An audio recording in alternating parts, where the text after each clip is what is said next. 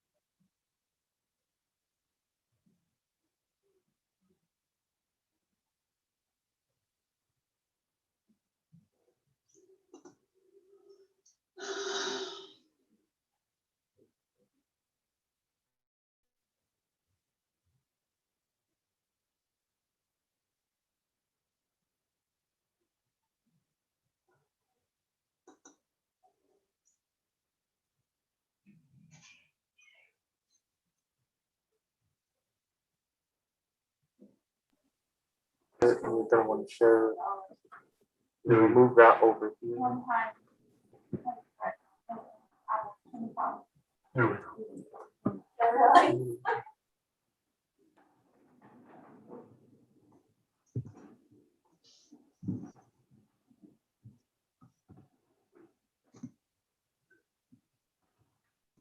Morning, Ms. Souls. Can you hear me?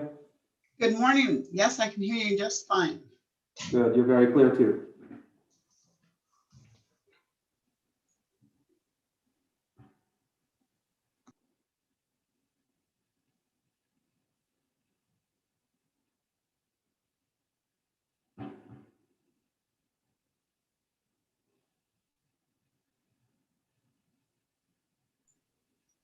Good morning, Mr. Hearing Examiner. Hello, Mr. Downs. How are you? I'm just fine, thank you. Very good.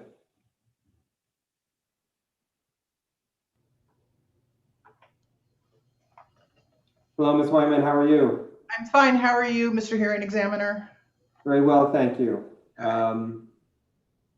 Anything to address before we get on the record? I do not believe so. I do have one question. Some hearing examiners prefer that I swear the witnesses and some prefer that they swear the witnesses. How would you like to proceed? And I'll ask if you do it, if you wouldn't mind, please. No problem. Thank you. Thank you. And Ms. Hoyman as well, we had a very productive conversation with Mr. Lee, and we sort of talked with him to some extent about, you know, how can we make the life of our court reporters easiest so that we always have your services and you don't come to dislike us.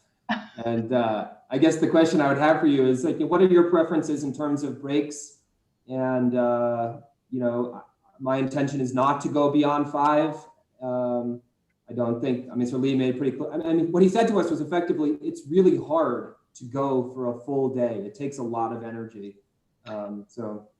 You are correct, particularly when it's on Zoom. But no, I've been working with the commission for a few years, and I like you very much. I have no complaints. No, actually, if you know, a brief break, maybe an hour and a half in, 2 hours or so in the morning, a brief one in the afternoon, and whatever is your desire for lunch. I don't need long, huge breaks, but now by break, what would be the ideal amount of time for a break for you?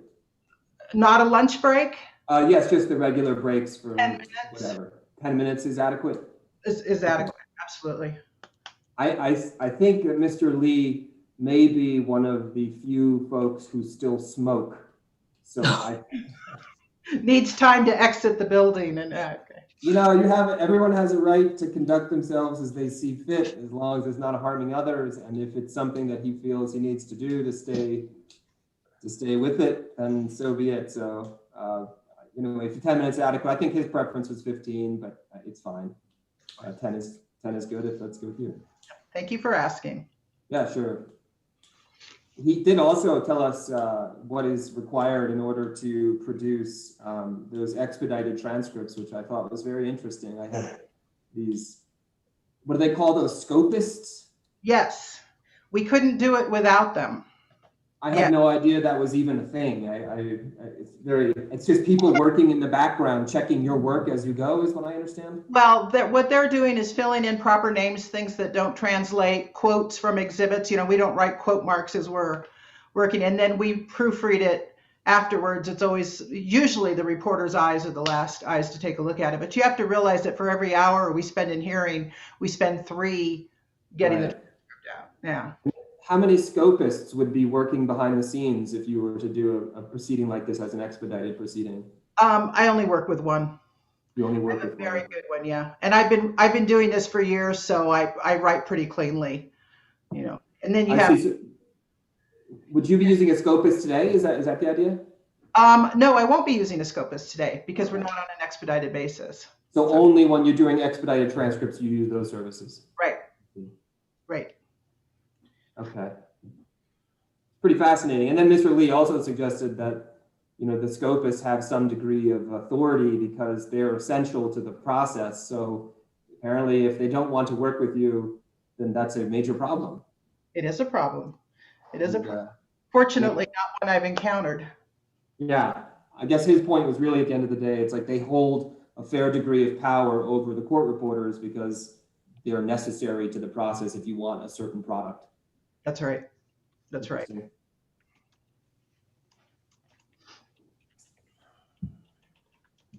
All right, everybody, it's 8:57. We'll wait a few more minutes. And I bring that all up with Mr. Lee. It was very productive conversation. I think even some of the more senior hearing examiners really didn't understand fully what goes on to do all that. And it was actually a very good conversation to have had. Glad you did it. That's great. We all feel much more informed about your responsibilities and how we think we can do things to make sure you all feel supported in the process. So that was really the point of the entire conversation too. So Interesting. yeah.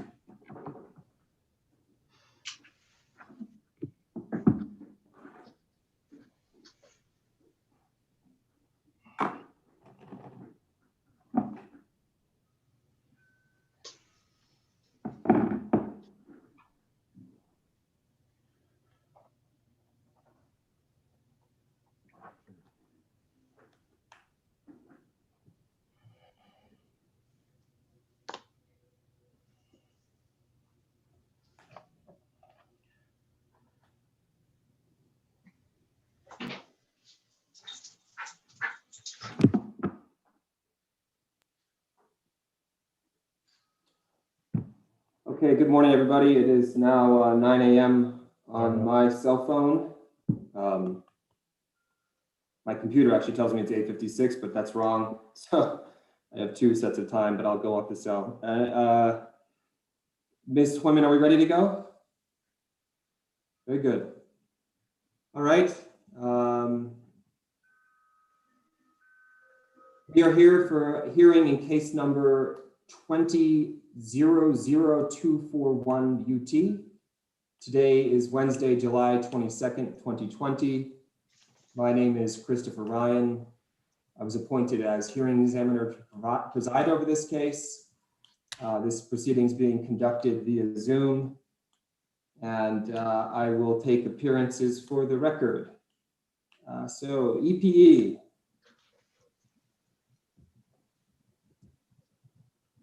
Ms. Stevens. Good morning. Oh, excuse me, I'm sorry, Ms. Olson, I'm sorry. I don't know why. Please. I apologize. No problem. Good morning, hearing examiner Ryan. This is Carrie Olson from Montgomery and Andrews, appearing on behalf of EPE, El Paso Electric Company. And with me is Jordan Kessler, in-house counsel for El Paso Electric Company. Very good. CCAE, Monsieur.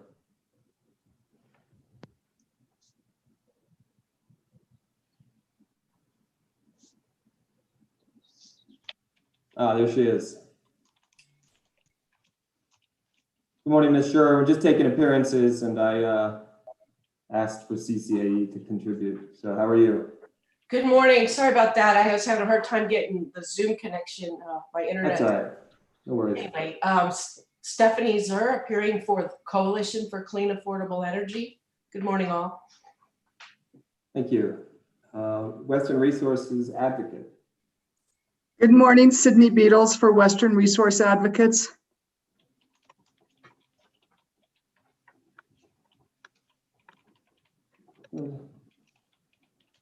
Prosperity Works.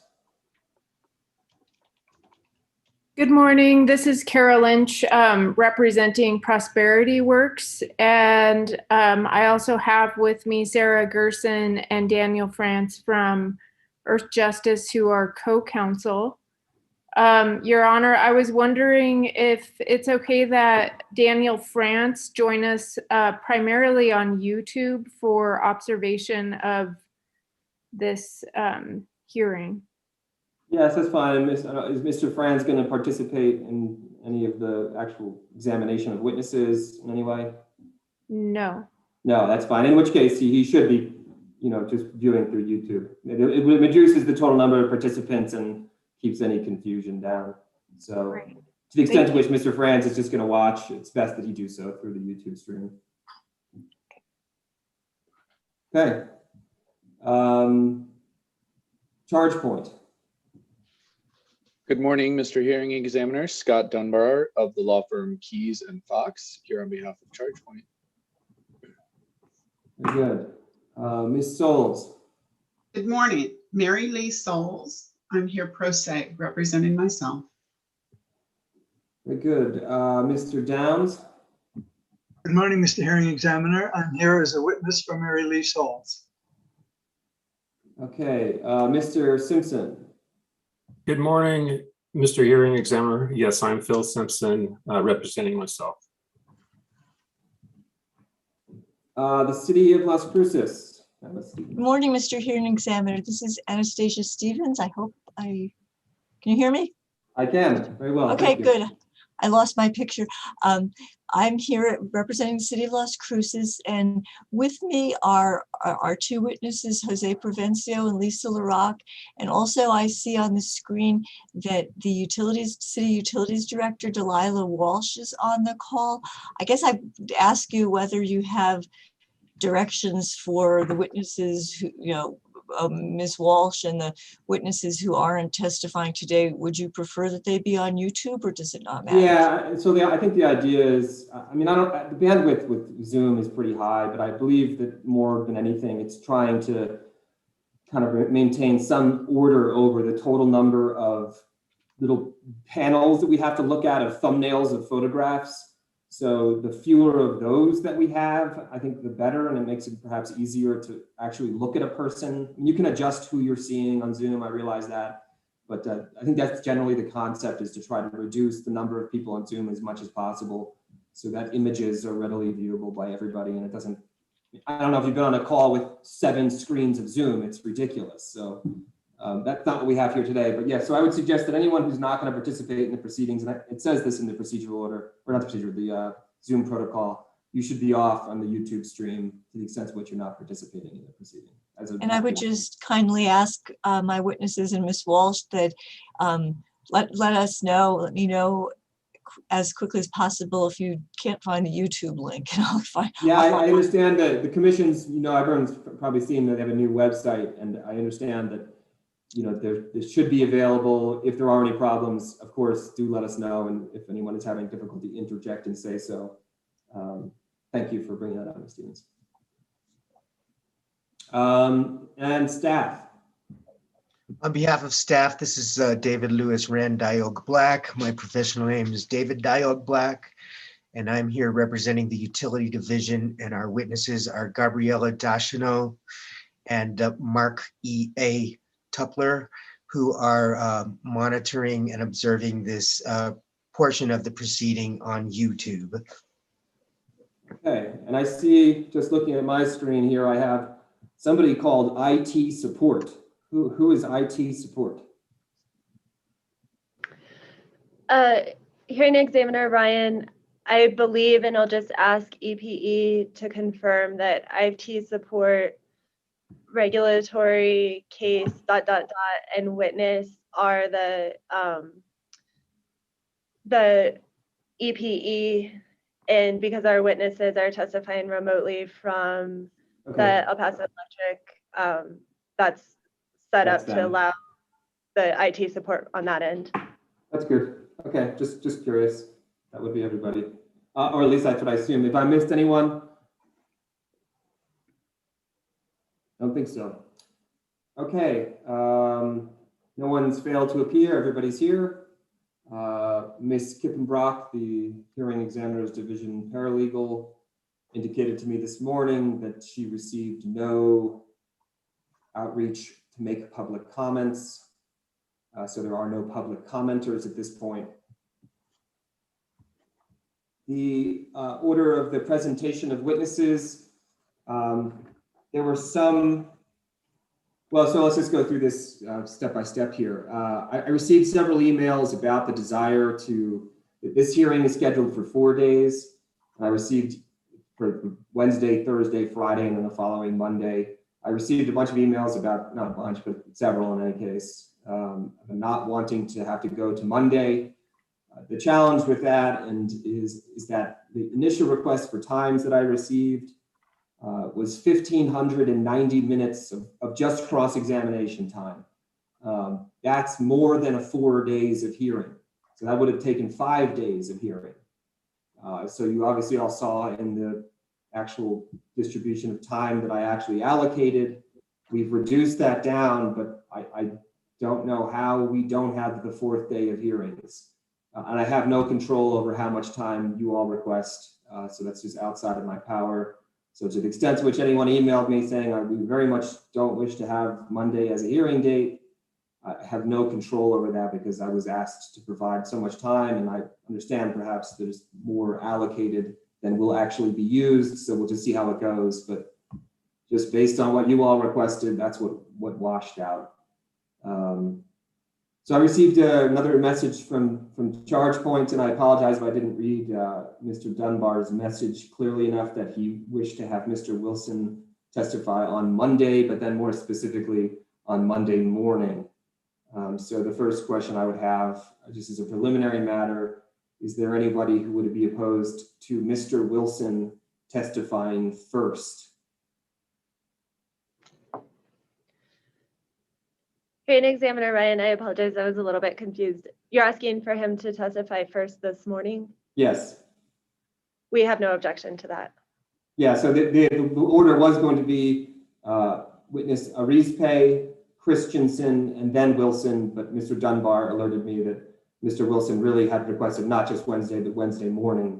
And that was an oversight on my part. And if no one opposes Mr. Wilson presenting first, then we'll do that to appease Mr. Dunbar. Doesn't sound like anyone opposes that. Okay, so Mr. Dunbar, that's what will happen. Is that acceptable to you, sir?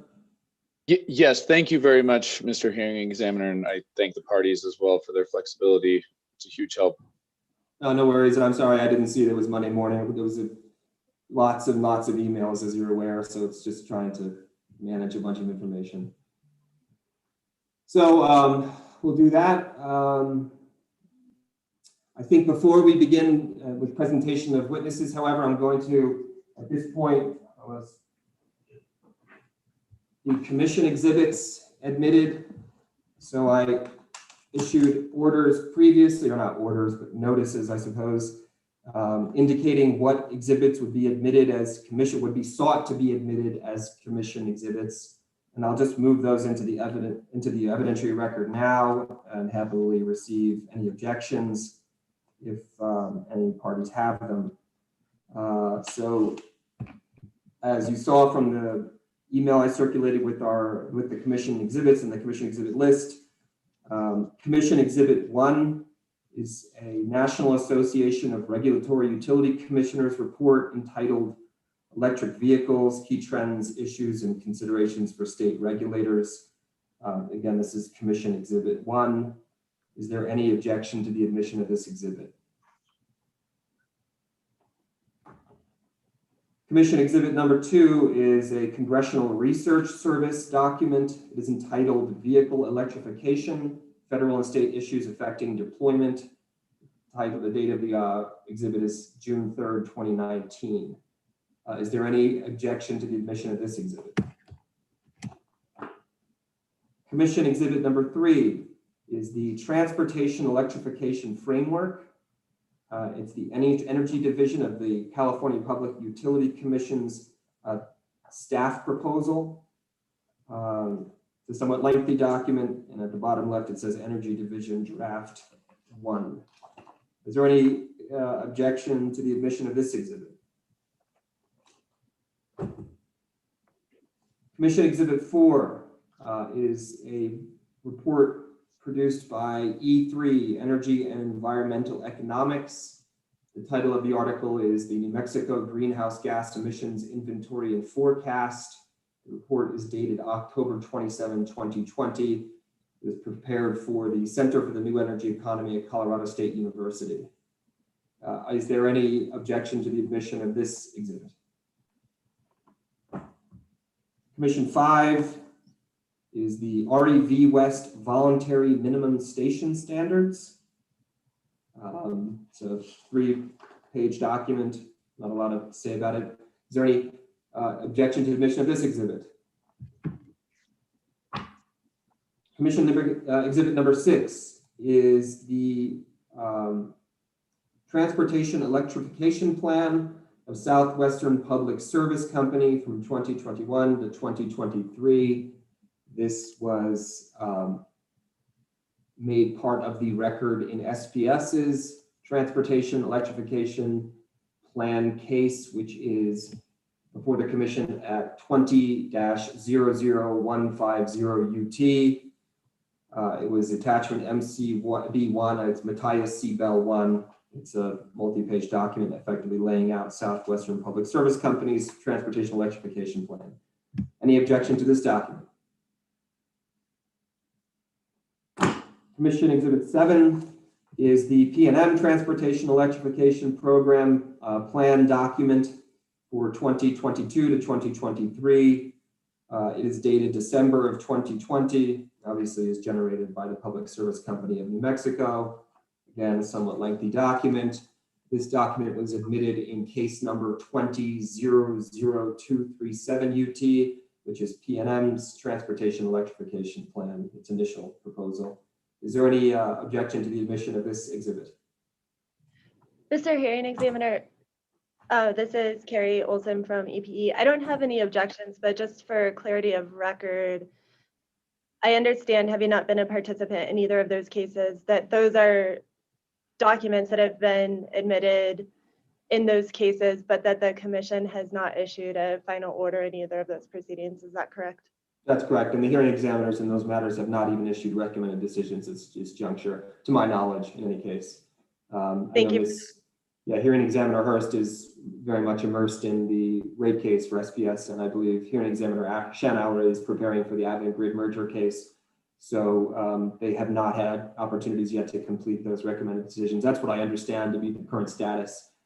And my purpose for admitting those documents as the hearing examiner is obviously we have 3 cases before the commission. I think the commissioners will obviously be doing some degree of cross comparison.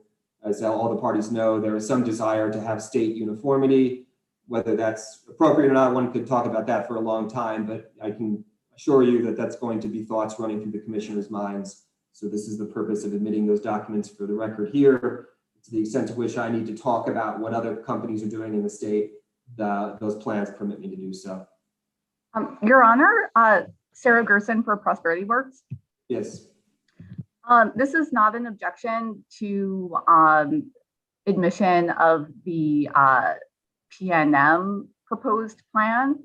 But for the sake of completeness, you might also consider entering as a commission exhibit another document from the PNM case, which documents the way PNM's transportation electrification plan was a bit of a moving target throughout the proceeding, because in the company's rebuttal testimony, it accepted many recommendations from other parties on how to modify its TEP.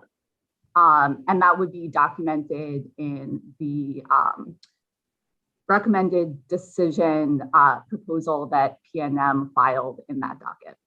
Do you know who the sponsor of that exhibit was, or where I could locate it on eDocket, just to have a clearer sense of where that might be?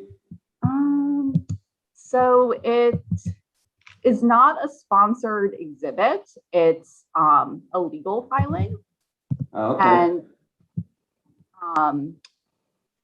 I could provide the date on which it was filed in. Yeah, that's fine. Ms. Gerson, why don't we do this? You just, if you can either pull the document or just tell me how I could access it or where it's just with the date at least, or I don't know, some identifying information that will allow me to access it quickly.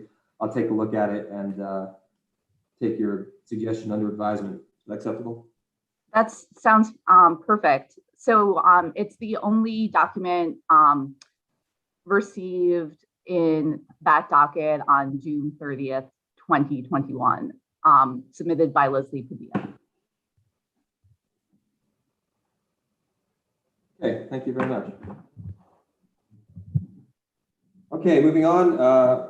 Commission Exhibit 8 is testimony that was submitted in the SBS Transportation Electrification Program case. This was 2 pages from the direct testimony of Matthias C. Bell, whom I just indicated a moment ago was in fact the witness who sponsored the Transportation Electrification Plan for SBS, in the case noted what I just said a moment ago. And in Commission Exhibit number 8, Mr. Bell is effectively describing how many electric vehicles are in SBS's service territory. And the purpose of the hearing examiner desiring to admit this document is because there is disagreement about the total number of EVs in El Paso Electric's service territory, and at the very least, other testimony by witnesses in a jurisdiction that's not too much unlike El Paso Electric service territory seemed useful to me. So is there any objection to the admission of this exhibit? And that is all the commission exhibits. All right, let me go back. This. So I have a question quickly for, this might be for El Paso Electric, but there was testimony that was submitted jointly, and I just need a point of clarification. As you're all aware, there have been many filings in the last several days from Monday to now. So it's been a bit of a task to keep track of it all.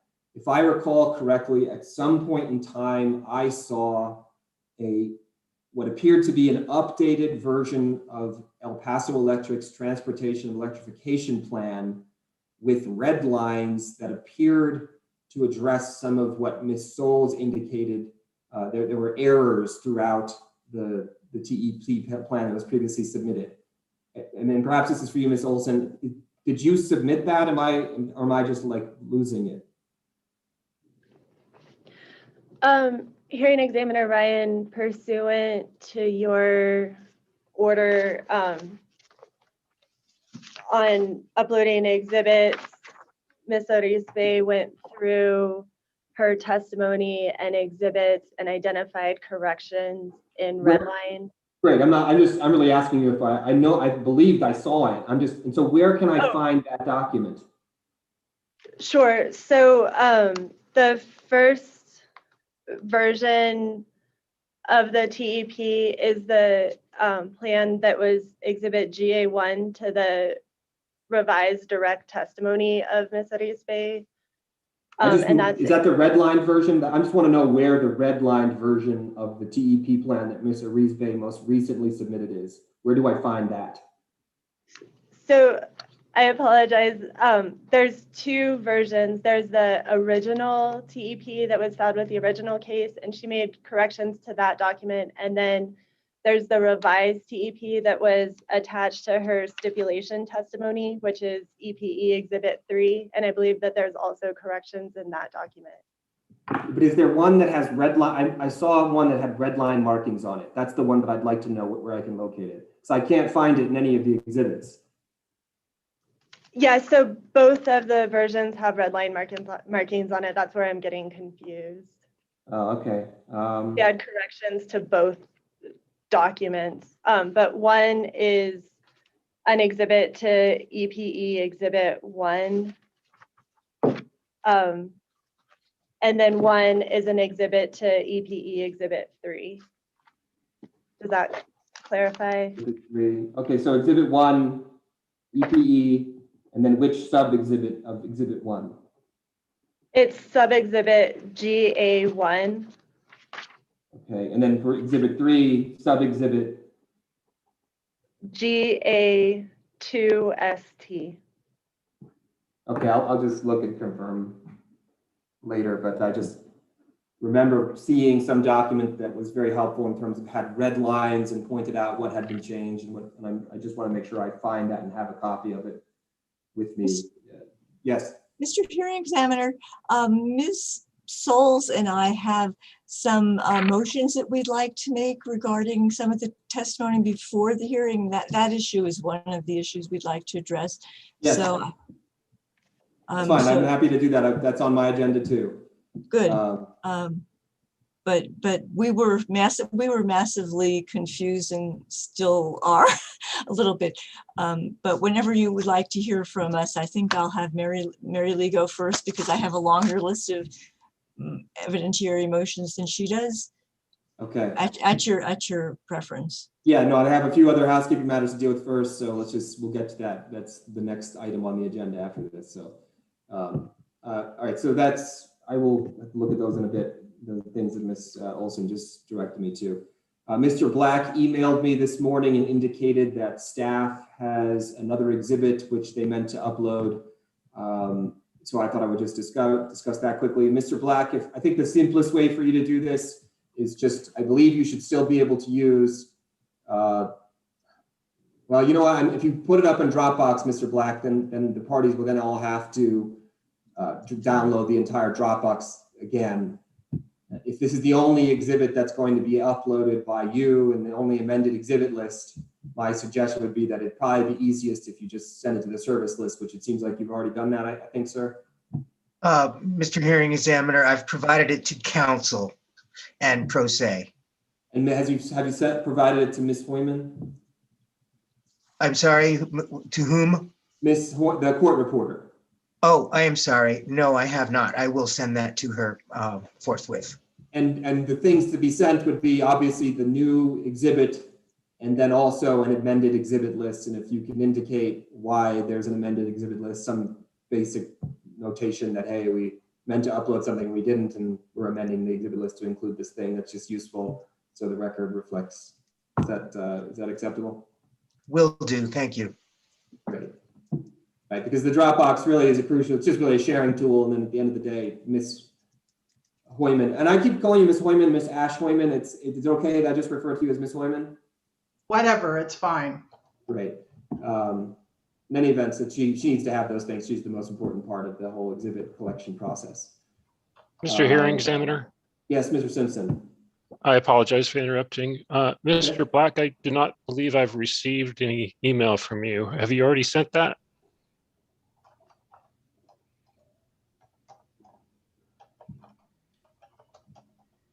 I'm sorry, if you are trying to refer to Mr. Black.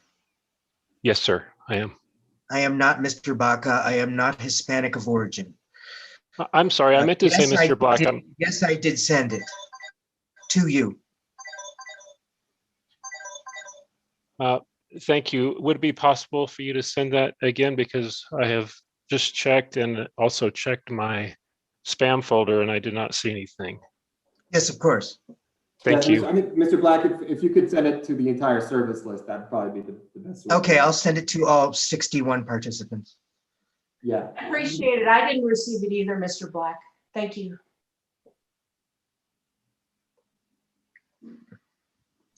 Okay, so moving on, the motions question. So I have a part here I want to deal, and then I'll hear from Ms. Souls and Ms. Stevens. So the recent filings that have come in likely mooted some of the motion that was received by the city. As I was reviewing testimony very, very late last night, it occurred to me the order I issued denying the city's motion, there was going to be at some point EPE withdrawing testimony, and it may well be that some of what had been submitted and objected to by the city might be moot in light of the fact that withdrawing it. I'm just noting this for the record. And so before we get to Ms. Stevens and Ms. Souls, I want to address Ms. Olson and ask her it's my understanding that EP is now withdrawing certain evidence from this case. And so Ms. Olson, unless you believe it's an inappropriate time to do this, I think we should do it now before we hear from the city and Ms. Souls on evidentiary motions. Hearing examiner Ryan, I'm happy to make that oral motion now. I understand under the commission rules that we do need commission approval to withdraw filed testimony. However, I'm a little bit concerned, and I defer to your judgment on this. If we start withdrawing witness testimony without the actual witness whose testimony is on the stand confirming that the portions of the testimony they're withdrawing are accurate, it may cause confusion. And so because this relates to Mr. Carrasco's testimony, I wonder if it would be prudent to reserve making that motion and having him identify the portions of his testimony that he's withdrawing at that time. So you're saying wait until Mr. Carrasco testifies to withdraw testimony that he pre-filed and exhibits? In the manner that I've thought about it, that makes the most sense because it will all happen at the time he's admitting his testimony into the record and affirming the veracity of that testimony. However, if you'd like me to do it now, I can read into the record the portions that I understand he's withdrawing. I mean, I think that's a preliminary matter because if what is going to come next is Ms. Stevens and Ms. Souls making objections about evidence, what we should seem to want to know what evidence is in and what you're even going to seek to bring into the record. Does that make sense? Yeah, I understand that. I just, my understanding in the proceeding is that the evidence can't be admitted until Mr. Carrasco adopts it. I understand, but I'm saying that Mr. Carrasco is not going to admit the evidence. He's going to, I mean, I guess you're saying, well, we haven't admitted the evidence, so withdrawing it at this point, I mean, are you saying that you're going to seek to admit evidence and then immediately thereafter withdraw it? No, my intention was to have Mr. Carrasco affirm that those are the portions of the testimony that we're withdrawing and then affirm that he is admitting his testimony subject to those withdrawn portions that he's identified. But I'm happy to do it. That's your preference. Yeah. If you can just tell me now, we don't need to have lengthy discussion about this. Let's just do this at this point and just tell me, what is it that is going to be withdrawn? So in summary, and then I can go into details, he's intending to withdraw in their entirety exhibits MC4ST and MC5ST. He's intending to make changes to certain numbers listed in exhibit MC1ST and MC2ST. And then he is withdrawing portions of his testimony at page 2, line 9. Wait, slow. You're going too fast. I got as far as changes in numbers in MC1ST and 2ST. I hear someone trying to speak also. Who was this? That was Anastasia Stevens. I don't have the testimony open. Also, I will interject now rather than belatedly that this the commission's rules say that motions are to be made at the earliest possible time, and I think that this is the company evidently knew about this at some point, possibly not until over the weekend because apparently the settlement was altered over the weekend. But this is this is inappropriate. We uploaded exhibits. They've changed some of them. We will get to Ms. Aripi's questions, but here she's the company's doing it on the fly. And I appreciate, Mr. Ryan, that you're asking her to do it now, but we don't even have the documents in front of us. And I feel that this is unfair. The company could have done this in writing, a couple of days ago, and now we're being asked, you most of all are being asked to do this on an ad hoc basis. Yeah, so before I'll allow Ms. Olson to respond, but I mean, it is challenging. There's no question that the way this proceeded has produced great confusion in my mind as to how we got here at the very last minute. And I'm not trying to blame anybody, that's not like a judgment, but I completely relate to Ms. Stevens, I don't know, what's the word looking for there? Frustration. It is, it's all totally last minute. So, but I mean, it's, I don't know, how do we, there's no way back at this juncture. So I want to hear Ms. Olson just recount what is going to be withdrawn. And then when we have the opportunity to have Mr. Carrasco with the testimony, it seems strange to argue, oh, you were not permitted to withdraw testimony. And if that's where you're going, Ms. Stevens, it's one thing. I don't need you to respond at this moment, but I just want to have at least a preliminary assessment of what will be withdrawn. And I heard from Ms. Olson, and I don't actually, Ms. Olson, I don't necessarily need a response from you to Ms. Stevens' objection. She was mostly making it for the record, I'm sure. And so we got as far as change in numbers in MC1 ST and 2 ST. And then what did you say next? May I ask one, like, are we solely in EPE Exhibit 11, Mr. Carrasco's testimony in support of the stipulation? Yes, that's a fair clarification. Ms. Olson, can you, let's just have Ms. Olson explain, please. Yes, that's correct. Okay, thank you. Okay, so Exhibit 11, withdrawing 4 ST, MC4 ST with MC5 ST, change in numbers in MC1 ST and 2 ST, and then Ms. Olson. And then there's 6 portions of the testimony that relate to those exhibits that he's withdrawing that we would also request be withdrawn. And I'm happy to read, if you'd like that. No, that's fine. Basically what you've told me is the testimony you're going to withdraw relates to him speaking about the exhibits that you've just noted. Is that correct? That's correct, Mr. Hearing Examiner. And as I think fairly clearly articulated in the joint testimony that was submitted, EPE is correcting in response to issues that were raised, the form of the rate that was attached to the stipulation, and that necessitates, replacing that exhibit necessitates changes to the testimony. I understand. Okay, so that we've done that. At this juncture, I will then hear Ms. Stevens and Ms. Souls. They have some other motions related matters.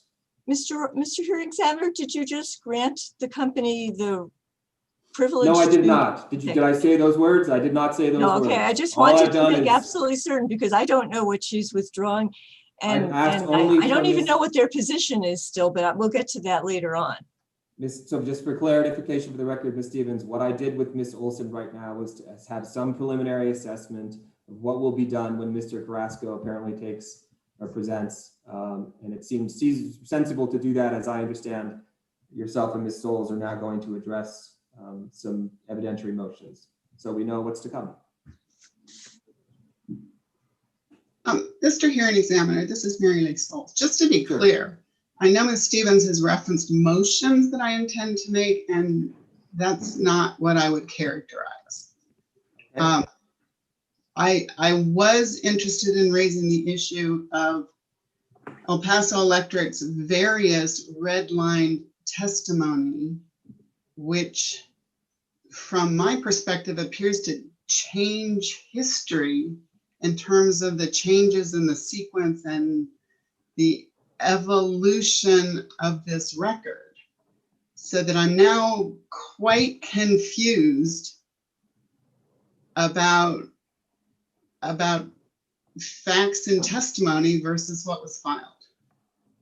And I simply don't understand how this is proceeding when El Paso Electric had rebuttal opportunity just as recent as 2 days ago, on Monday, July 19th, and that those changes to basic testimony, these are not corrections, wasn't in the rebuttal testimony, which appears to me to be the appropriate place for it to be entered into the record.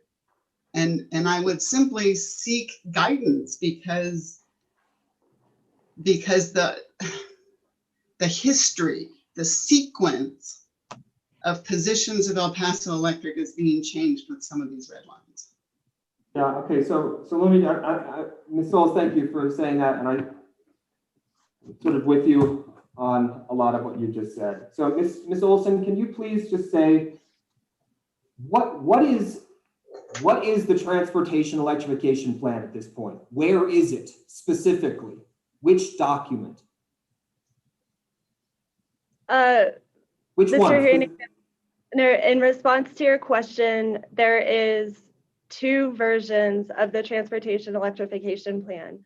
There is the transportation electrification plan that was attached to our application. That was the transportation electrification plan that we filed.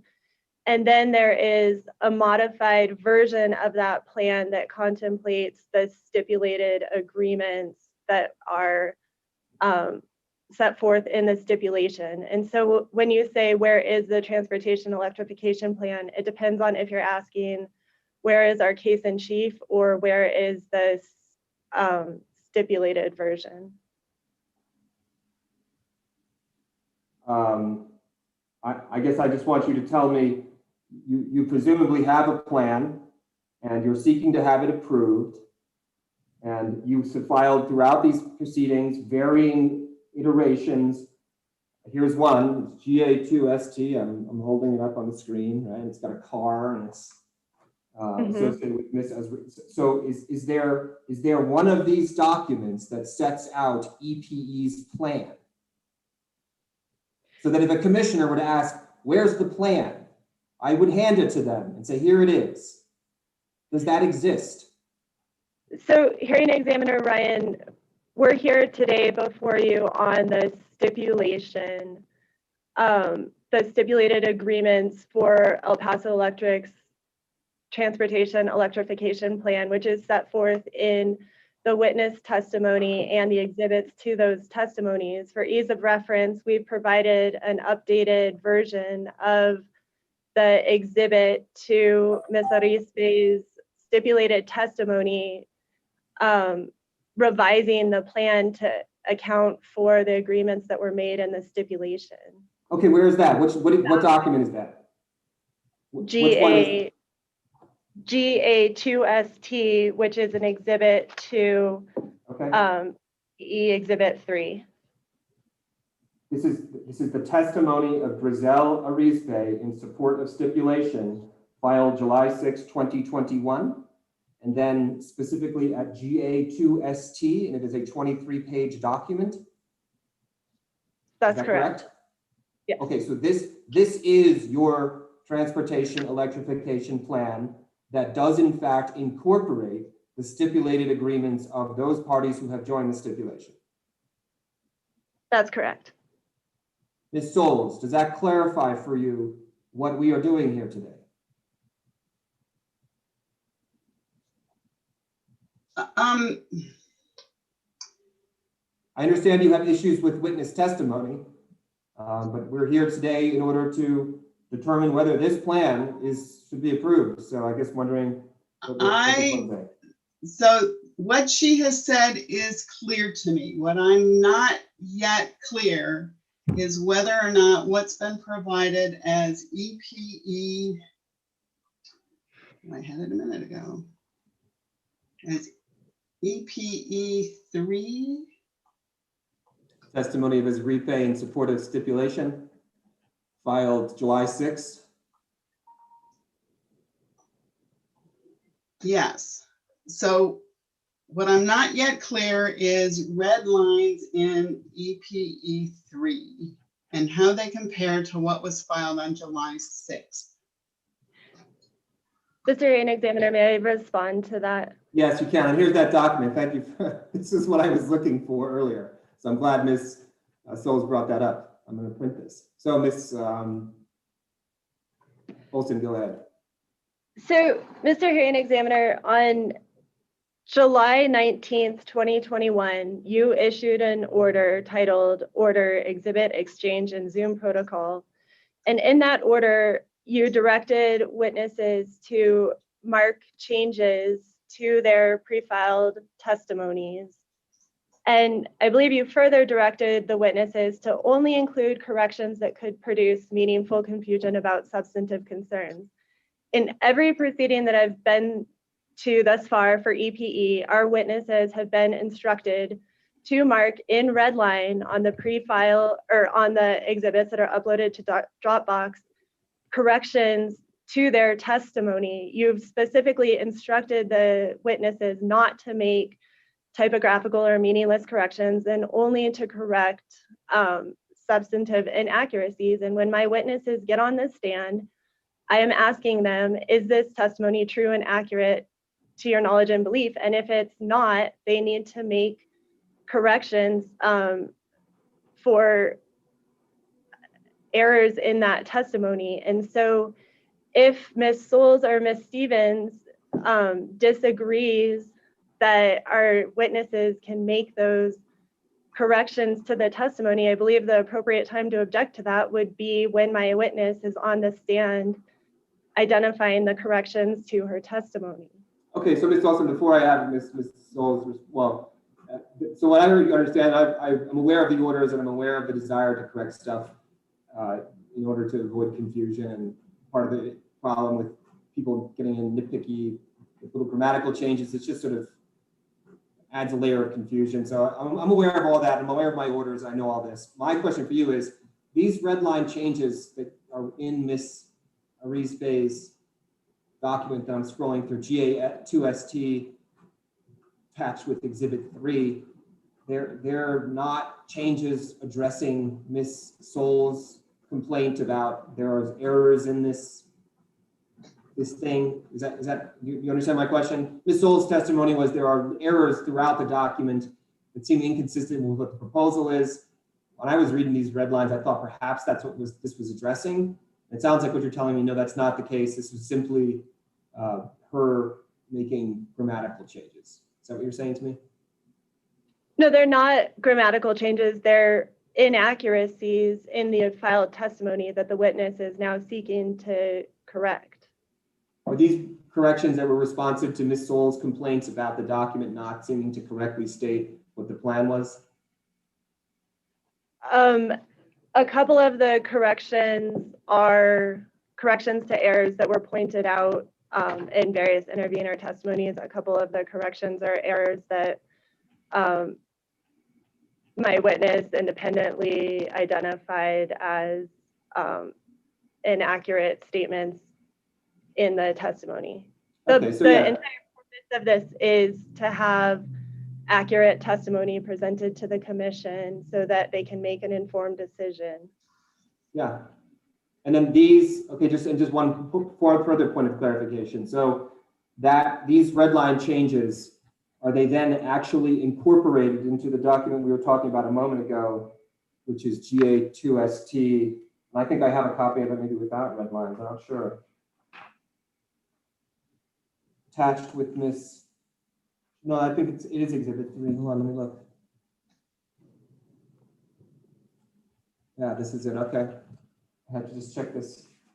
Ms. Souls, what do you have to say? Anything further? Mr. Hearing Examiner, your order referenced corrections. It did not reference revised testimony and revisions that were substantive and completely changed what had previously been entered into the and filed and notified to parties. Mr. Hearing Examiner, I'm not understanding the concern. Ms. Souls has pointed out inaccuracies in our testimony. Our witness is now saying, thank you, Ms. Souls, for pointing out those inaccuracies. I've made the corresponding corrections in the testimony. I don't understand why this is objectionable. If Ms. Souls and Ms. Stevens' point is that our witness should be filing testimony and submitting it to the record that's incorrect, just so that they can have a gotcha moment on the stand. I think that, that's not being candid to the commission. I think we all want an accurate record, and I don't understand the opposition to allowing my witness to correct inaccuracies that she inadvertently made when the testimony was originally filed. Yeah, I understand. Stop, Ms. Stevens. Well, She didn't let me refer to me. respond first, and then I will hear you. Just a moment, please. So, the extent to which what Ms. Olson is saying is that Mary Lee Souls identified varying problems. For instance, the plan didn't seem to accurately reflect testimony. Hey, here's what we're going to do. This is our plan. And then that wasn't correctly reflected in the actual document itself. And then Ms. Arizpe apparently went in and changed those things. That is not, to my mind, a substantive change. It's just simply there was an error on one of the documents and it needed to be corrected. The testimony is what the testimony is. If the plan needed to be updated to reflect what the intention of the parties were all along, that in no way is a substantive change. And I agree with Ms. Olson on that level. It's not helpful to the people who are reviewing these documents for there to be errors. So I understand the frustration, but that's my feeling about that. So Ms. Stevens, you were trying to interject. Yes, Mr. Hearing Examiner, Ms. Olson, I think that the point that Ms. Souls has to make, and I do too, is that the proper way to do this would have been for Ms. Arizpe to make attach a comprehensive third revised TEP to her rebuttal testimony. Instead, if you turn to her rebuttal testimony, on page 3 to page 4, at the bottom of page 3 to page 4, and I quote, EPE stipulation rebuttal testimony does not attempt to address or refute every ancillary point made by witnesses for the opposing parties, largely unrelated to commission approval of the stipulation or otherwise addressed in EPE's previous testimony. However, this should not be interpreted as the company agreeing with or otherwise acquiescing in any position to any point not specifically addressed in EPE's stipulation rebuttal testimony. She filed some very short stipulation rebuttal testimony, basically is saying if we don't cover it, we're protecting our right to do something else. And then she goes in and changes prior testimony. So as Ms. Souls pointed out, she's messed up the chronology. That if anybody wanted to read this case consecutively and understand the whole passage, the changes alter that. And she's also, in that testimony, she's both trying to, she's basically trying to have it both ways. She's not acquiescing to the changes, but she's making the changes that Ms. Souls and Ms. LaRock also pointed out in their testimony. This is not, it's not the right way to do it. Maybe under the weird circumstances that we're in now, it's the way to do it. I think that it should have been done as a rebuttal exhibit. I have no idea why they didn't do that. Okay, so this is why we started this conversation. I understand what you're objecting to, Ms. Stevens. I understand your frustration. I understand all of that because it's been confusing to me too. I asked Ms. Olson a moment ago, what is your plan? She answered the question. The plan is Exhibit GA2ST to the testimony of Grizel Arizpe in support of stipulation filed on July 6, 2021. And that's the plan that's presented to the commission. And to the extent to which we're going to hear testimony that's going to offer support for this plan, that's what we're going to do. There's no other way to move forward. We have the plan as we have it, and we have to have a hearing on the matter. And you understand that that isn't what was submitted on July 6th, though. I mean, that's the chronology problem. It's a change from late Monday night to what was actually submitted in the commission's files on the 6th. Mr. Hearing Examiner, we will present the witness. The witness, per your order, will walk through each correction. Every lawyer and pro se party in this proceeding will be afforded the opportunity to make objections. I'm not understanding why we have to waste our time trying to pre-decide the veracity of my witness's testimony. My witness will be presented Ms. Stevens and Ms. Wools both have reserved ample time for cross-examination. They can resolve any confusion they have with the plan. And Ms. Arispe is the appropriate person to address what's in her testimony and whether or not it's accurate. I agree, Ms. Olson, thank you. Mr. Ryan, Mr. Yes, Chair, Ms. Olds. if I may. The concern I have about postponing this is, it's my understanding we will have ChargePoint's witness testify prior to the company's witnesses, and his testimony is related. Yeah, I understand where you're going. That's a fair point. Mr. Wilson, Mr. Dunbar, if we have to do Mr. Arispe first, is this a problem for Mr. Wilson? Mr. Hearing Examiner, I'm not sure how long the cross of Ms. Arispe will take. Per my email yesterday, this morning or anytime on Friday is best for Mr. Wilson. And so if we're not going to get to him this morning and we think that the hearing will go until Friday, then it would be our preference to wait until Friday.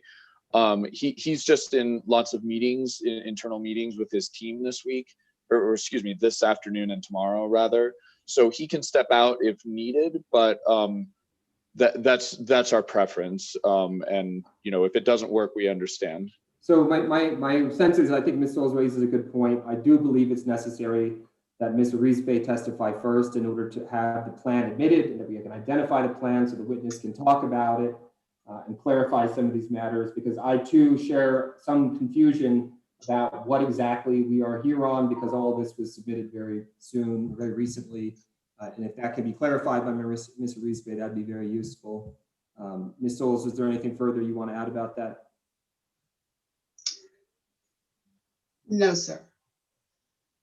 That was simply the original plan anyway, to have Ms. Arispe, and the desire to have Mr. Wilson go was sort of related to the fact that they had requested that he be available now, be permitted to testify now. Ms. Stevens and Ms. Souls, is there any further matters you want to address at this moment before we? On this particular issue or others? Do you have other issues? Oh, I Motions do. related? Okay. I guess I do have one more about Ms. Arispe's testimony. And maybe this falls within the scope of what we've just been discussing, but she did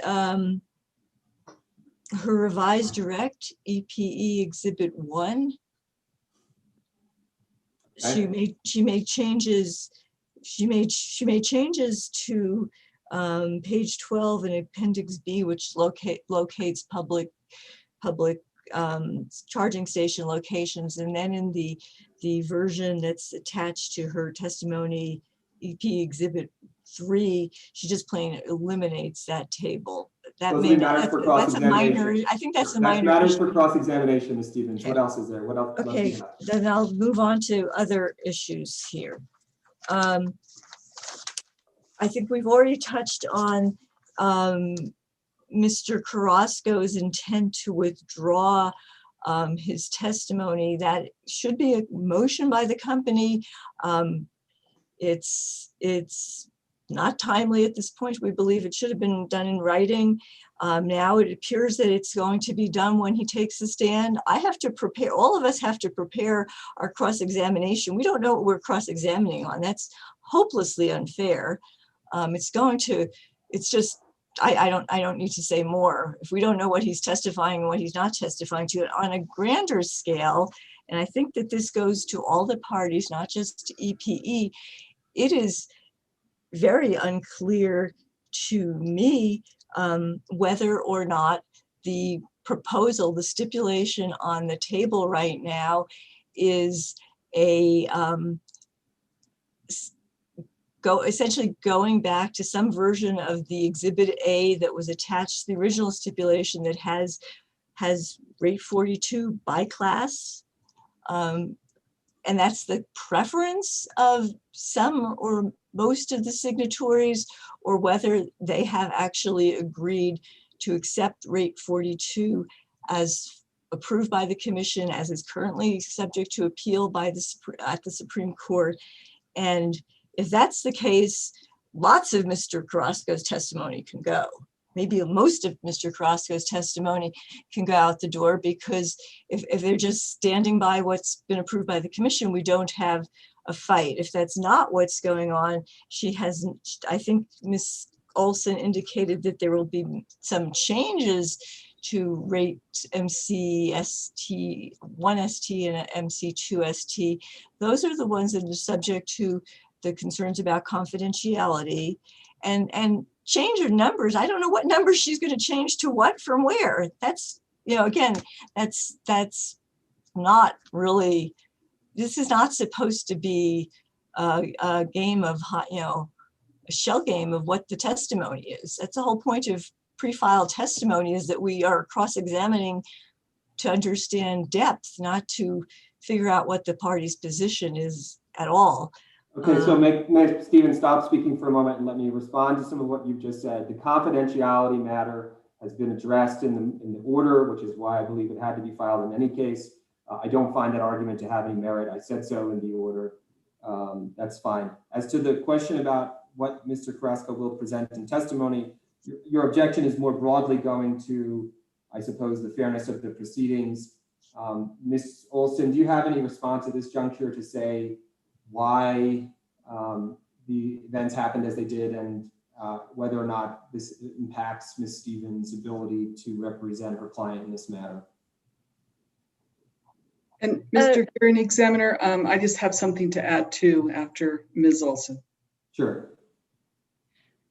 Mr. Hearing Examiner, Ms. Stevens filed rebuttal testimony, or excuse me, opposition testimony that led to your order requiring joint supplemental testimony to explain that the signatories understood the rate 42 that is being stipulated to. As a result of that order, the stipulating parties did file joint supplemental testimony, and there is an exhibit that makes certain clarifications to that joint supplemental testimony. That, as is laid out, I believe clearly, but if it's not clearly, parties have the opportunity for cross-examination, is intended to replace the exhibit for rate 42 that was attached to Mr. Carrasco's testimony. As is stated in the joint testimony,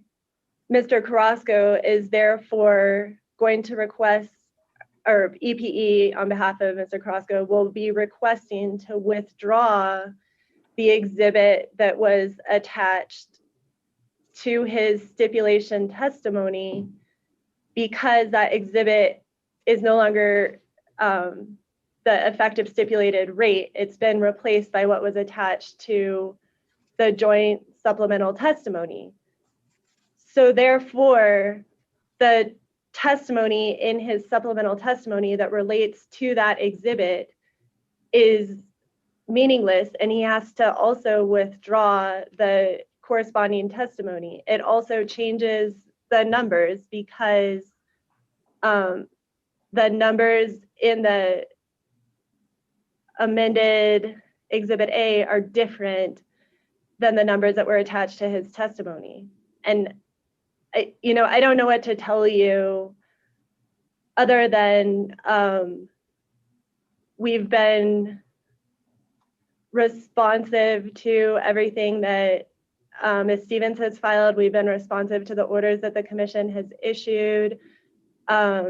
When it came to EP's attention that the rate that was attached to Mr. Carrasco's stipulation testimony was perceived to be inconsistent with the terms of the stipulation, EPE said, fine, we'll fix it.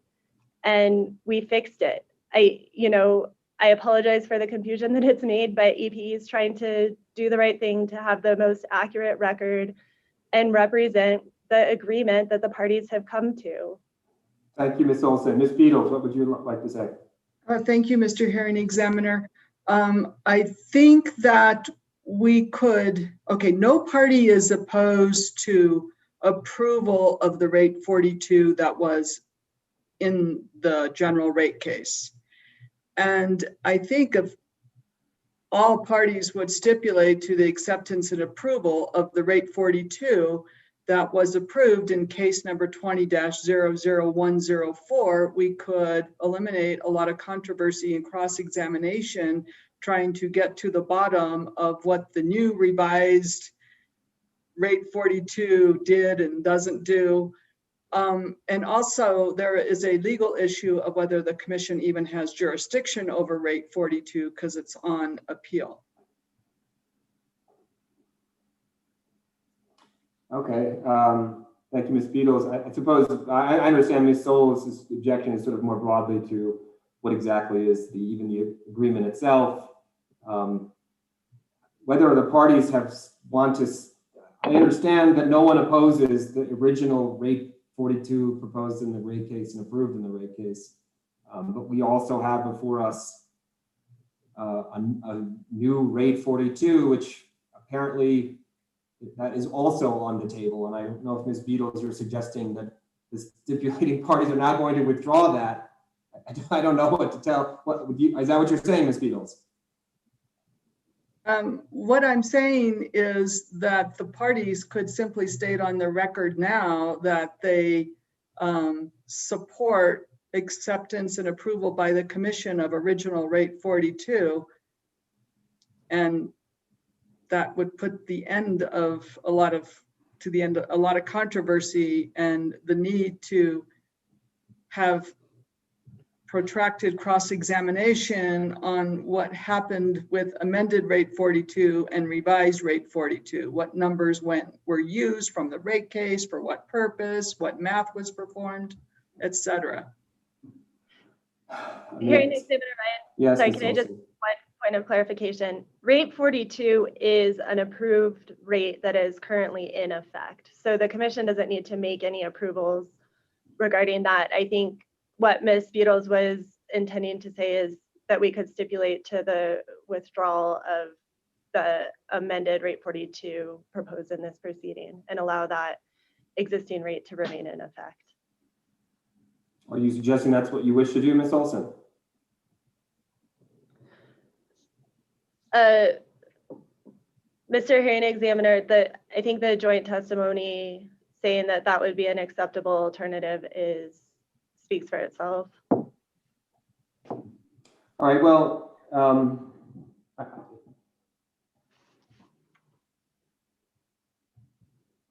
I guess we need to move to the receipt of testimony from Ms. Arizpe. So I don't know where this leaves us. I think on some basic level, we need to have Ms. Arizpe appear and sit for testimony. And the question about Mr. Carrasco, obviously we're not going to get to him today. So perhaps the question of rate 42 can be addressed by the parties this evening after today's proceedings have concluded, and some path forward for tomorrow be identified as to what exactly is going to happen. I fail to see another way forward unless, Ms. Jur, thank you. Yes, if I would like to make a motion to strike the amended and rates 42, all of them that are not the original rate 42. The stipulation, is a little bit ambiguous in that the text refers to EPE using numbers from the rate case to update the attached stipulation exhibit. However, there's also a notation on that schedule itself that refers to the rate from the rate case. And the rate is more specific than numbers. And I believe the stipulation, so we all know that that rate was, at the time we signed the stipulation, we did not have that rate. It didn't come out until mid-July. This came out after everyone filed testimony. They filed rebuttal testimony. I think rebuttal was due on the 13th, and we had the revised, the final order on rate 42 from the commission on July 14th. This is off the top of my head. If I got the dates wrong, I apologize. And so it was always contemplated that's what we would use. And I think on the other hand, and I know Ms. Stevens and other parties will have objections to using anything but that. because it was provided for the first time in rebuttal testimony. It was not an update. This was new evidence. They haven't had a chance to do discovery. I know we get lots of objections about due process. I think this actually is a due process issue, because to use that new rate, it has to be vetted. People need to be able to have an opportunity to understand how that was developed. Given that all of the parties to the stipulation are sitting here saying, we're okay with using rate 42, would anybody object to a motion to strike the alternatives at this point? And if Wait, not, Ms. Shore, can you just clarify, by using rate 42, you referring to the rate 42 in the rate case? Am I correct? absolutely, the approved rate 42 that was just provided on July 14th for the first time. So we did not have that available, and I thought our references in the stipulation would be to using rate 42. APE has provided an alternative. They've recalculated it. They refer to it as a revised rate 42. But as I've indicated, there's two procedural problems with it. One is the question about whether the commission has jurisdiction to modify rate 42 that's on appeal. The commission just responded to an order, let's see, Ms.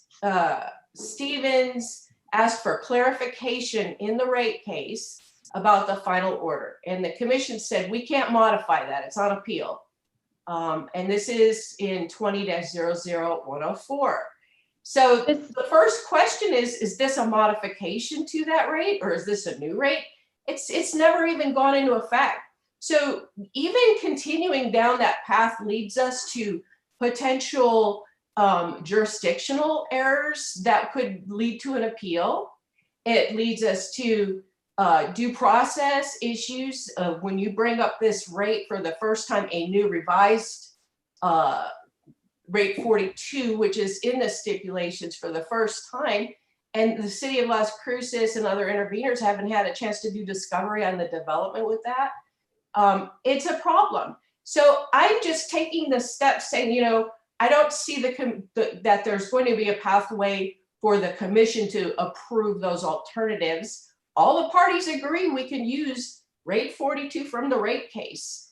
Can we make that decision now to strike the alternative is not a feasible path? And does any party have an objection? That's right. Sure, thank you. So I'm assuming that Ms. Olson's going to chime in here because she obviously be the one who would probably object if anyone. So. Okay. Mr. Hearing Examiner, I'm concerned this conversation is going into the merits of the rate. Ms. Zur is talking about rate design issues, which are not appropriate for lawyers to make. And I'm concerned that the record on this is going to just get too confusing. If there's concerns about what the updates were that Mr. Carrasco did and whether that's a revised rate or whether it's consistent with the terms of stipulation, that's appropriate for cross-examination. But to the extent all Ms. Zur is saying is, does the company agree with the proposal to withdraw rate 42 and allow the approved existing rate to remain in effect? I will check with my client and get a response back as quickly as I can. But I believe the testimony speaks for itself. It says that's an acceptable alternative to EPE and ChargePoint. The only parties that have not weighed in on that are the parties in opposition to the stipulation. And so I think it would be prudent for Ms. Stevens, Ms. Souls, and Mr. Simpson to give their positions on it, because the stipulating parties have all stated, as clearly set forth in the joint stipulation testimony, which I will say has not been admitted into the record yet, that that is an acceptable alternative to the stipulating parties. Let me respond to that. Yeah, I'll give you, Ms. Zur, 1 second, please. All right, so the question that's going on here and why the discussion is productive is because it is absurd to go forward with testimony when you don't intend to leave the rate. I mean, why would you offer testimony on something you're not proposing? We wouldn't do that. So we're trying to do something efficient here. If the company is willing to withdraw it, which eliminates an enormous chunk of discussion in this entire case, then that should be decided now. I see Ms. Zur shaking her head. Ms. Zur, I cut you off. What did you want to say? I wanted to say that I have not made any objection or said anything about rate design. I am disagreeing with Ms. Olson. I was talking about the procedural hurdles to adopting the revised rate 42, the jurisdictional one, and just the fact that this is new information provided for the first time, a new rate design provided for the first time on rebuttal testimony. And I'm not getting into the rate design itself. That was Thank you, all I Ms. Zerr. wanted to say. Thank you. So Ms. Olson, you asked for the parties, Ms. Souls, Ms. Stevens, and Mr. Simpson, beginning with Ms. Souls. What is your response to Ms. Olson's statement a moment ago? She asked basically, what is your position on the company withdrawing the rate? Rate 42 in the most recent iteration of it, and altogether, frankly, to return only to the rate case, rate 42. I would agree to the original rate 42 that was determined in the rate case. I would oppose a modification. Ms. Stevens. The city agrees to rate 42, and we would very much like not to have to litigate the other because I think it is unclear as to whether with the options out there, this was another part of the motion that I didn't get to fully raise to you, is that the company, they called it a comprehensive stipulation, but the chip reader issue is not decided. And now it looks like an even bigger probably issue of what the rate is not really decided because they've put in your lap, Mr. Hearing Examiner, two choices. That's not a stipulation that resolves all the issues. But yes, we would be very happy to move on with this. There are some issues about the whole house EV rate. I assume you're going to say that. The tie-in, but that's later. We'll get to that later. Mr. Simpson. I would heartily endorse acceptance of the commission approved rate 42. That would smooth things greatly, and that's what I would prefer. You said heartily, correct? Not hardly, right? Heartily, yes, that's correct. For purposes of our, I see our co-reporter. She was probably wondering the same thing I was. In effect, Mr. Simpson, you are very happy for rate 42 as proposed in these documents to go away and for the rate case rate 42 to be all that's there. That's correct. And Mr. Hearing Examiner, I apologize for continuing to belabor this point, but people keep suggesting that the commission would do some sort of approval in this case, and there is no approval. What we're talking about is merely withdrawing or rejecting a proposal that was made in this case and allowing something that is currently in effect to remain in effect, which doesn't require commission approval. It is an approved rate. It is the rate that's in effect. Ms. Golson, I understand that, but in truth, what you would be doing at this point in time is you would say, our transportation electrification plan for these planned years is stick with rate 42 that was just approved. And so I understand we don't need to approve that rate because it has been approved. Your plan is to do the thing that was already approved. And that is in fact somewhat new information. So Mr. Hearing Examiner, I apologize, but that's not necessarily the company's position. The rate 42 that's approved was approved in the rate case. That has nothing to do with our transportation electrification plan. And we simply wouldn't be proposing any revision or modification to that in this plan. But I don't want to conflate the two proceedings or tie the rate 42 that was approved in the rate case to this proceeding because the company had reasons for proposing modifications to that rate. And so I understand, and that's what I'm asking you is in truth, what you're saying is your transportation electrification plan for this plan year is to just let the rate 42 that was approved in the recent rate case remain in effect. But that's your plan.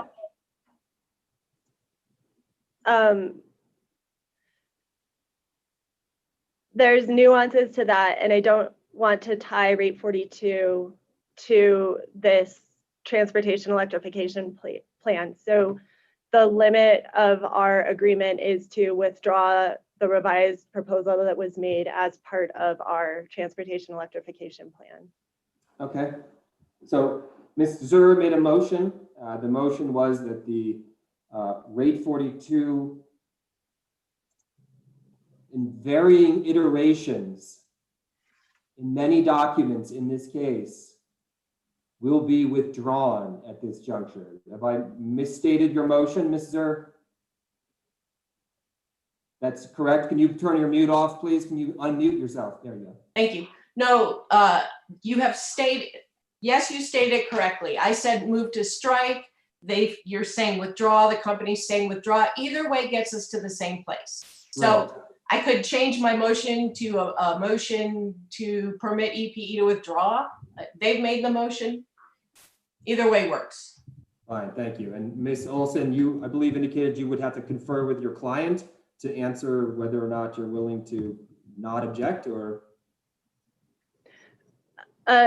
Hearing examiner Ryan, I've received confirmation from our client that it's acceptable to us to withdraw the revised stipulated rate 42. Sorry, I lost my train of thought. I understand what you just said. I don't think you need to say anything further. You effectively not objecting to Ms. Zer's motion, and I have no objection to that motion. Do anyone else have an objection or anything to contribute before I make a ruling? I hear nothing. CCAE's motion asking the company to withdraw the varying iterations of rate 42 proposed in this case is granted. So I believe that has now eliminated a great deal of stuff, for lack of a better word. I frankly, I have concerns. I don't know where we are at this point in lots of, but I do know we have to hear from Ms. Arizpe. We need to move on and have some evidence. Ms. Souls and Ms. Stevens, unless you have something absolutely burning that we must talk about right now, we must get Ms. Arizpe up before us. Mr. Hearing Examiner, I have one question. If I just to clarify that I may defer a motion to, for later when Mr. Carrasco takes a stand, and this is in reference to the motion or whatever that the company is going to request to withdraw, and the tie-in to the whole house, whole service electric rates, because as you recall, the exhibits are basically the same, and they go back to asking you, I will now or later, to consider reconsidering your July 20th ruling and the motion to strike, because I fear, and I wish that somebody else who participates in rate cases would join me in fearing that the decision to allow EPE to use the work that's been developed for the commission and the hearing examiner confidentially will annihilate the practices of the commission until the commission has a full professional staff that can run numbers for them. This is the practice that the commission has been using for decades, and that ruling, I'm sure it wasn't your intention, it undermines that practice in just the absolute worst way. And to make that, thank you. I understand where you're going with all that, and I let me assure you, before you would imagine that I would be foolish enough to be the man on wire without the balancing stick. The motion that you filed was reviewed by the individual who presided over. Oh, really? Case, and not my judgment is the one that binds this matter. Okay. There would be no, I am not foolish enough to decide something of that magnitude without consulting those with greater wisdom. Well, I stand. File a motion to reconsider, Ms. Stevens. You are free to do so. No. Okay. Well, I stand corrected, and my witnesses are going to be amazed. Is all. You can file a motion to reconsider. It will be considered by myself. It's the commission. It's the commission's issue. It's weird. And let's see. I think that's it. Thank you. Thank you. I'm very eager to go right to Ms. Arizpe. Is there anything else? And I hope that there is not. Okay, let me just check my little sheet to make sure I have not excluded anything, and I'm going to turn this over to you, Ms. Olson, but just give me 2 seconds. Why is Word not coming up? There she is. Okay, EPE, you may call your first witness. Thank you, Hearing Examiner Ryan. EPE would call as its first witness, Ms. Grisel Arispe. Ms. Wyman, would you please swear in the witness? Ms. Arispe, would you raise your right hand for me, please? Do you solemnly swear or affirm the testimony you're about to give should be the truth, the whole truth, and nothing but the truth? I'm not hearing you. Yeah, there's no audio, Ms. Arispe.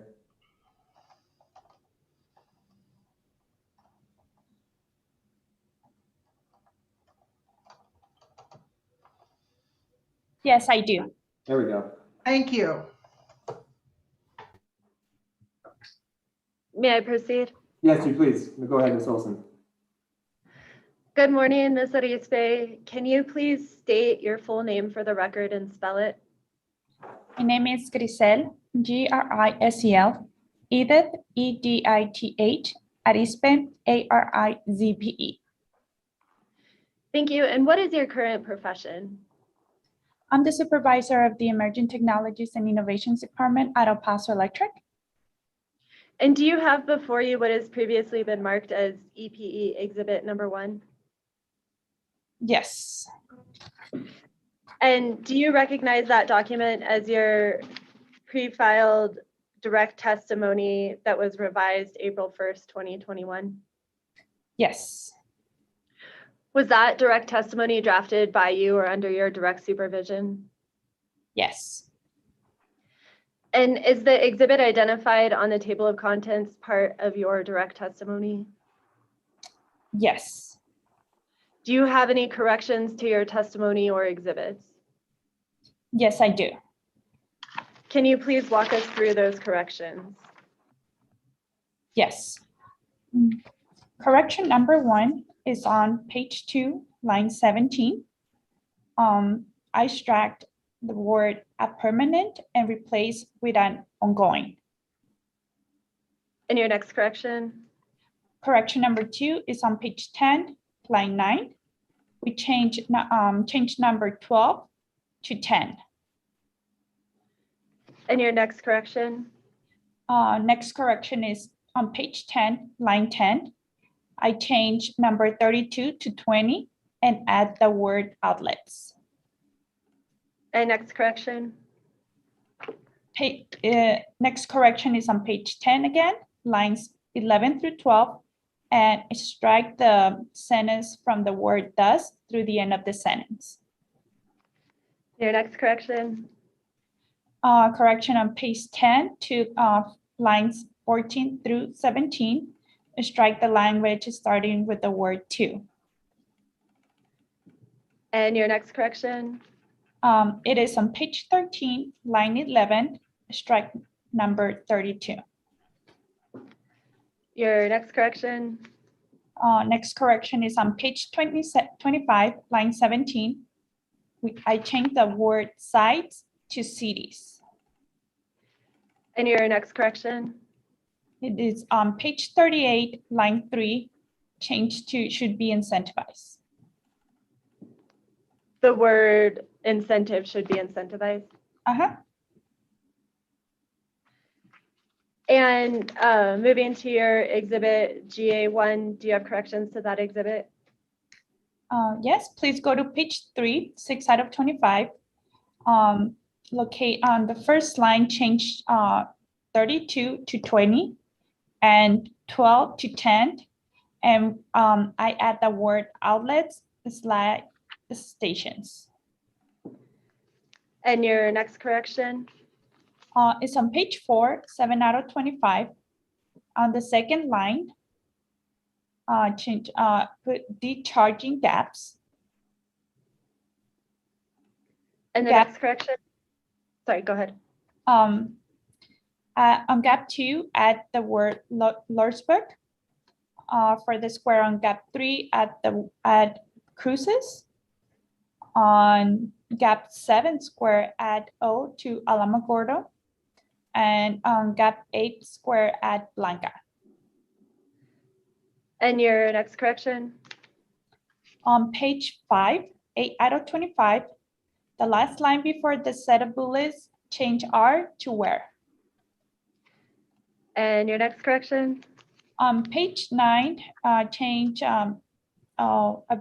corrected the spelling of Chatamo twice. And on the second line under 3.2.4, insert for 50% of the installation costs and make the same change in the next line. And your next correction? It's on page 22, 25, 25, and change the station to location in the heading and add level 1 to the second to the last column. Does that conclude your corrections to EPE Exhibit 1? Yes. With those corrections, Ms. Arispe, is the direct testimony that you prepared true and accurate to the best of your knowledge and belief? Yes. And if you were asked these same questions today, would you give the same answers under oath? Yes. Mr. Hearing Examiner, El Paso Electric offers EPE Exhibit number 1 along with the accompanying exhibits as corrected by Ms. Arispe today on the stand. Any objections? Mr. Hearing Examiner, the city would like to voir dire Ms. Arispe on her changes.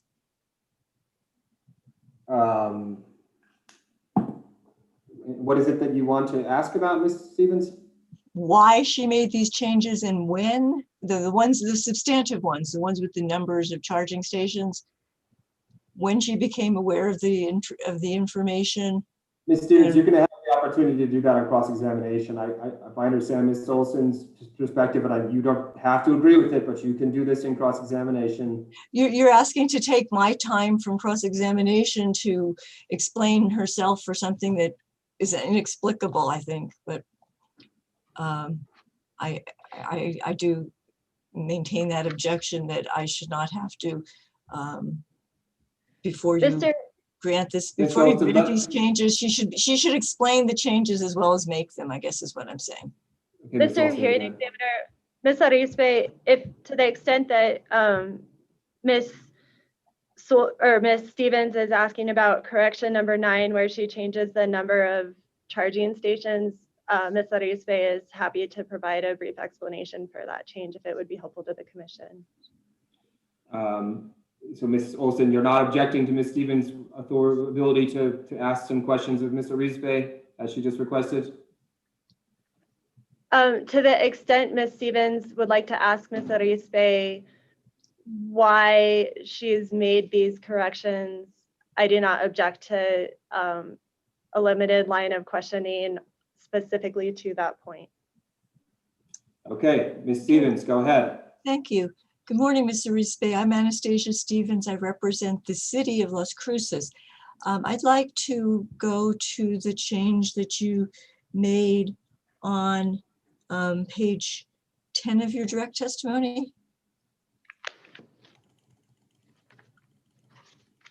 Are you the testimony itself, not the report at this point? Mm-hmm. On page 4?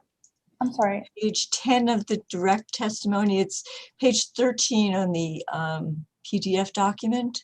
Are you looking at it now, Ms. Arispe, on the screen? Can you see it? Ms. Stevens, is this what you're referring to? Oh, I don't see the screen sharing. No. Anyone else see the screen sharing? Oh, I know. I need to hit we have to hit that green button, right? No, I'm sharing my screen. There it is. Yeah, there it is. Thank you, Mr. Hearing Examiner. Just to move things along, I'm just trying to help us save time. Right, thank you. So, Ms. Arispe, when you filed this testimony in I think it was April 1st, is that the date? Were you aware of these changes that you've just made? Mr. Hearing Examiner, my objection reserved to ask for Ms. Stevens to ask the basis for the corrections. This is going beyond asking the basis for the changes. So I'm going to sustain the objection. Ms. Stevens, ask not cross-examination questions to the extent to which you can avoid doing so. Okay. Why did you make these changes, Mr. Rispe? Yes, we made these corrections because originally we included location of charging stations in Deming, which is not part of our service territory, and that was a correction that we had to make. Because although these stations exist, they're not part of our service territory. So you went from, okay, total of, so you went from 32 to 10 based on Deming? Is that what you're saying on lines 10 and 11 or line 10? Yes, so we had 2 locations on Deming. One at the Walmart that has 4 DCFC charging stations. Another one on Tesla charging station that has 8 charging stations. So when we eliminated the charging stations, the total number was reduced to 20 ports and 10 charging stations. And Ms. Stevens, for clarification, if you're looking at this document, it says 10 stations / 20 outlets. I believe that is, right. That is the nature of the correction. My eyesight isn't that good. I apologize.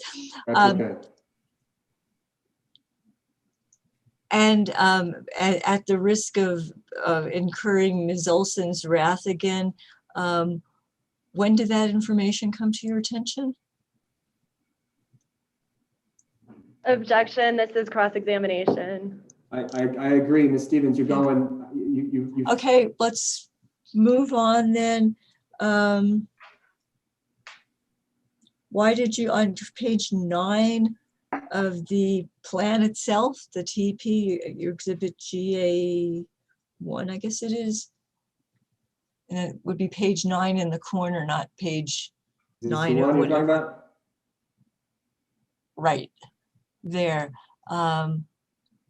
What is your reason for making those changes on the block? I understand the CHAMO, the 3.2.4 block, the notes for 50% of installation costs. What was the reason for that? For clarification purposes, that was brought up in one of the testimonies from the interveners, and we wanted to address it. It's merely for clarification.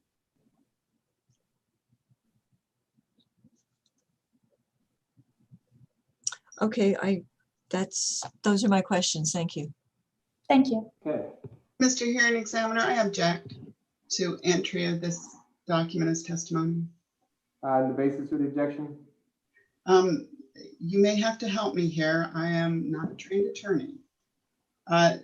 The changes that Ms. Arispe has offered are not consistent throughout her testimony. She made a change in one particular location and didn't make corresponding changes throughout the rest of the testimony.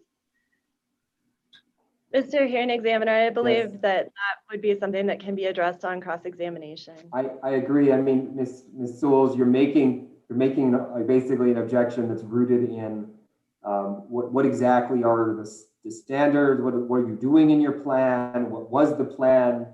I don't know that goes to the admissibility of this exhibit. It goes to the ultimate determination whether you think the plan is. So then I would make my objection based on this is not in the spirit of what I would understand your order regarding red line corrections. These are not corrections. These are revisions to testimony. Okay, and I will say, Ms. Sewells, I'm inclined to agree. I understand the spirit of what Ms. Arispe is, but we can explore this on cross-examination, and I'm not convinced that therefore leads to we don't admit this document. The purpose of the corrections are really meant to be simply for the benefit of a reader, so they don't hit something confusing. And I agree that this seems to kind of go beyond that, but I don't believe that rises to the level that we should therefore not admit this exhibit. So I will overrule your objection, Ms. Souls, and unless there's other objections to this document, I will admit it. Are there any other objections from any other party? Okay, Exhibit 1, EPE is admitted. Ms. Olson.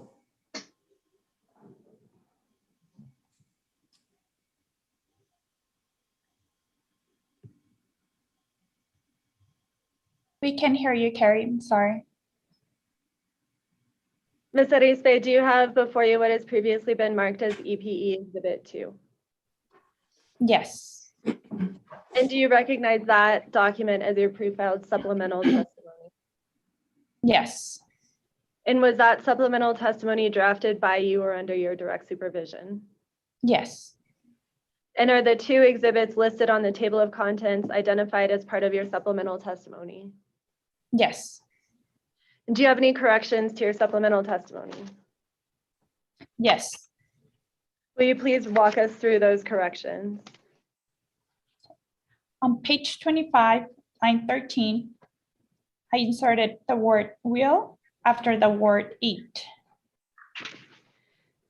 And do you have any corrections to your exhibit? Yes. On the header, change station to location and deleted the rows 4, 5, 13, and 14. And Ms. Arispe, just for clarity of record, you're referring to exhibit GA2S, is that correct? Yes. And to preempt questions about that, can you please tell us the purpose of that correction? This correction is meant to remove the charging stations located at Deming, which is not part of our service territory. And also there was a double counting of one of charging stations, which is row 14. And so if I understand correctly, the header of this should say public charging locations in EPE's New Mexico service territory. And the corrections that you're making to the table are to remove those locations that are not in EPE service territory. Is that correct? Correct. Thank you. Do you have any other other corrections to exhibit 2? No. Ms. Arispe, with the corrections you've identified, is the supplemental testimony that you prepared true and accurate to the best of your knowledge and belief? Yes. If you were asked the same questions today, would you give these same answers under oath? Yes. Mr. Hearing Examiner, El Paso Electric offers EPE Exhibit number 2 as corrected by Ms. Arispe on the stand today. Any objections? I object, Mr. Hearing Examiner. Same basis as before, Ms. Souls. Yes, though now it's more complicated. The table that Mr. Arispe just corrected is another version of a table that was included in EPE Exhibit 1. These corrections were not included in EPE Exhibit 1. They were sort of referred to in her testimony, and now this table has changes that she referred to in her red line changes to Exhibit 1. I object on the basis that these corrections are revised testimony, and now I don't know what testimony refers to what table. Mr. Hearing Examiner, may I? Yeah.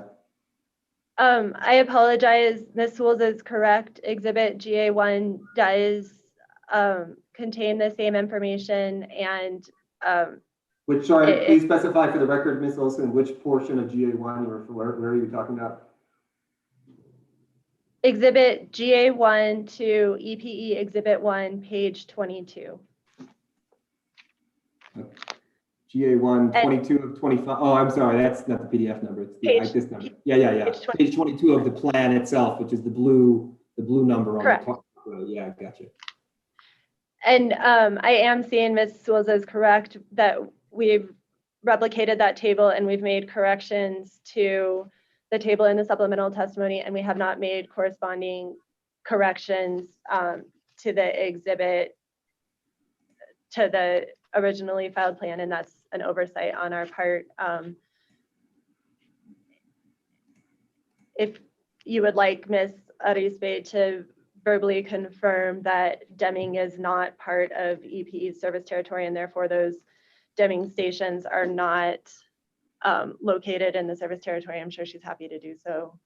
Ms. Arispe, can you just confirm what Ms. Olson, did you understand what Ms. Olson just said? Yes, I do. And do you agree that the document GA-1, the chart there at 22, doesn't, as Ms. Souls correctly points out, include corrections that are corrected in GA-2S? And hopefully that wasn't too complicated. I mean, basically, Ms. Souls is making a correct point.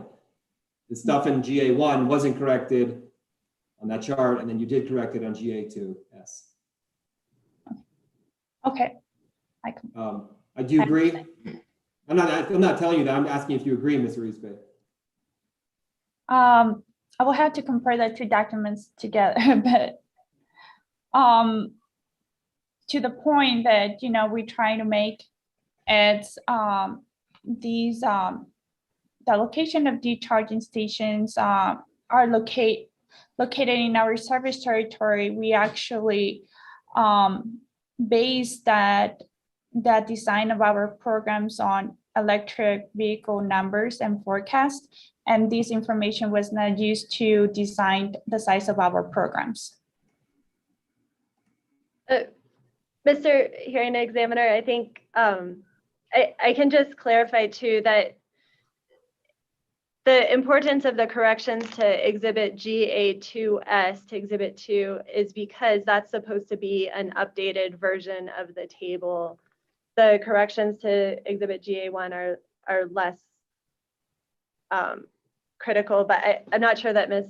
Arispe understood your question of, I believe you were just asking her to confirm that those charging stations listed for Deming in Exhibit GA-1 on page 25 of 25, that's inaccurate. Yeah, and my point is, I mean, this is where I'm doing this on the fly, so let me just, Mr. Arispe, just so we just are clear. Are you looking at my screen, Mr. Arispe? You see it? Yes. All right, so that's GA-2S, page 1 of 1. Mm-hmm. That 1021 East Pine Street in Deming, Walmart 5166, zip 88030. This is 2. Well, here it appears on 1, the Walmart 5166 Deming, 1021 East Pine Street. Like that, it looks like that should have been stricken. Am I incorrect in understanding that? Yes, that should. That should not have been included on that. I mean, if you were going to go back and correct it, you should have removed that. And I don't want to get into this ad nauseum. I think I agree with ultimately Ms. Souls has made a point, and she's making it for the record as well, that there are corrections made to one document that are reflected in another. Ms. Souls, the ultimate meaning of that, I understand you have issues with the number of charging stations. I understand that, so I think your objections noted. I'm not going to decline to admit this exhibit. You can make your points on cross-examination about what this means as far as the number of charging stations and therefore the size of the budget and all that. Is that understood, Ms. Souls? Thank you, Mr. Hearing Examiner. Yeah. Ms. Olson, continue on, please. Oh, well, now you've moved for it, so I have to admit it. So are there any other objections to EPE Exhibit 2? I don't hear any other objections, so I will admit EPE Exhibit 2. Ms. Olson.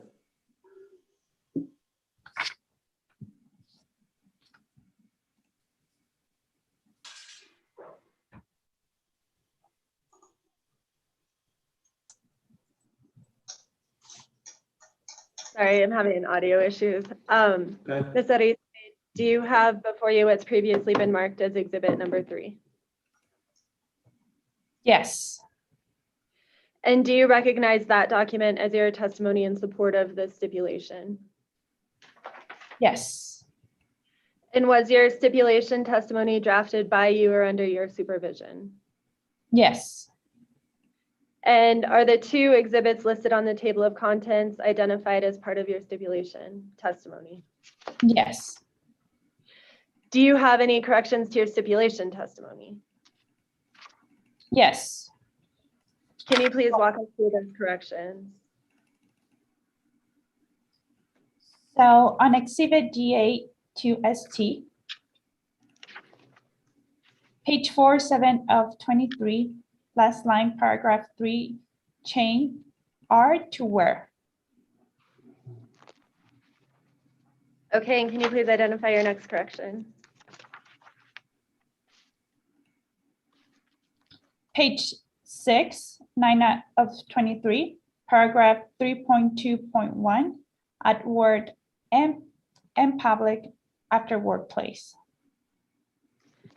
And your next correction? Page 7, 10 out of 23, second black bullet strike own, lease, or manage the location. And the second to last bullet strike the word hotel. Okay, and can you please move on to your next correction? Page 8, 11 out of 23, change the spelling of Chatamo. And second line under 3.2.4, insert for 50% of the installation costs and make the same change in the next line. Okay, Mr. Hearing Examiner, the next corrections to this exhibit are to page, or to paragraph 5.2 and 5.1, 5.2, and 5.4, which is the portion of the plan sponsored by Mr. Carrasco. Ms. Arispe is prepared to list those corrections, but I just want to make clear for the record that this is not a portion of the plan that she is sponsoring.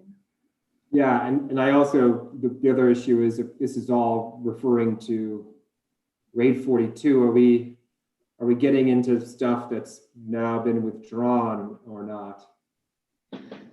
Well, Mr. Hearing Examiner, this gets to be a complicated issue. I don't think it's practicable for EPE to move to withdraw every single reference to RAID 42. I think it makes more sense for the hearing examiner to effectively grant a motion that the proposal for RAID 42 has been withdrawn, and so the testimony is what it is, but the proposal's been withdrawn, and so that evidence doesn't have to be considered, something along those lines. I understand your point. It shouldn't be the focus of everybody since we know it's not. I mean, it strikes me though at some point, I don't know what we do about these documents and the fact that they don't reflect, frankly, what the ultimate agreement is going to be and how we get a final plan that, I mean, the testimony and the plan shall be what the plan is, but it would be useful to have one document that is, here's our plan, like the way you submitted, that actually summarizes what it is. So maybe we don't have to address that now, but in any case. Sure, Mr. Hearing Examiner, that was the intention of Exhibit GA2ST, and the company at your direction is happy to file either a revised version. We were just trying to limit the number of iterations and thought it would be simpler to correct inadvertent errors rather than have yet another version in the record. I understand. I mean, but Ms. Souls and Ms. Stevens' point is, this was what Ms. Stevens said earlier, is you file as a supplemental exhibit that says, here's our plan as it was intended to be all along.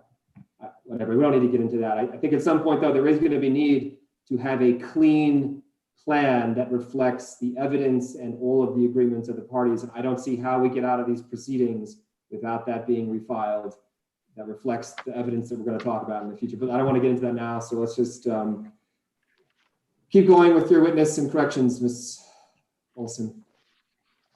Okay, so Ms. Arispe, can you please provide your next correction? Page 11, 14 out of 23, on paragraph 5.1, fifth line should be 480, not 240. Next line after the word during it should read offers low energy rates for charging during summer off-peak and non-summer months and a very low energy charge. After during, and so it reads during summer off-peak. And your next correction? Page 11, 14 out of 23. Add sentence to the paragraph 5.1. EPE will also offer a new stipulated whole house service, in parentheses, HW, close parentheses, EV standard, and TOD rate rider. And your next correction? Page 11, 14 out of 23. Paragraph 5.2, last sentence of first paragraph, add stipulated before EV and delete and super off-peak demand charge. And your next correction? On page 11, 14 out of 23, strike the part of last paragraph starting with large commercial to end. And your next correction? On page 12, 15 out of 23, paragraph 5.4, end of the first paragraph strike for loads during the super off-peak period. And your next correction? On page 17, 20 of 23, table under paragraph A, second row, low income change $1,300 to $2,300. And on row 4, on the fourth row for months, change 50% to 75% and $3,500 to $5,250.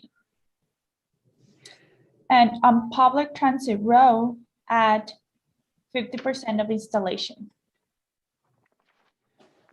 And do you have any other corrections to that testimony or exhibit? No. Okay. With those corrections, is the stipulation testimony that you prepared true and accurate to the best of your knowledge and belief? Yes. If you were asked these same questions today, would you give these same answers under oath? Yes. Mr. Hearing Examiner, El Paso Electric offers EPE exhibit number 3. Ms. Souls, do you have the same objection as before?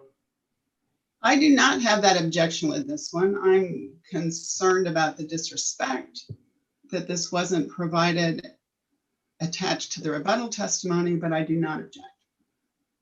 Okay, any other objections from any other parties? Okay, exhibit EPE 3 will be admitted. Ms. Olson. And Ms. Arispe, turning to your final piece of testimony, do you have before you what's previously been marked as EPE exhibit number 4?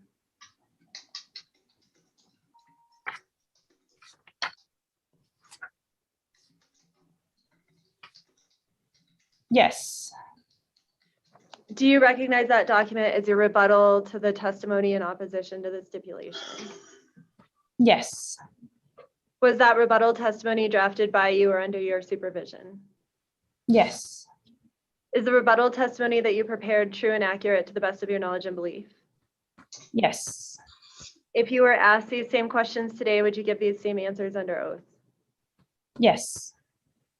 Mr. Hearing Examiner, El Paso Electric offers EPE exhibit number 4. Any objections? Hearing none, exhibit 4 of EPE will be admitted. Mr. Hearing Examiner, at this time, we tender Mr. Arispe for cross-examination. Okay, we've been going for 2 hours. Well, almost 2 hours. Actually, my computer is slow, so yes, we have been.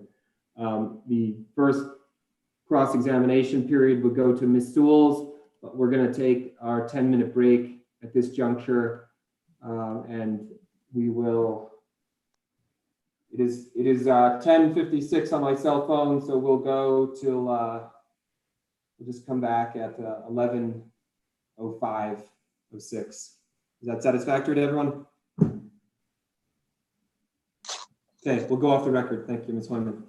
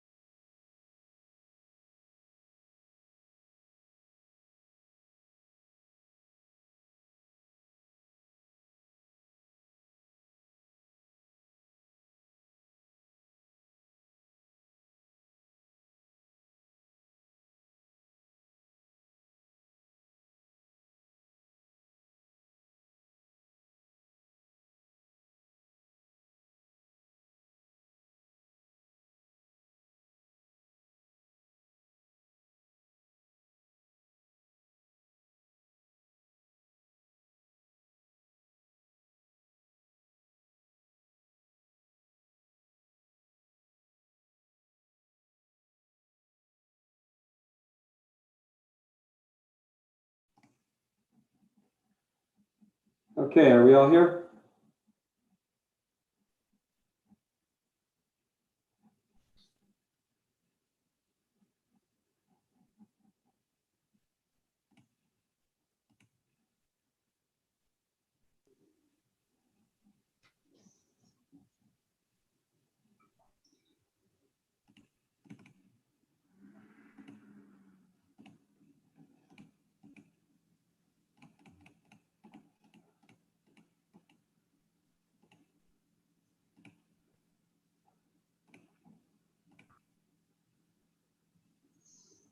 Ms. Hoyman, are you ready?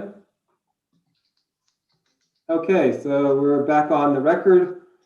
El Paso Electric has just completed presenting the direct testimony of Mr. Arispe, and Ms. Olson offered her for cross-examination. And turning to the chart produced for this case, the cross-examination times is Ms. Souls' opportunity to cross-examine. Ms. Souls. Thank you, Mr. Hearing Examiner. Ms. Arispe, good morning. My name is Mary Souls. I'm a party in this case. Would you please go to your rebuttal to the stipulation opposition? I believe that's EPE 4 at page 4.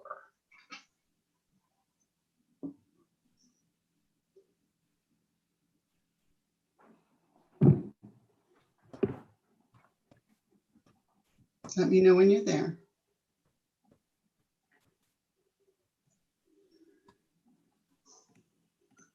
Yes.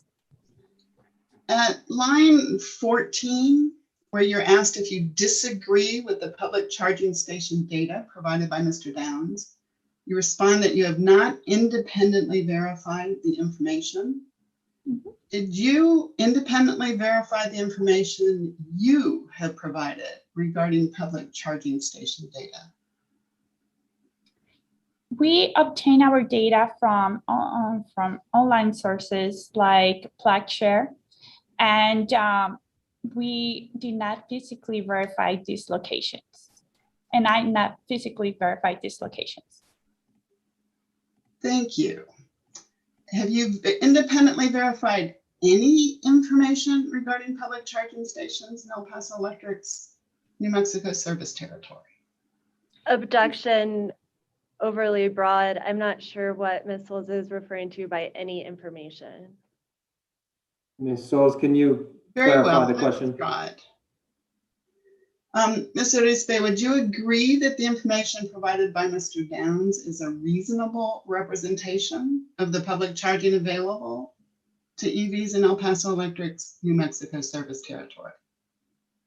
And Ms. Downs, I apologize for clarity of record. Would you be able to point Ms. Arispe to what you're referring to by the information provided by Mr. Downs? Thank you, Ms. Olson. Yeah, why don't you do that, Ms. Souls? We can certainly do that.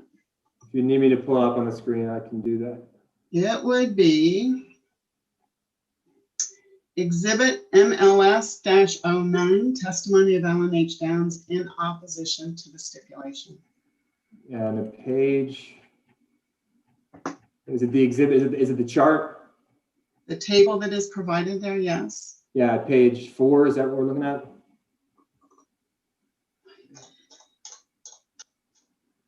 On page 4, table 1, charging stations in EPE's New Mexico service territory as of 9 July 2021.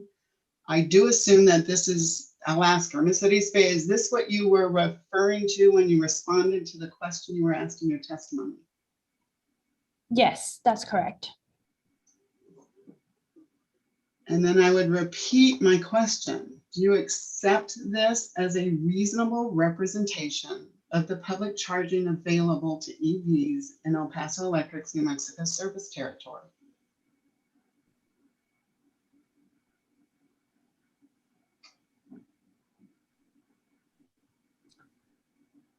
I don't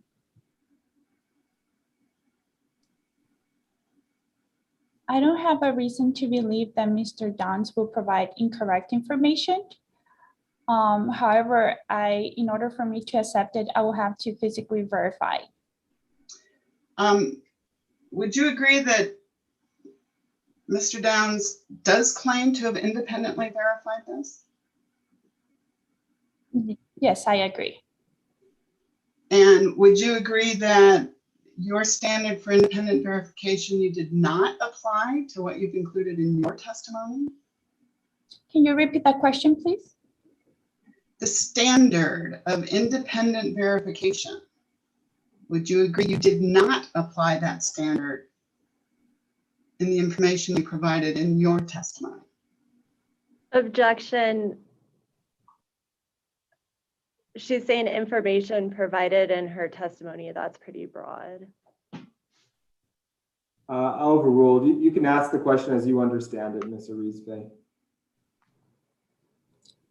The reason why we didn't physically verify this information is because we did not use this information as a basis for our estimates of the need of charging infrastructure for our programs. We base it on the number of existing and forecasted electric vehicles in our service territory. Then could we go, oh dear.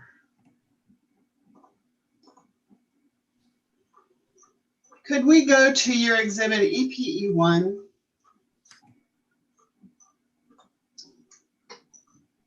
Your revised direct testimony, revised again. And give me a moment and I'll find it.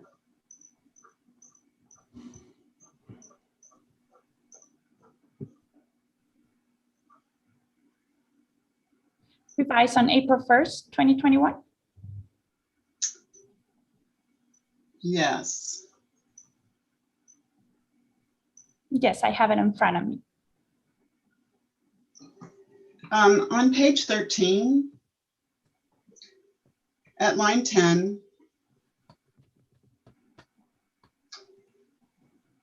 and you're addressing the question of gaps in charging infrastructure, and you make the statement that the number of existing public charging stations in El Paso Electric service territory meets the International Energy Agency recommendation of 1 public charging port for every 10 EVs. Do you see that?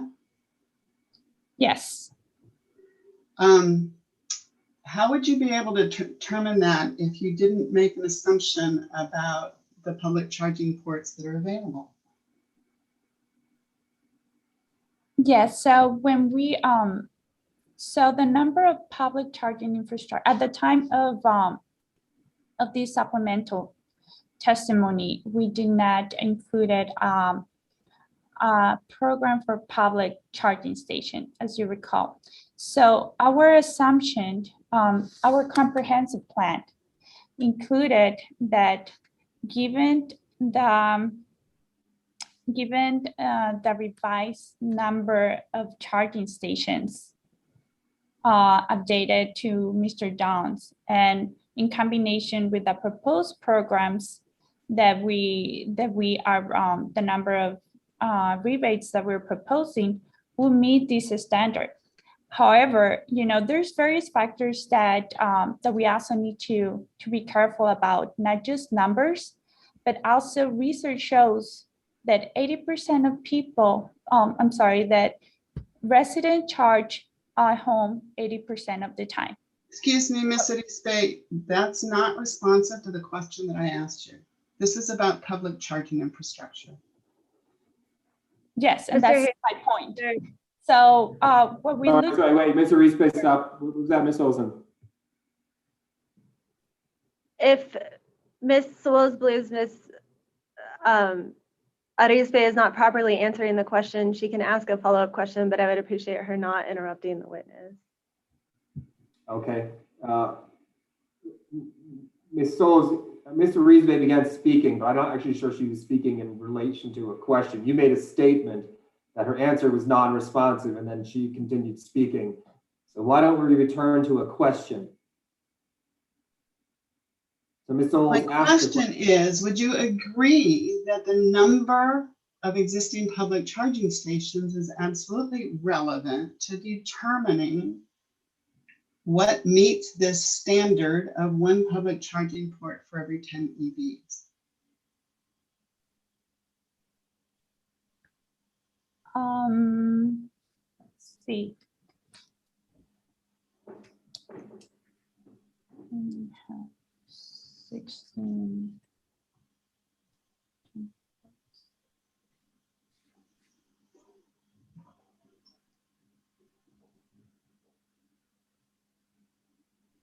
If we go with the estimated number of EVs in our service territory, which is less than 200 electric vehicles in our service territory, and we currently have 20. What if we use Mr. Don's numbers, 20 ports in existing. We meet that 10 electric vehicles per port. And you do agree that the number of public charging stations is relevant, correct? It is relevant. However, with the measures and the mechanisms that were included in our plan, in combination, we have these mechanisms meet the flexibility to meet this standard or this ratio. Then I would go back to, do you accept Mr. Down's representation of the public charging infrastructure as being reasonable?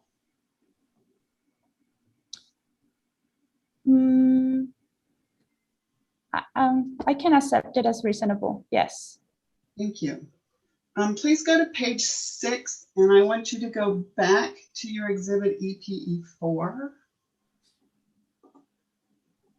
My rebuttal testimony? Yes, ma'am. Yes.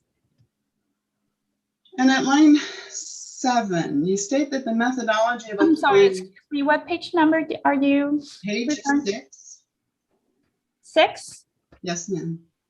Beginning at line 7, you state that the methodology of applying a 10% ratio to New Mexico State EV registration does not represent EPE's New Mexico service territory demographics. In what way does it not represent EPE's New Mexico service territory demographics? Well, for our plan, our approach, we utilize the forecast analysis that our economic research department developed by our experts. And they utilized the trend, the adoption rate that they see from a closer city like El Paso, to our service territory in Las Cruces, in New Mexico, I'm sorry, like Las Cruces, Hutch. We see that PNM's area have a higher adoption rate and can exponentially increase the number of electric vehicles because they are more advanced in this transition. So we feel that, forecaster is an art. It uses a statistical analysis very different that me as an expert, they know, they're experts on that, and they know what they're doing.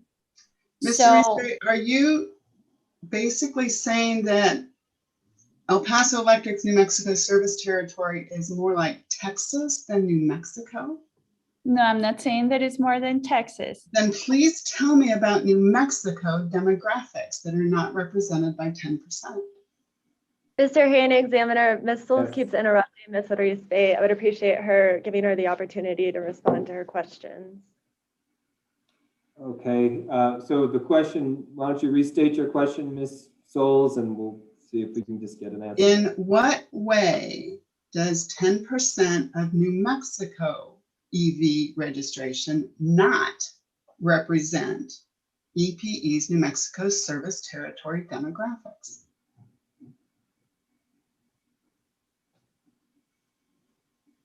I think it's not a straight answer. It's not a straight answer because you have to, in these, for these to prorate, directly prorate, you're also carrying the assumption of you're also carrying the adoption rate.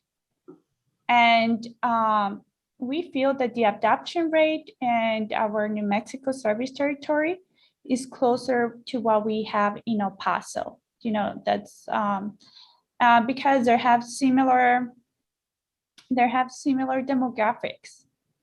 So, but again, it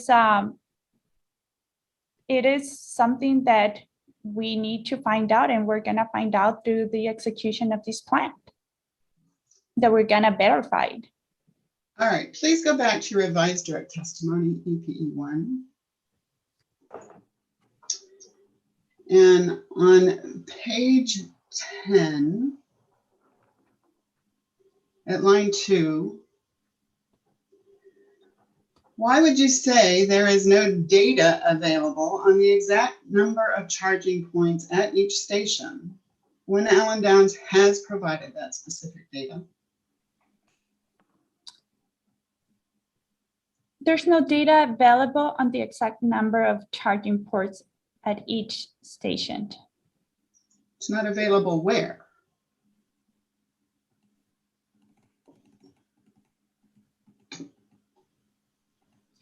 On the websites that we reviewed to acquire our information. It included for some of these stations, it included the number of ports, but for some of them there didn't. And again, we've you know, so it was hard to define if all of, you know, what was the exact number of all of ports in one per charging station. Would you agree that Allen Downs has provided that specific data? He provided the number of ports for the charging station to his knowledge. And then if there's not specific data on the exact number of charging points at each station, how did you determine that there are 20 stations/outlets? Based on Mr. Downs. Are you saying Mr. Downs says that there's 20? No, I'm sorry. The number.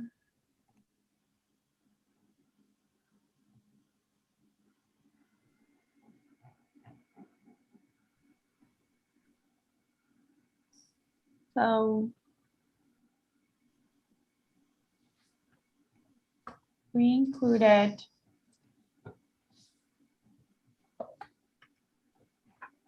we subtracted the number for these specific testimonies. We subtracted the number that we corrected from the Deming locations, which were a total of 12, to that reduced the number from 32 to 20. Thank you, but you did not independently verify any of those, is that correct? That's correct. Thank you. Please go to page 13. 13 of what, Ms. Souls? This same EPE 1. E1. And at line 10. Are you there? Yes. You referenced the International Energy Agency recommendation of 1 public charging point for every 10 EVs.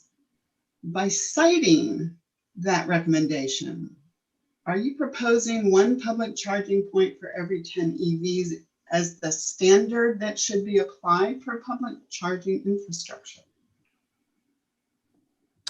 That's a recommendation. Are you adopting that recommendation? It helps us in our calculations to estimate the size of the programs. So that was a yes or a no, please? Yes, we would like to follow that standard as much as our abilities. Thank you. Is it your understanding that public charging points exclusively available to Teslas are included in this standard? Can you repeat that question? Public charging points exclusively available to Teslas Are they included in this standard? Yes. Is it your understanding that accessibility to the public 24 hours of the day is part of the definition of public charger in this standard? Yes. And then you state here that the number of public charging stations in EPE's service territory meets the International Energy Agency recommendation. How did you determine that? Well, this statement was based on the 32 number. That And number is no longer part of your testimony, am I correct? correct. Objection. Sorry. What's Mr. the Hayden, objection? Yeah, I heard you, Ms. Olson. What's the objection? Ms. Schools needs to let Ms. Arispe finish her responses. Well, I understand what you're saying, but with Mr. Reese's, Ms. Solis, go back to the question you just asked a moment ago, which relates to the number 32, I believe. How did you determine that the number of existing public charging stations in El Paso Electric service territory meets the IEA recommendation? So with the revised number of public charging station ports available in our service territory and the proposed number of rebates in our plant, we feel that means or is very close to meeting this standard. What do you include in that? In addition to that, we also are including the mechanism in our plan. So we can, if there's any more interest from any other investors, business owners, the city, to expand this number of rebates, we are allowed to expand our program, and we basically have the mechanisms to go over this standard if we find the applicants and the customers interested in installing the charging station. So earlier you accepted Mr. Downs' conclusion of 14 charging ports in El Paso Electric's New Mexico service territory. Is it your testimony that that meets the IEA recommendation of one public charging port for every 10 EVs? Like I said, we feel with that number in combination with our proposed number of rebates will meet that standard.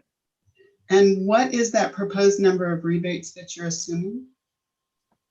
We're proposing the number of rebates from our workplace, for our workplace and public, for our DCFC and DCFC. And what is that number? That is 5 times 8. So 14 charging stations plus 13 stations times 2, because these charging stations have 2 ports. We're looking at having a total of 40 ports. That is very close to the number of electric vehicles that we're going to have in 2023. Ms. Arispe, where does it say 2 ports each? That's our estimate. When we're referring to a charging station, the charging station have 2 ports each. Is that a requirement?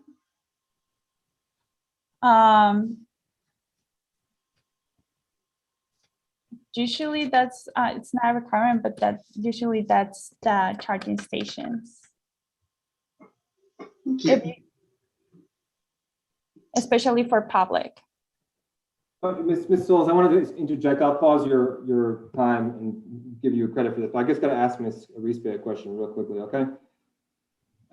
Ms. Arispe, go back to your exhibit number 1, if you wouldn't mind. Page 13 of your exhibit number 1. TA-1.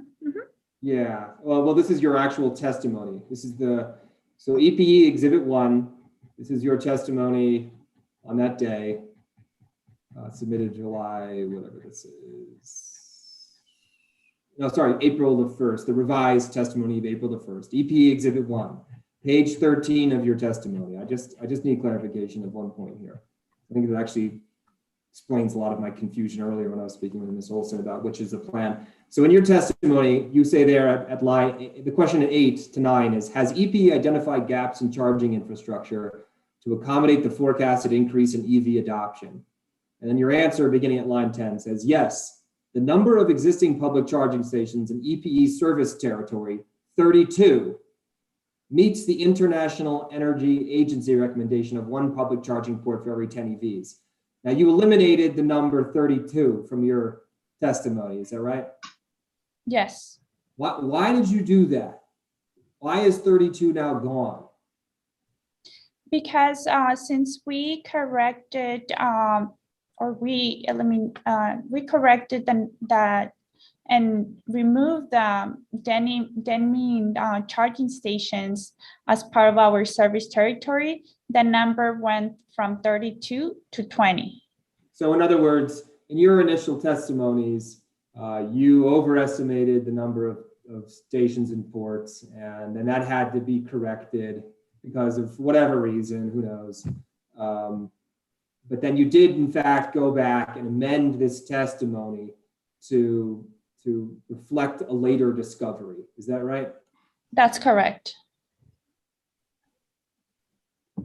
So we overestimated, but however, with the updated number, we still meet the standard.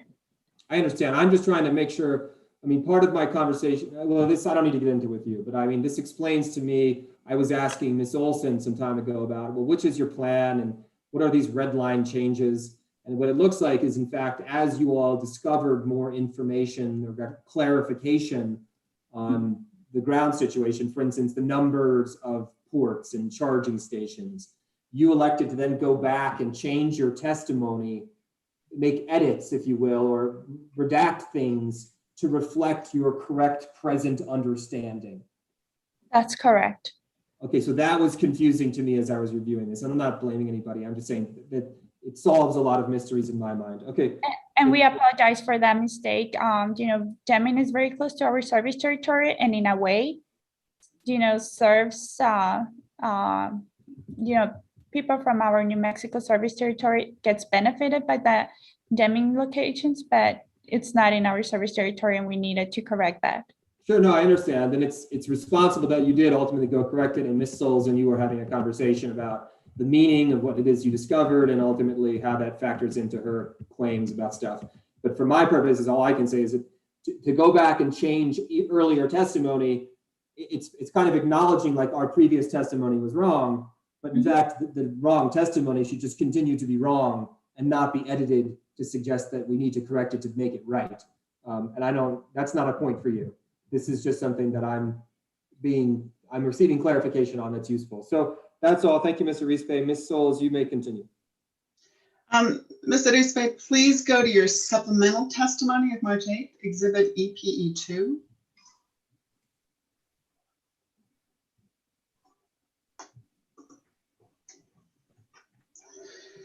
And I'd like you to go to page 4, table 1. Yes. Oh, I need to get there as well. Okay, this table 1, ballpark charging stations cost. The table responds to the hearing examiner with a summary of charging station equipment, installation, and other costs associated with a charging station. Is that correct? That's correct. And 2 of the columns in this table reference EVSE in relation to unit cost. What does EVSE stand for? It's electric vehicle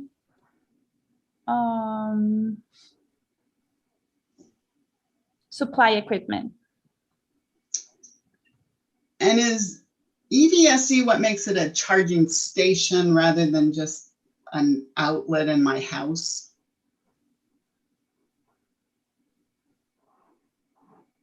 You can say that, yes. Does this chart cover residential and commercial and public charging station costs? Excuse me, can you repeat that question? Is it residential and commercial and public charging station costs? That's why we included a range for these, because these installations can vary depending on the location. Very well. On page 9, beginning at line 12,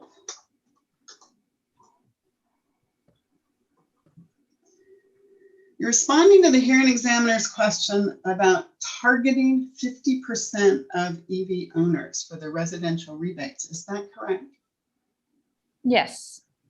And beginning at line 17, you claim that El Paso Electric confirmed that targeting 50% of EV owners is a reasonable number. Do you still believe that targeting 50% of EV owners is reasonable? Obviously, and I think that, the wording, we're targeting all our community, all our customer, all our residential customers. However, we feel that about 50%, and this is lessons learned that other utilities shared with us, the utilities that have that already provide these type of programs, that only about 50% of EV owners enroll in this type of programs. So that's how we size the programs. That's how we size the program. Do I understand that you do think 50% is a reasonable way to size the program? Yes, for this specific program, yes. And on page 13, beginning at line 3,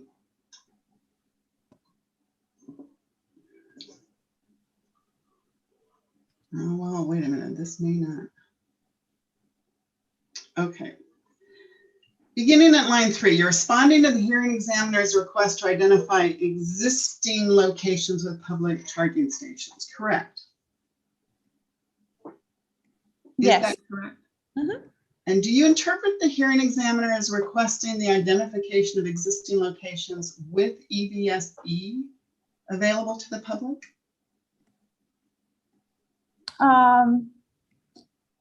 What we provided is, we provided information on the charging stations, and then, we hear the interveners on, is this a level 1? Is this a level 2? Is this only an outlet? So we made the pertinent revisions or clarifications in our final testimony. What exactly are you referring to, please? So let me double check here.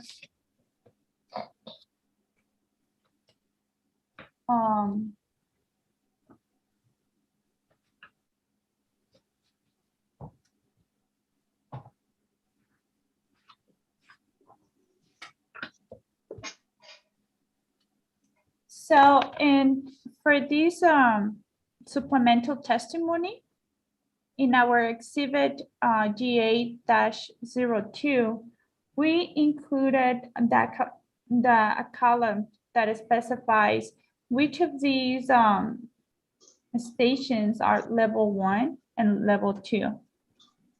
I'm sorry, for clarification, Mr. Rispe, that's GA2S, right? Not, is that GA02 or GA2S? 2S. Right, okay, I just want to make sure I'm looking at the right document. Thank you.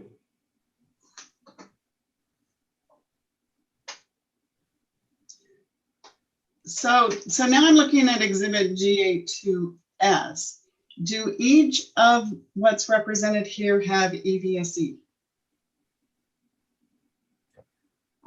For the level 1, we're assuming that these are just outlets and they're not EVSE. Thank you.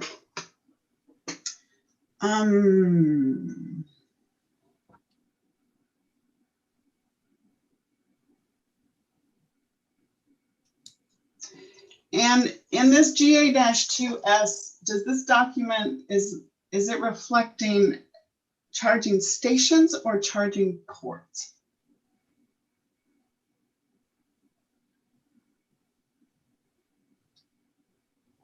Charging ports. Thank you.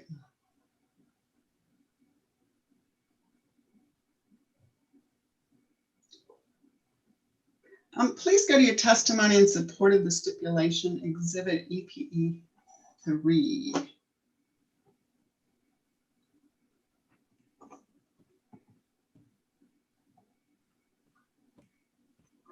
And on page 10,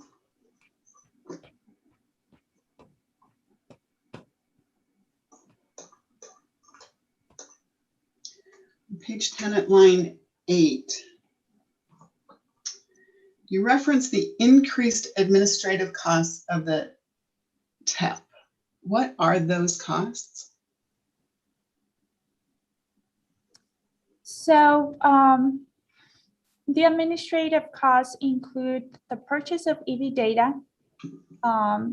in our New Mexico service territory, includes the cost of the system to issue the instant rebate for the purchase of the charging station, also the purchase of the system to collect data from the smart charging stations, and the amount of issue and then the contractor services to issue the checks for the installation rebates. So in this specific sentence, as part of the stipulation, we heard to the concern from the commission and the interveners that for the residential low-income customers, we wanted to avoid the upfront cost to the customer for the installation. So in this statement, we just wanted to be transparent to the commission staff and everyone in the case that these providing these upfront costs for the installation will require, it's a necessary, will have an increment of cost. Right now we're assessing what are the options and what is the most cost effective in order to benefit the customer and then so they don't have to deal with these having to put in the money out of their pocket before they get the rebate from El Paso Electric. But we did listen, and there's going to be a cost, and right now, if you give us time, we can determine that cost later. Are you saying you have not quantified the increase in administrative costs resulting from the TEP changes, from the stipulation changes? Excuse me. We got an estimate from a vendor that we're currently evaluating another option, which is given the number of rebates. Given the number of rebates, we can manage to have that implementation done internally and developed an automated process internally that can help. It's an option that can be more cost effective than the vendor that we got the quote from. Have you included the expected increase in administrative costs in the budget?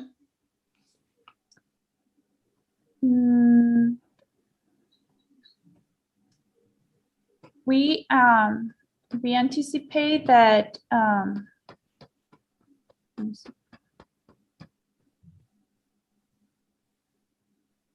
currently we didn't change the the administration costs that we have allocated. And, but we did wanted to, bring that up to the attention of the commission that we may have to, incur an added cost due to this rebate. Please go to page 11 at line 2. You reference that the stipulated agreement extends the term of this TEP until the next TEP is approved. Can you tell me that word? Page 11 at line 2. When does the stipulation anticipate the next TEP might be approved? Objection, that's outside the scope of the witness's testimony. That's a commission determination. She would have no knowledge of that. So Ms. Souls, you can rephrase the question. May I respond? Yeah, go ahead.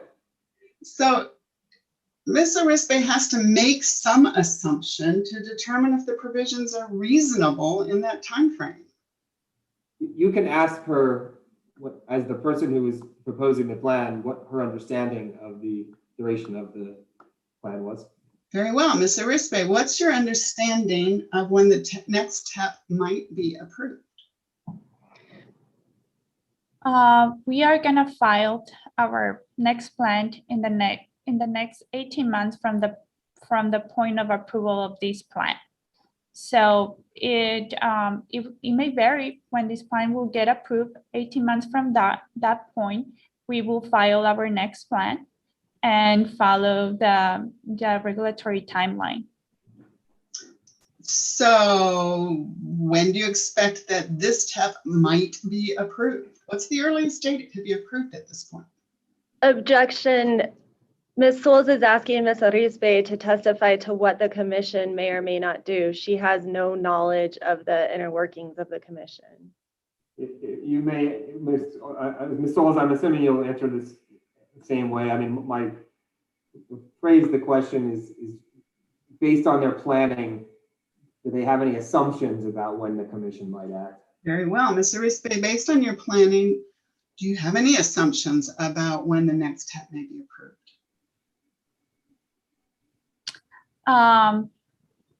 It can be by the end of 2024. Thank you.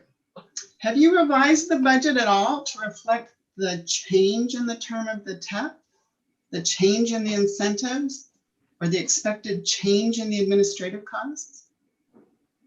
So that's where we have the mechanism that we included in the stipulation that allow us to expand the budget for a specific program whenever we reach the 75% of the program. In addition to that, we also have this authorization to exceed 50% of the budget without having to wait for authorization of that commission. Mr. Rispe, I asked you a yes or no question. Would you please respond yes or no? Can you repeat the question? Have you revised the budget at all to reflect the change in the term of the TEP, the change in the incentives, and the expected change in the administrative costs? We did not revise the budget because it was not necessary. We had this stipulation that provide the mechanism to expand it as the market demands it. And do you believe the unchanged budget of $568,500 provides sufficient funding for the changes proposed by the stipulation?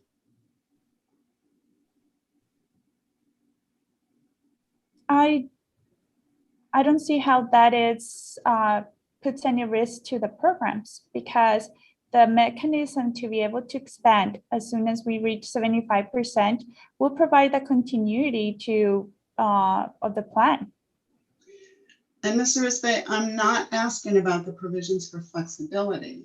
I'm asking, do you believe $568,500 is sufficient funding for the changes proposed by the stipulation? Please answer yes or no. it's a combination. It's not a yes or no answer. It is a combination. Then we feel that it is sufficient, and whenever we need to increase it, we'll increase it.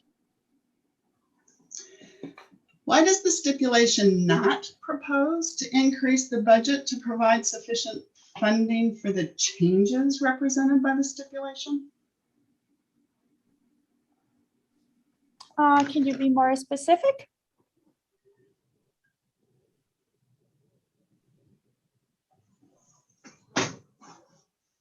So the $568,500 does not reflect changes to fund the changes proposed by the stipulation. Why not? Yes, this is a range, and I'm sorry, I correct that. Well, this is a range. The rebate proposes up to 5,250. And again, these type of installations, the cost will vary depending on the facility, the site. So there's also these, for instance, this multi-unit dwelling can have to not go with a pedestal charger, but they have new chargers that you can attach to street lights and reduce the installation costs. So although we include the rebate for up to 5,250, that doesn't mean that every installation will cost us this amount of rebate. So in that, having said that, the installation cost will vary, and there's a potential that at the end of the day, this budget will be sufficient.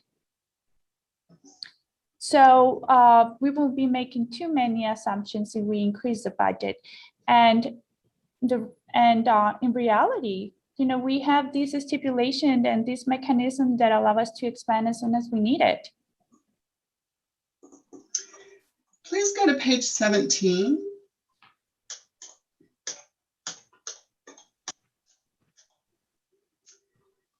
Beginning at line 10.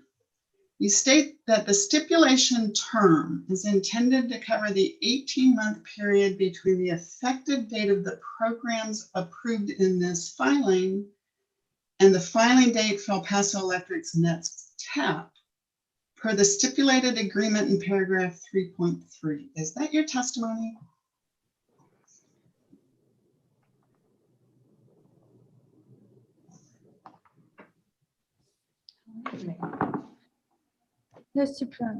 Can you repeat the question?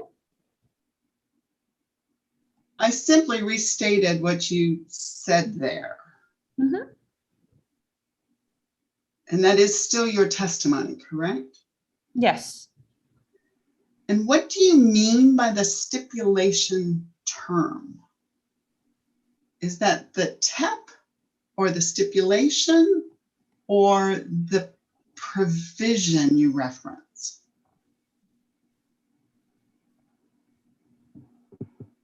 Objection. Mr. Hearing Examiner, Ms. Tools is taking the answer out of context.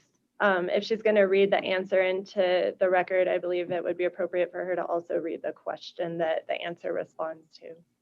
Well, and more fundamentally, Ms. Souls, I'm not sure I understood your question. So if you could help me, can you restate what it is you're asking Ms. Reese-Bay right now, please? I'm asking her what she means by the stipulation term.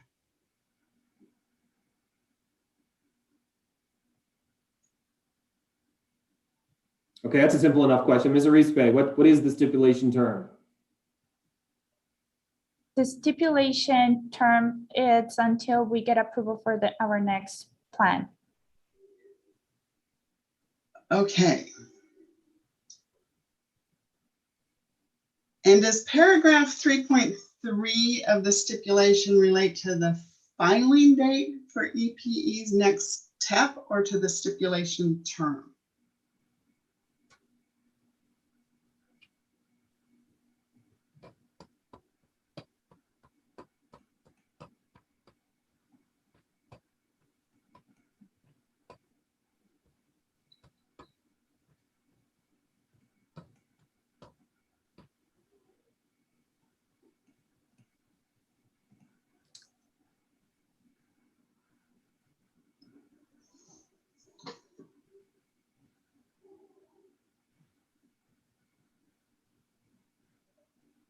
Can you repeat the question?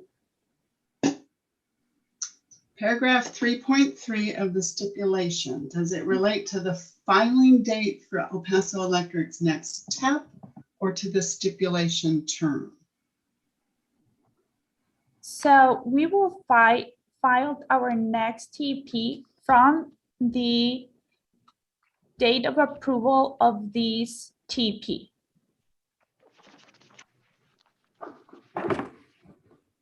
And because this was based on the stipulation, the plan, as part of this stipulation, that's what we're proposing.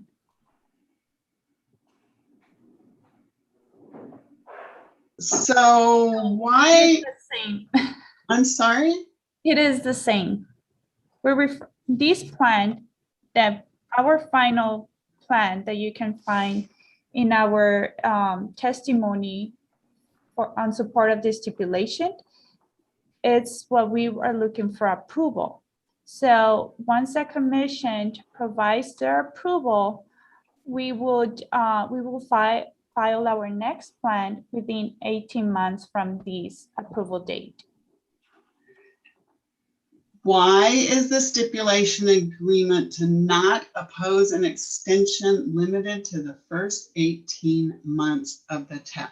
Why not through to till the next TEP takes place?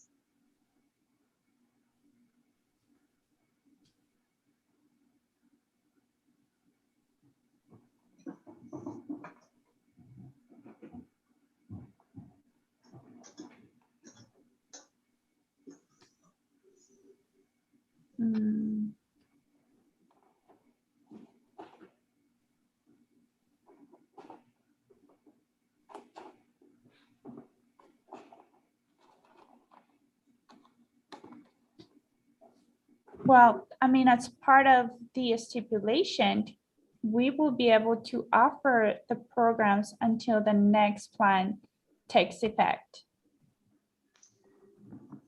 Okay, so you could extend the budget beyond in a period after the 18 months. Is that what was intended by the stipulation?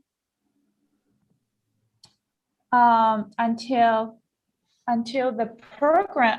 our next plan, it's approved. Very So well. our intent is to file the next plan in the next 18 months. And then if the commission takes 6, 9, 12 months to approve it, this stipulation will cover that period. And in the period of that 6, 9, or 12 months that the commission might take to approve it after you file, is the stipulated agreement preventing an extension of programs? That is my understanding.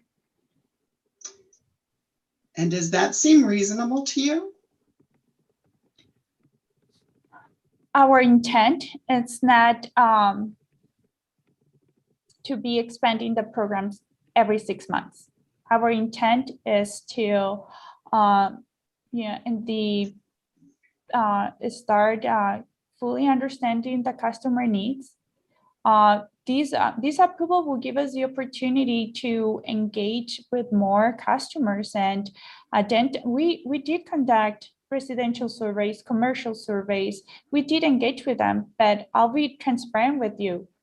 COVID accelerated electrification of transportation, and technology is continually advancing. So I don't want to tell you we are going to be okay when we see that technology, adoption could potentially be rapid than expected, or it can be slower. But our intent is to have the mechanisms to expand the program and meet the customer needs as soon as they come to our attention, whenever we see it. And please, we're committed. We're committed. This is our mission. Would you please go to page 16, beginning at line 13? of the stipulation? Yes. You state that the stipulating parties agree that once EPE spending on any residential or commercial pilot program totals 75% of the budget allocated to that program, EPE will file a motion with the commission. Is that your testimony? I'm sorry, Ms. Schultz, can you tell me where you're looking? Yeah, I was going to ask the same thing. I'm at page 16, beginning at line 13. Which exhibit number at EP are you at? I'm still in the same one. That should be exhibit EPE 3. Okay.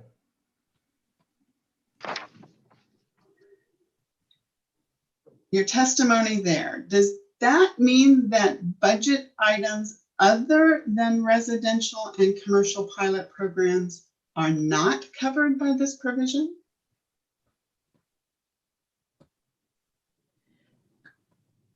I'm sorry, it's taking me, are you talking about the stipulation testimony or the stipulation or the exhibit? Which Page document are you looking at? 16 of your testimony, beginning at line 13. Yeah, so this would be EP exhibit Okay. 3, Mr. Rispe. Yeah, I think you found it, right, okay. Can you repeat your question again? Does your testimony here mean that budget items other than residential and commercial pilot programs are not covered by this provision?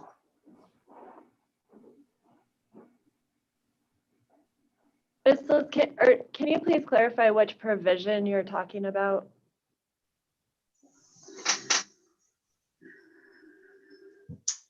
At line 13, she's responding to the question about the stipulated process to expand programs and budget during the term of the TEP.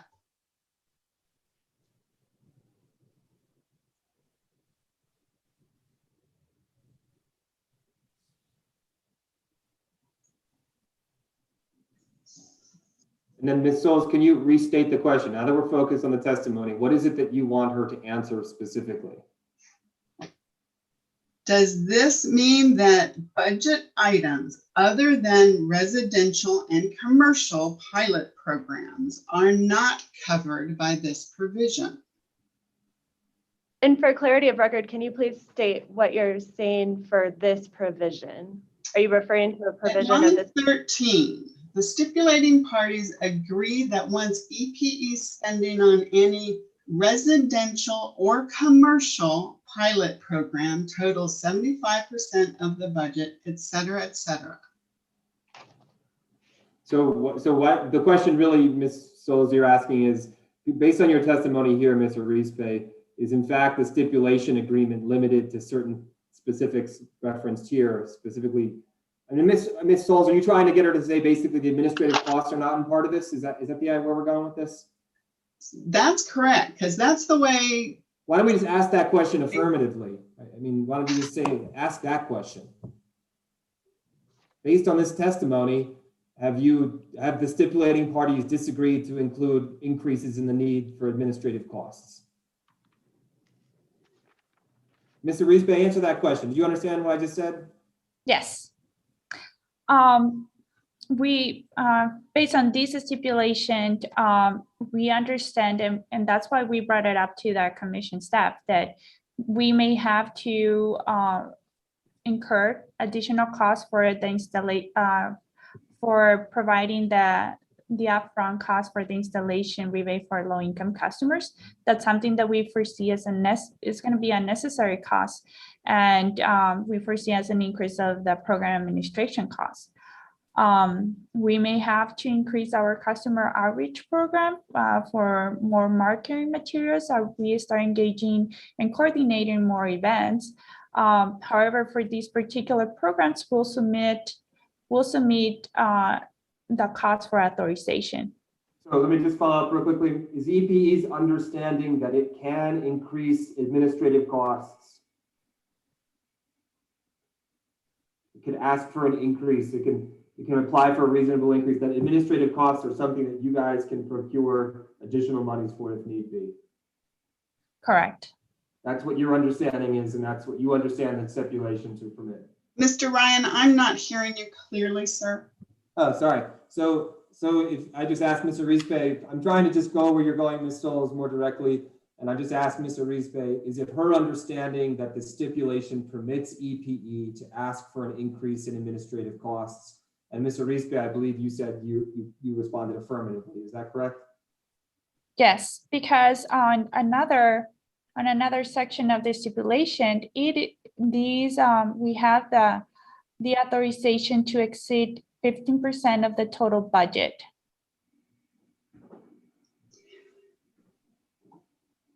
Is it back to me?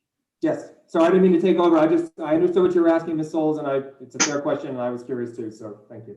So, Ms. Arispe, do you understand the stipulation permits El Paso Electric to exceed the budget for administrative costs without requesting approval from the commission? Not only project administrative costs, or for maybe any other project, maybe customer outreach program, but not entirely just dedicated to program administration costs overall. Do you understand any limit within what is being proposed? Is there any limit to how much El Paso Electric could spend on administrative costs and customer outreach? We have the budget. We have and again, our plan is to provide whenever we need to expand this, we would like to go to that commission, file a motion to expand the program. Ms. Stoles, just so you're aware, you have a minute left. Yes, 2 sir. minutes. Excuse me, 2 minutes and 12 seconds. Let me ask you again. Could the spending for administrative costs and customer outreach exceed the budgeted amount without approval from the commission?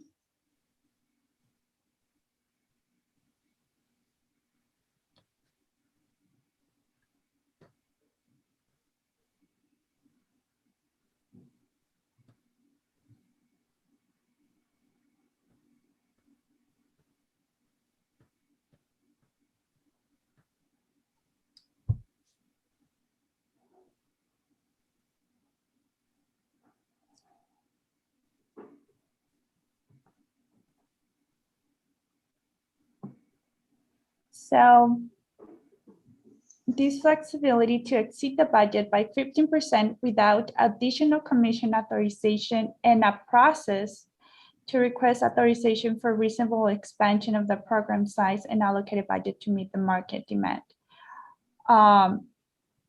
These costs, it's not that we get a blank check.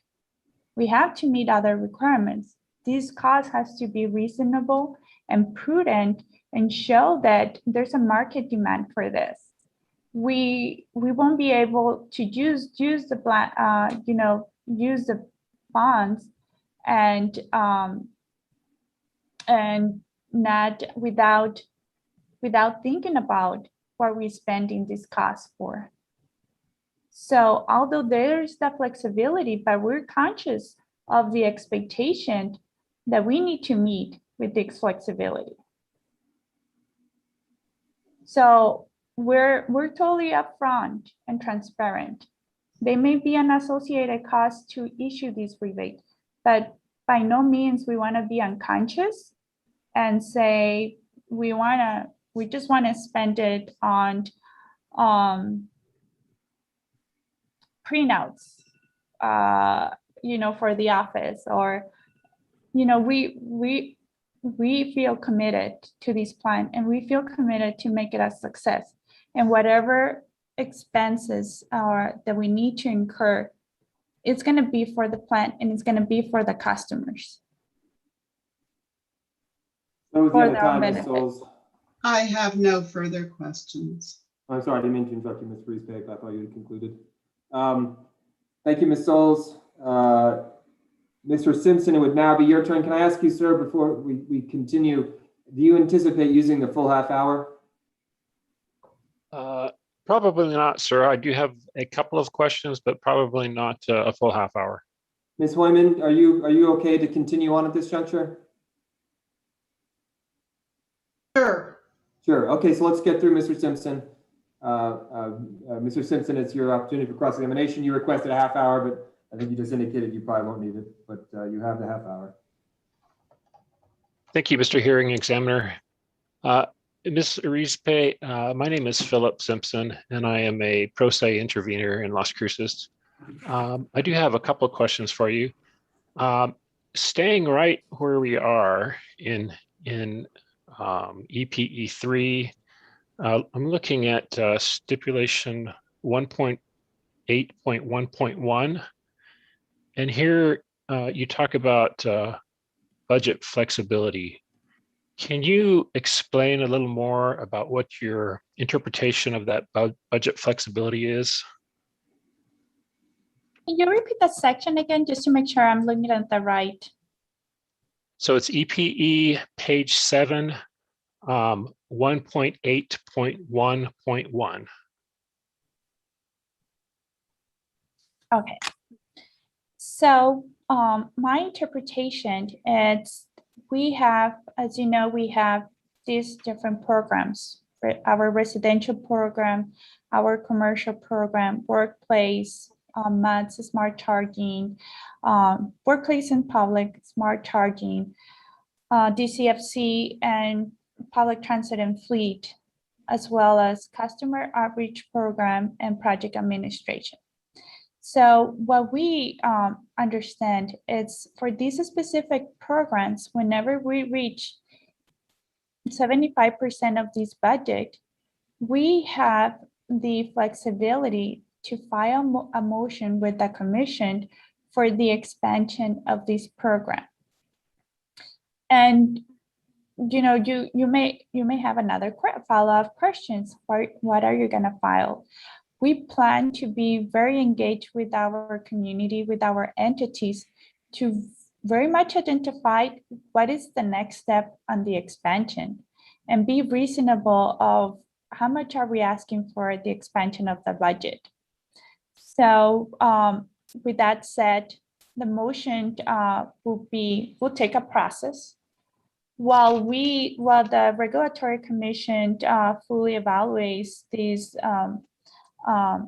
request to expand the budget, we have the remainder of the 75%, which is 25%, plus the ability to exceed the total budget of 15% while we wait per the commission for the approval of the expansion of this budget. Okay, thank you. So would it be fair to say that the budget flexibility, before you start exceeding the 15, before you start exceeding the total approved budget, that allows you a flexibility to move funds between the different programs? You listed 6 programs. This flexibility, we have to, if we need to expand the budget per program, we have to file a motion to expand the program. Okay, and that's what is referred to in the next section in 1.8.1.2, correct? Correct. Okay, thank you. That clarifies things a little bit. I did have some other questions. So staying in EPE Exhibit 3, your Exhibit GA2ST, did you say earlier that constitutes the current version of your transportation electrification plan? We're talking about Exhibit GA2S, right? The public charging location stations in EP service territory. Let me. Mr. Simpson, are you referring to the GA2ST, the El Paso Electric Revised Transportation Electrification Plan? Okay, Yes, that's Yes. No, I'm correct. asking Mr. Simpson. That's what you're asking, Mr. Simpson. You're trying to get Yes, her I'm to asking it. confirm. That's correct. I'm asking about G8-2ST. That's right. That's the correct document. The document that you're seeing now on your screen. Mr. Riespe, I believe Mr. Simpson's question is this your current and most revised TEP plan? Yes. Thank you. So let's, within this plan, let's go down to section 2.2. Yes. The public charging infrastructure assessment. Mhm. You see that? Yes. So I'm looking at this, and it takes up a little more than half a page. And what I'd like to do is compare this to the same section in EPE Exhibit 1. If you could pull that up.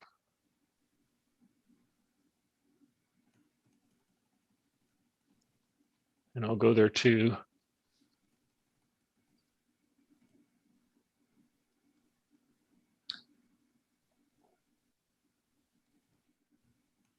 So in this Exhibit 1, it's titled Exhibit GA1, and it happens to be PDF page 42 of 71 is the starting page. You see that?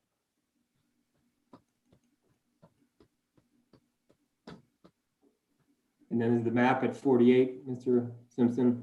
Just want to make sure I'm at the right place. Figure 2.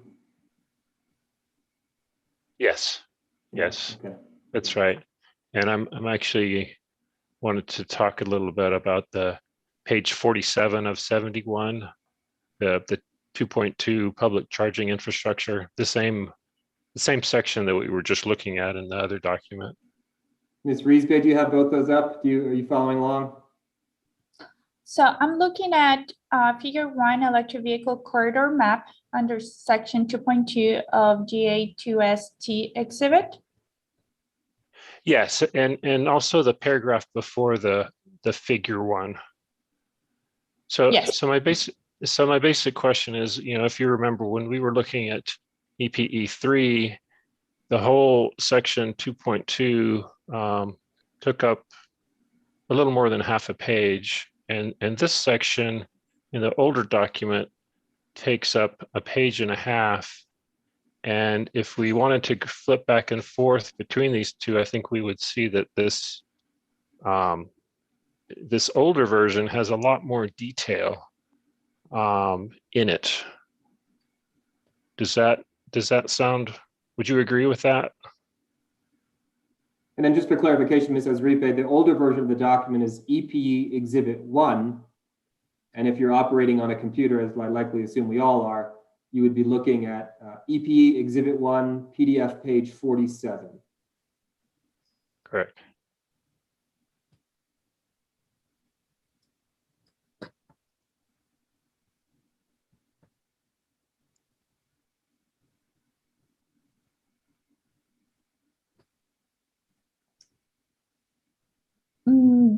Yes, that's correct. So 1 second. Sure.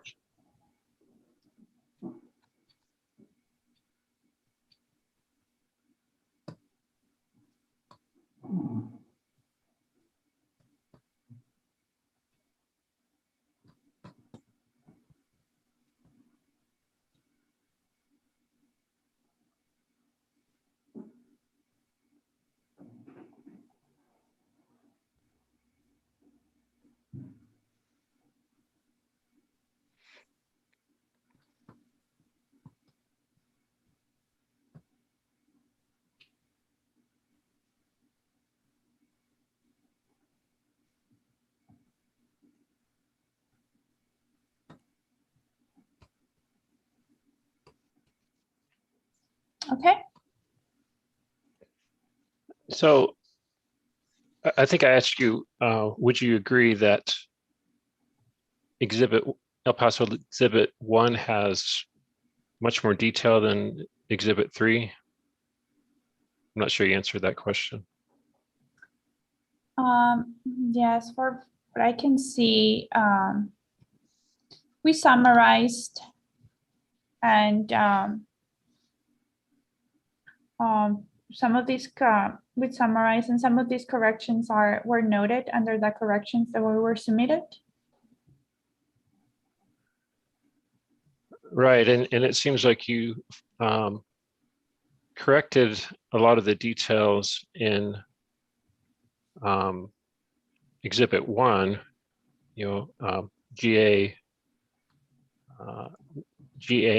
Exhibit GA1 of El Paso Electric Exhibit 1. You corrected a lot of details, and then you, in Exhibit 3, the same section just deletes a lot of those details. And I guess my question is why did you take that approach to delete so much information?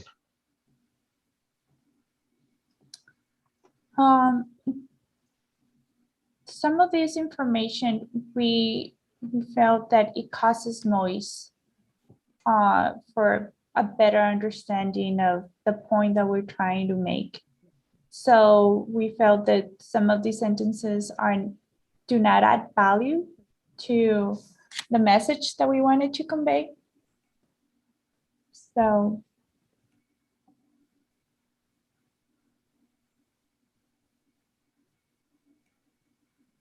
Okay, fair enough. That's all my questions. Thank you very much. thank you. Okay, that's it, Mr. Simpson.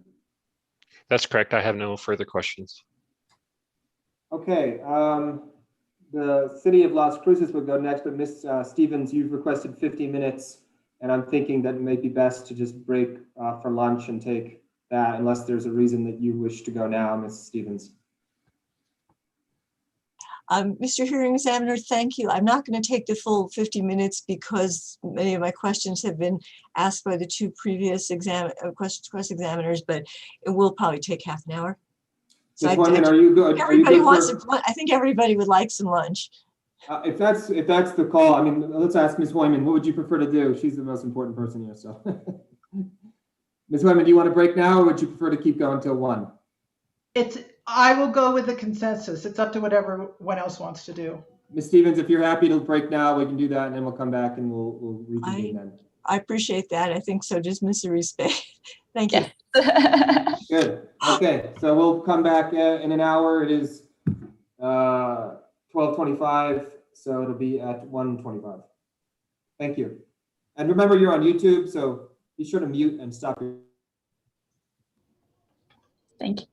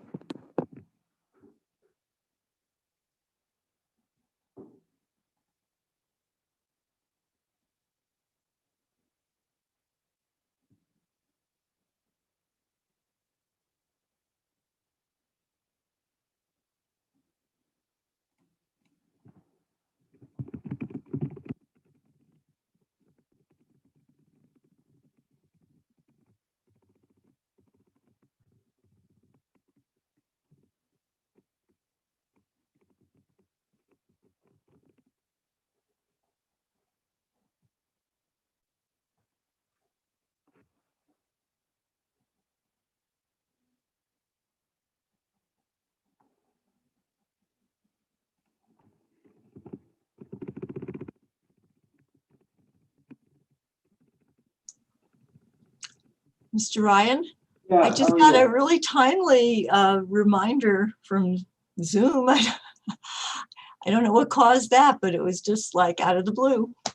I don't know. What kind of a reminder? You know, one of those overdue. Your meeting is 4 hours overdue. I don't know why it just happened to fit perfectly with our return. There we go. Well, that's good.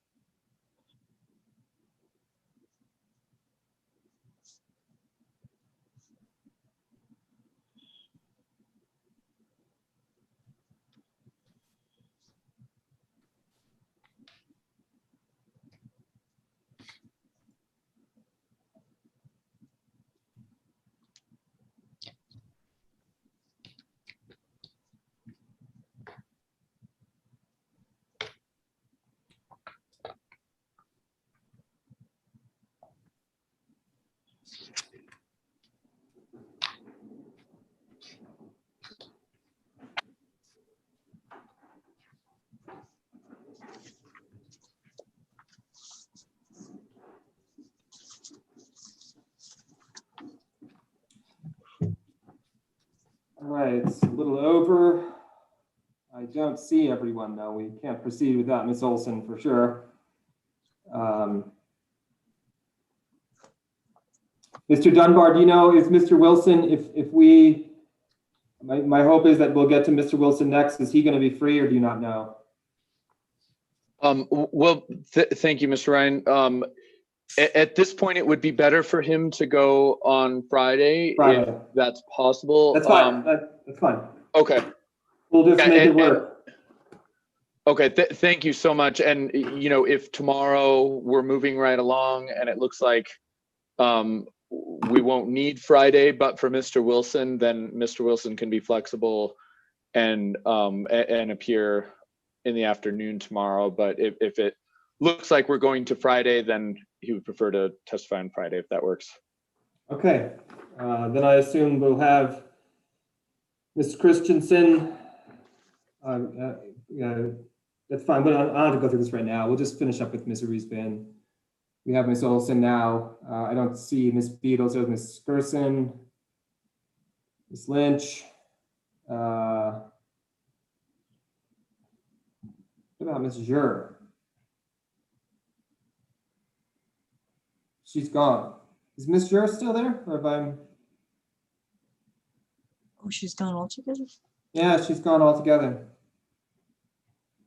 Well, we have the necessary folks, so we'll carry on because we're already way behind schedule as it is. Ms. Wyman, we'll go back on the record. Very good. Hello, everyone. We've just returned. Mr. Simpson concluded his cross-examination.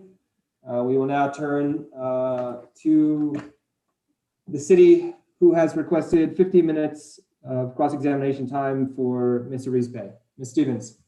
Thank you, Mr. Hearing Examiner. Ms. Arizpe, I'm Anastasia Stevens. I represent the city, and I hope you had a nice break there. I'm mostly going to follow up on some of the questions that have already been asked. I hope that shortens things, but I do want to go into a little more detail on the mechanics, particularly the provisions for adjusting the budget. But let me start with a few simple, short cleanup ones.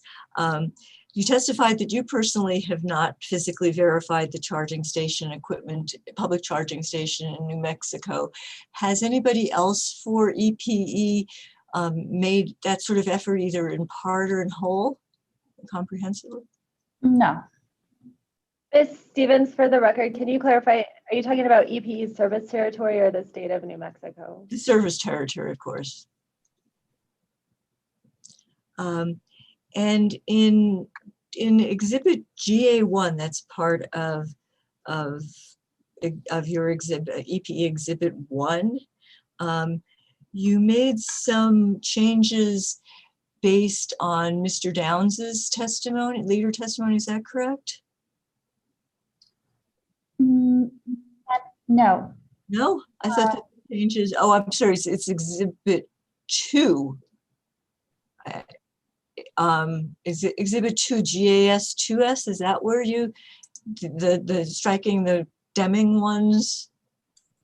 Oh, yes, but we made those corrections based on removing the Deming stations outside of the EPE's New Mexico service territory independently from Mr. Downs. Oh, so did you take into consideration Mr. Downs's testimony about the charging station at the Museum of Science and Nature in Las Cruces not being operative? We made those corrections under in our final plan and our stipulation support testimony.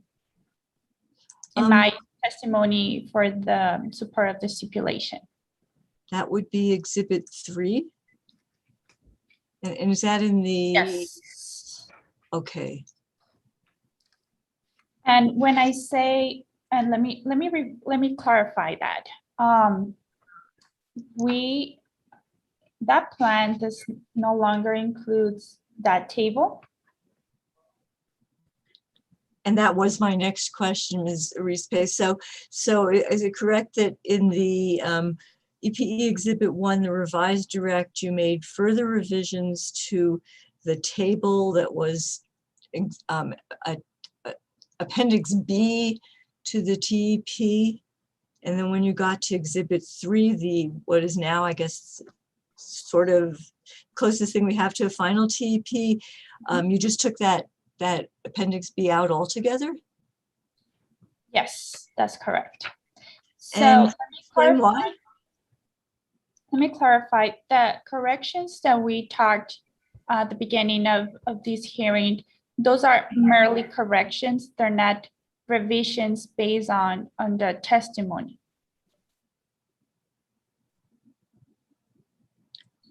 And the source of your information, if there are corrections not based on testimony, what is the source of your information for those changes? Because Deming is not part of our service territory. And then going back to, why did you remove Appendix B from the transportation electrification plan that you attached to your testimony in support of the stipulation?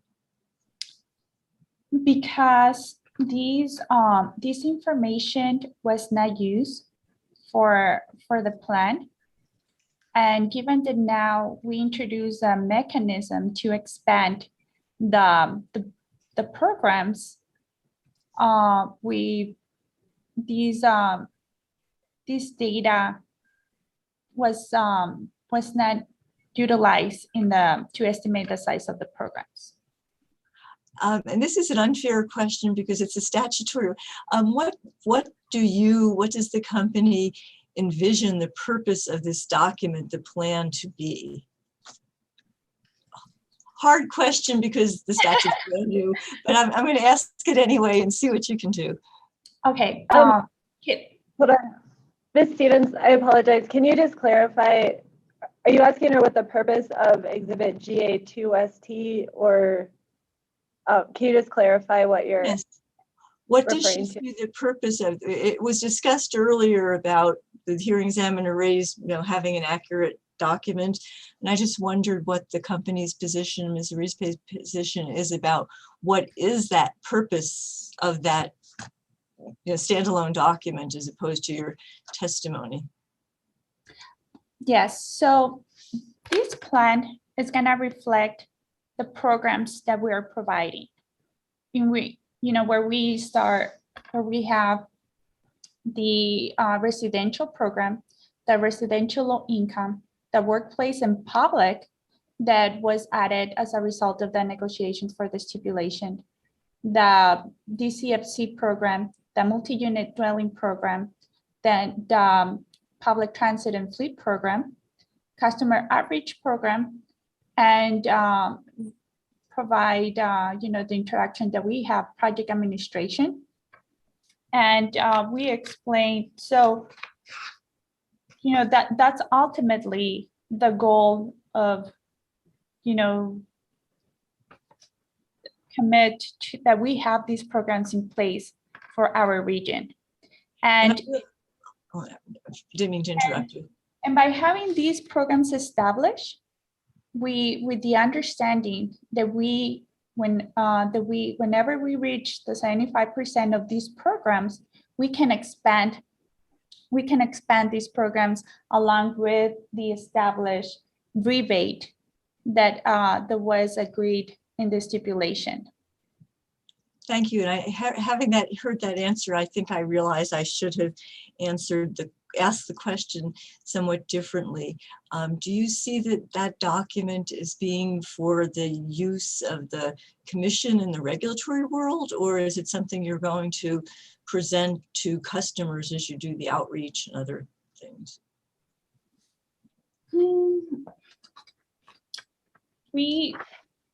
I'm sorry, Ms. Stevens. I think it's just a little bit confusing. Can you just specify, because you're using the word "the document," can you just specify? The document is the TEP, which is GA2ST. Thank you.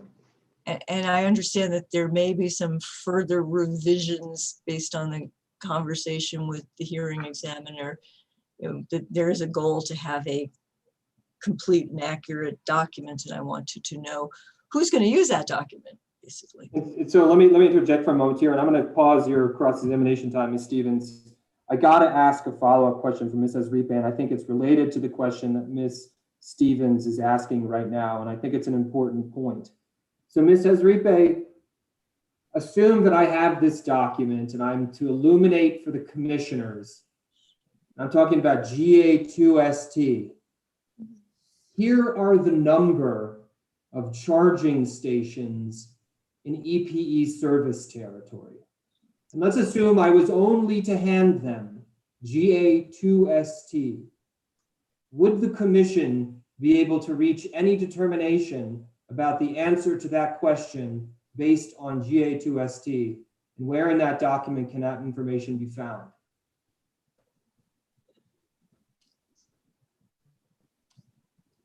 And I'm not trying to ask you a trick question, because I think what I understand has occurred.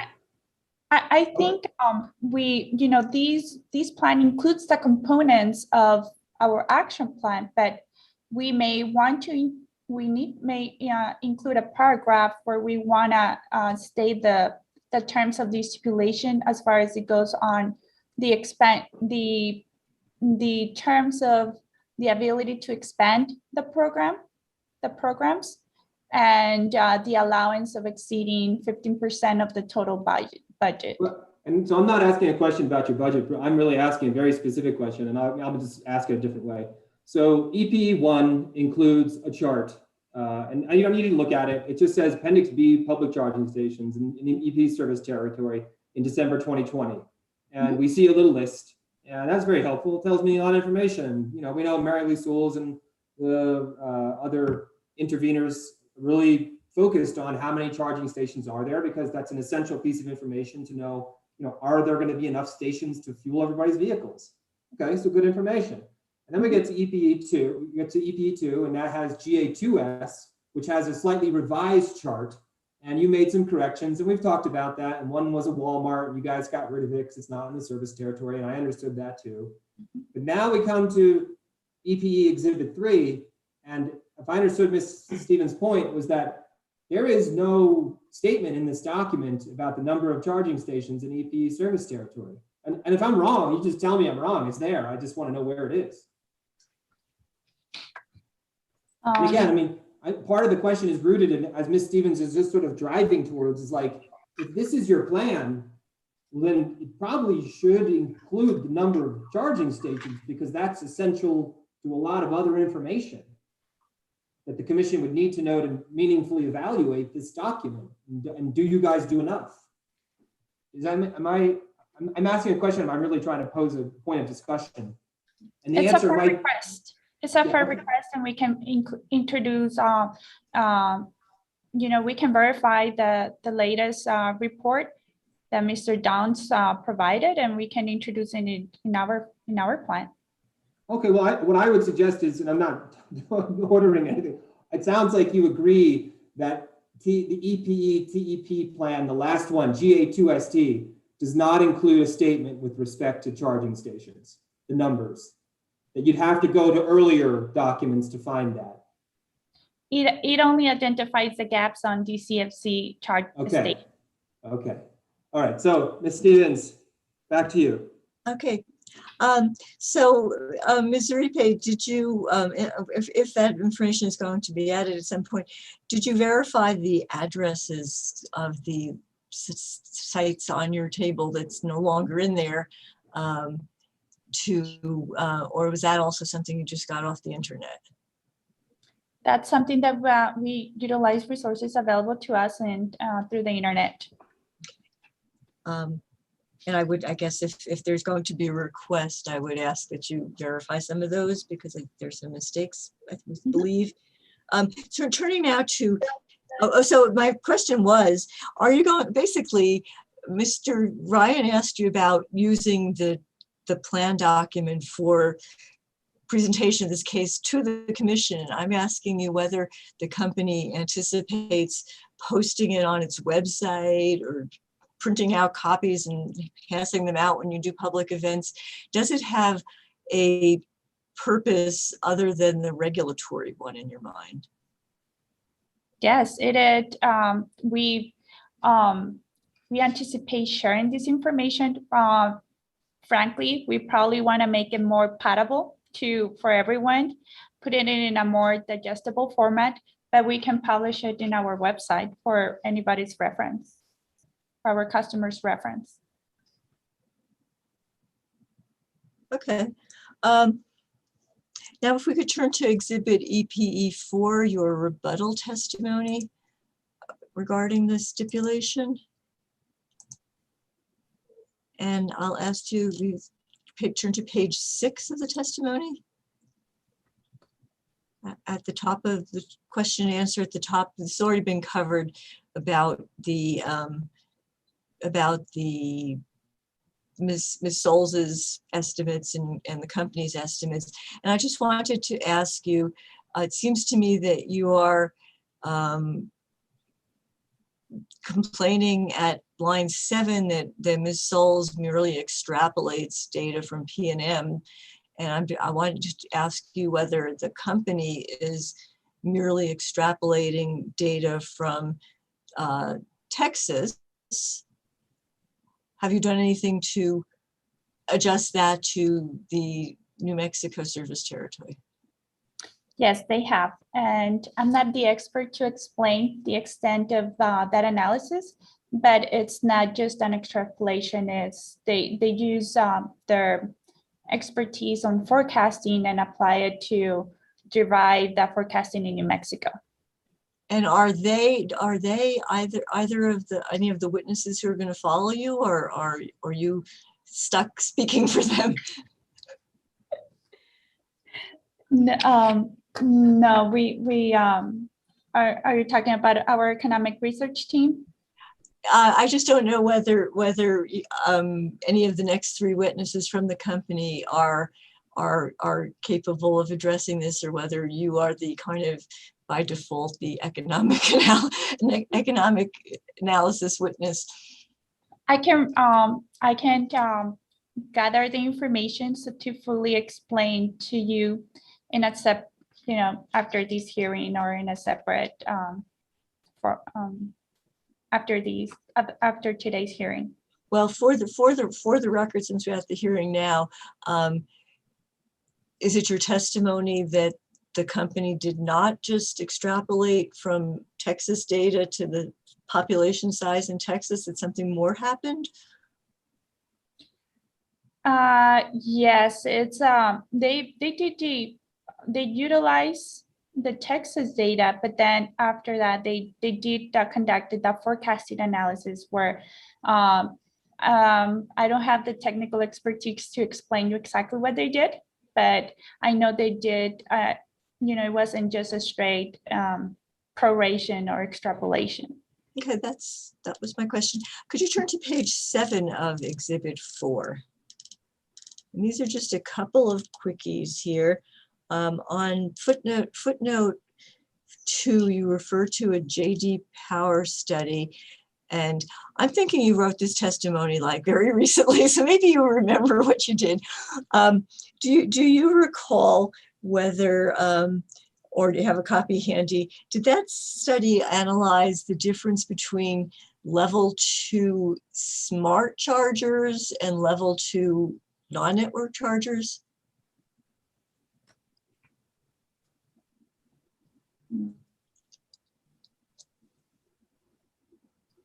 Have you frozen? No, I believe she's just looking at the information. Oh. To provide an answer. So this article makes reference to that EV owners charge 80% of the time at their home. And some of this, a lot of, when you purchase your vehicle, you have the auto dealership, for the most part, provides a level 2 charger. And the customers prefer, I'm sorry, did I say level 2? Level 1 charger. And customers prefer a level 2 charger. It's an increase. You can charge your vehicle in much less time compared to a level 1 charger.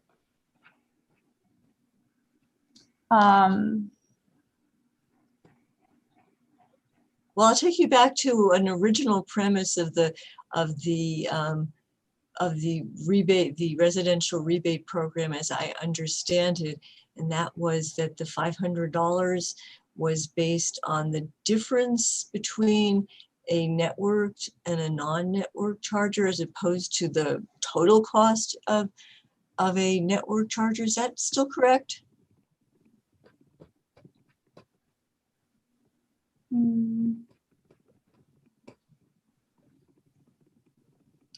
We believed in that approximate cost.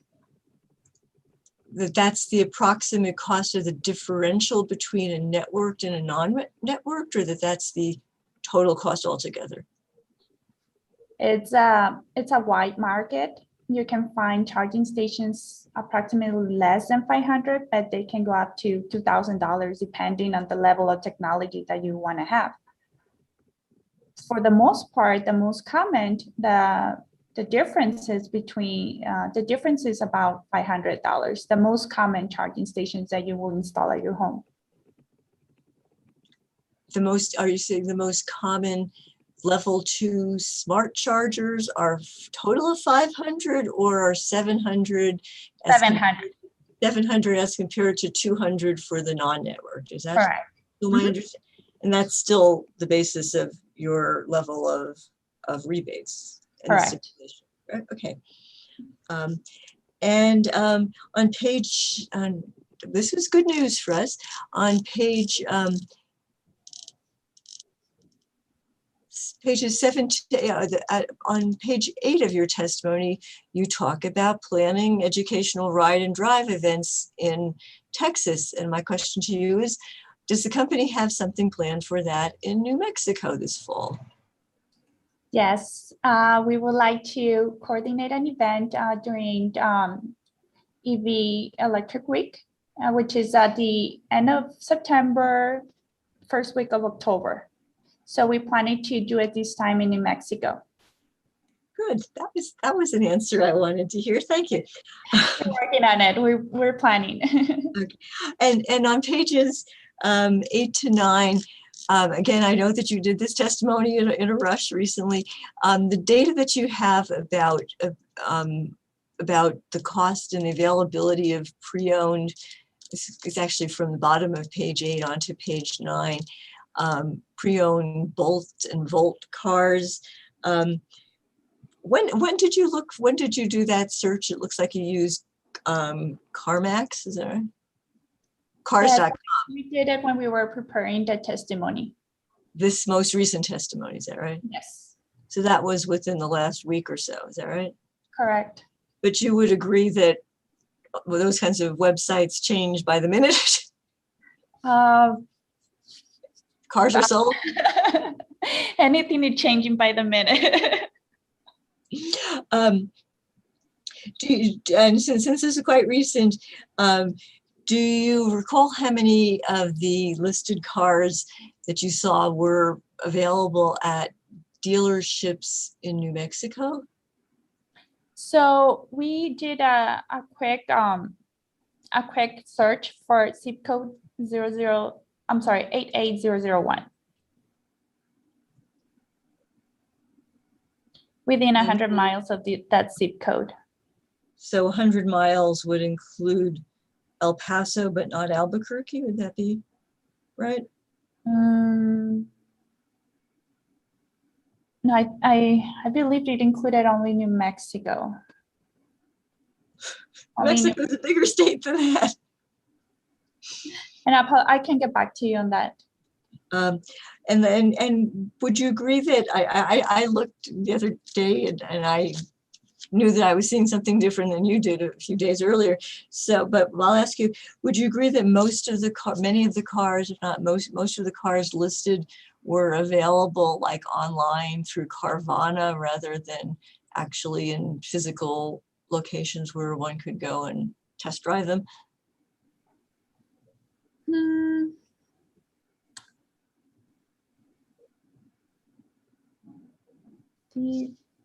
I need to double check that.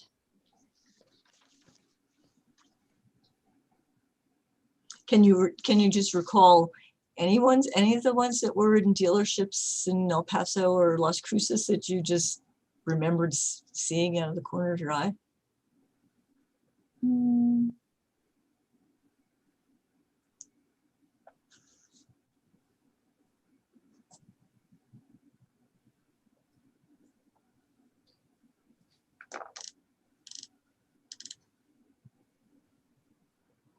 My recollection is that there were some in Las Cruces.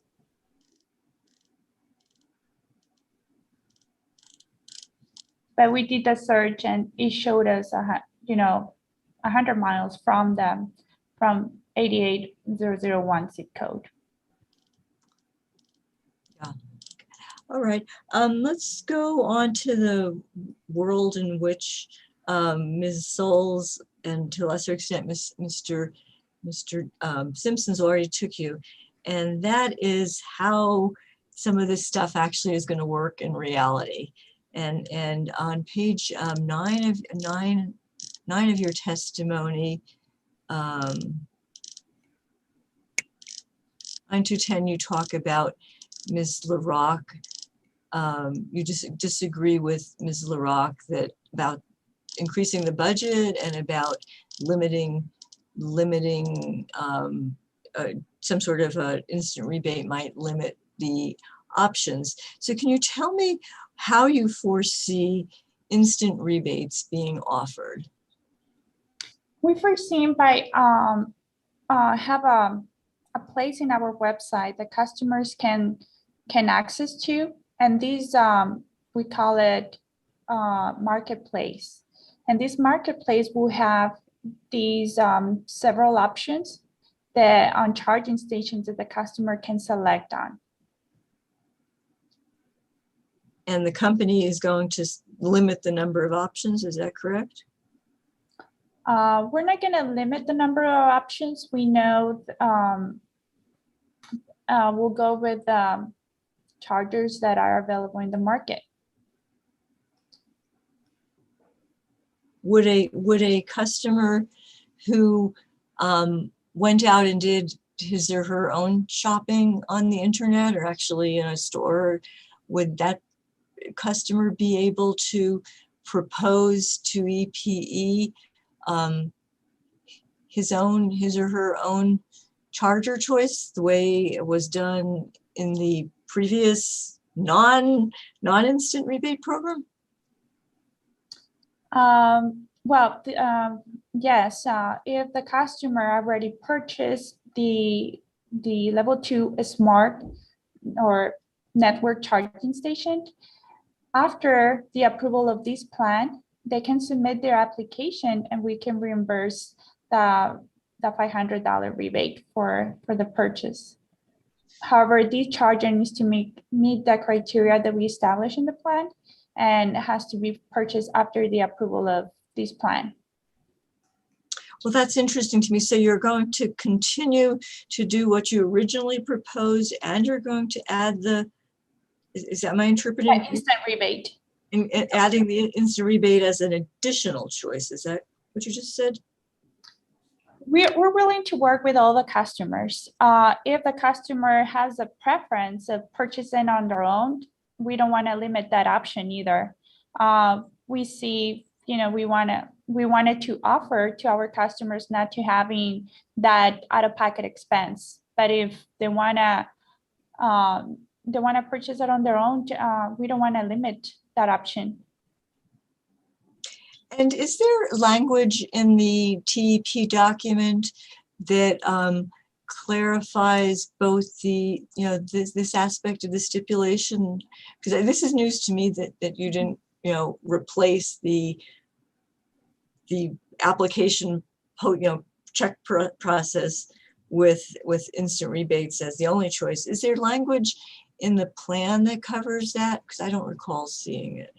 Yeah, so the plan includes providing the $500 rebate. We don't go into details if it's going to be an instant rebate or if it's going to be, what the process is going to be.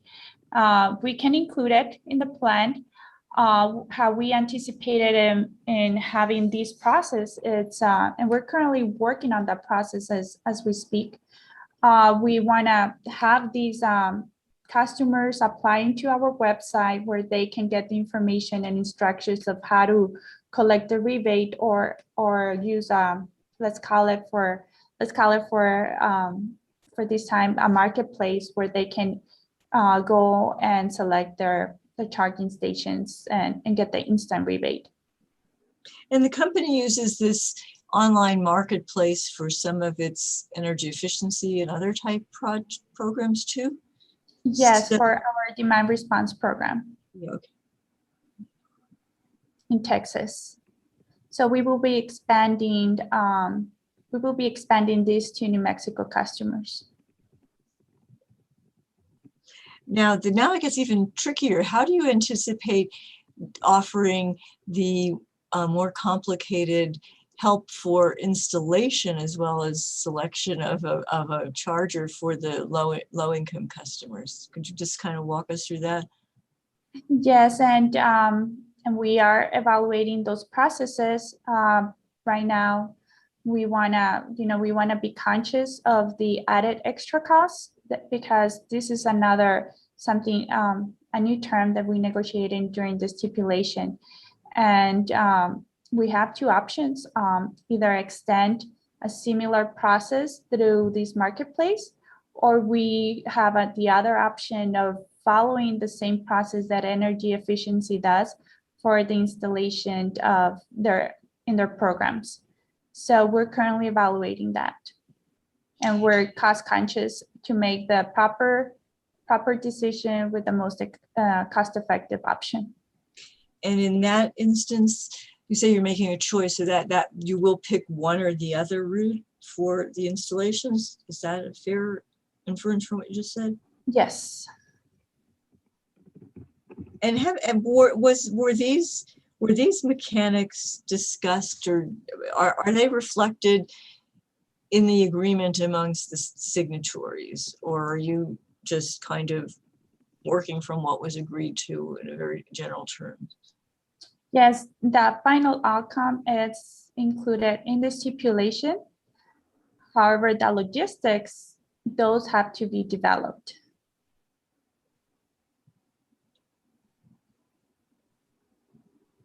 And you've already testified several times that the cost is still unknown, but I guess I've asked you to do your best to estimate, just in a order of magnitude kind of way. Can you do that? We're currently evaluating the internal cost, and we don't have that yet ready. And the internal cost would be, when you spoke to Ms. Souls earlier, that would be using existing company resources to issue checks or use the marketplace out. Is that what you mean by internal? No, it will be developing an internal tool with our IT system and developing the agreements and the process to be able to provide these, have these understandings with electricians and to be able to issue the checks to them.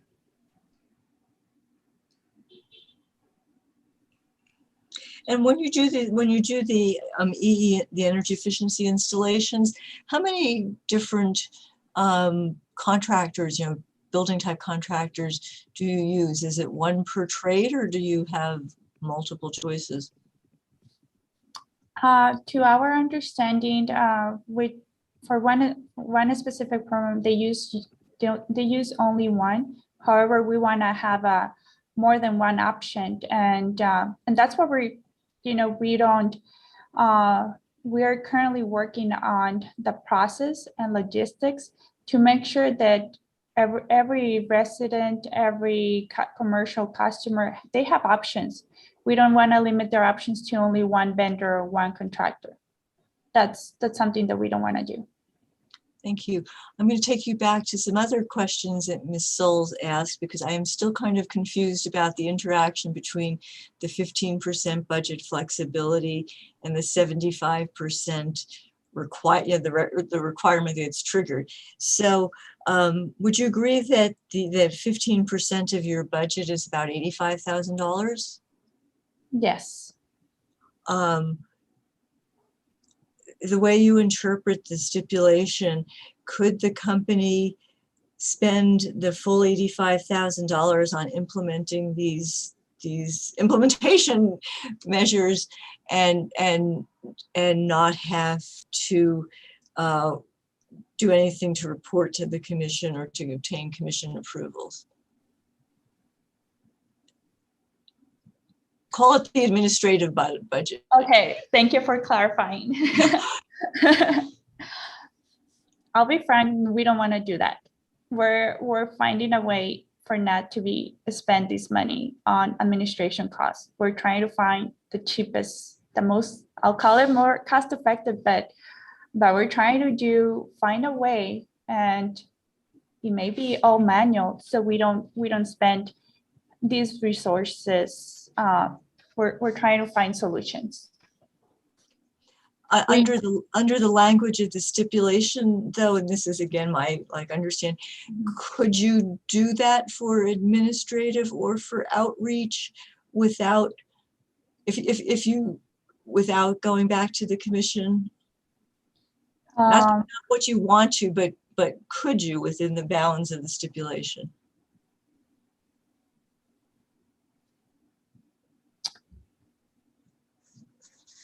If we exceed 75% of this budget, we need to ask for authorization.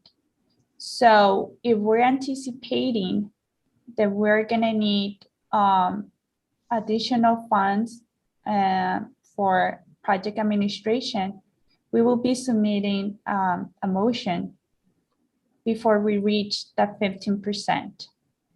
So we have brought up that to the commission because it is a necessary cost in order for us to provide the instant rebate. And again, I'm gonna go back, we're trying to be careful to not get to that point. If it comes to a point that it will be needed, that's the threshold where we have to ask for commission approval and authorization. So it is the company's understanding that the $70,000 budget for administration is subject to the same 75% threshold, go to the commission requirements as the rebate incentive programs. Is that correct? It's different. It is different. Could you explain, right? Yes. Please explain.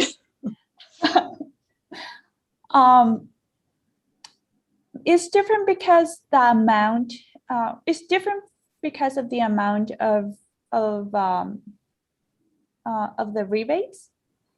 And when we're talking about project administration, if we're trying to compare, if we're gonna spend $85,000 for the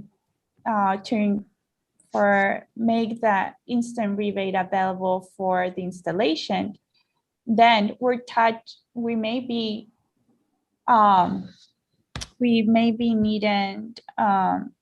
reaching the 75% before we touch the 15%. And when you're asking about the, are we allowed to spend that 15% excess, 15% over the budget, over the total budget, in the scenario that we reach 75% of the program budget?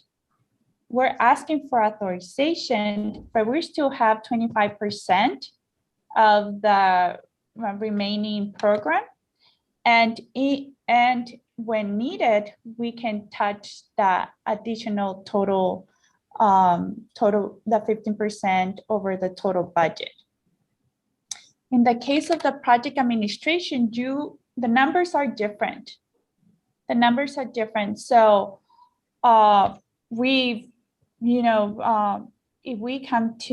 there comes to the point that we need to ask that we're spending, as you know, our project administration, we're including the purchase of EV data, the purchase of the system for collecting the data from the charging stations. We're including this the marketplace, the system to provide that instant rebate. What is not included as part of the project administration is this instant rebate for the installation. So when we're talking about specifically on the project administration, these costs are going to be spent upfront of the project, in the very upfront of the project. And I think I'm not quite following. Are you saying that the instant rebate costs are going to be, whatever they may end up being, that they would be rolled into the budget for the residential smart charging programs instead of the overall TEP administration? I'm now on pages 18 and 19 of the plan. Sorry, Ms. Olson, you're fine. I apologize for the interruption. I think this is getting really confusing, and I think it might help Ms. Arispe to, if you could refer her to the terms of the stipulation. Well, I'll refer to the terms of the stipulation, but it may be more helpful also to look at section 8 of the TEP, I'm actually in the wrong one there. Pardon me, I'm going to correct TEP. Exhibit 3, Exhibit GAST, and GA2ST, pardon me.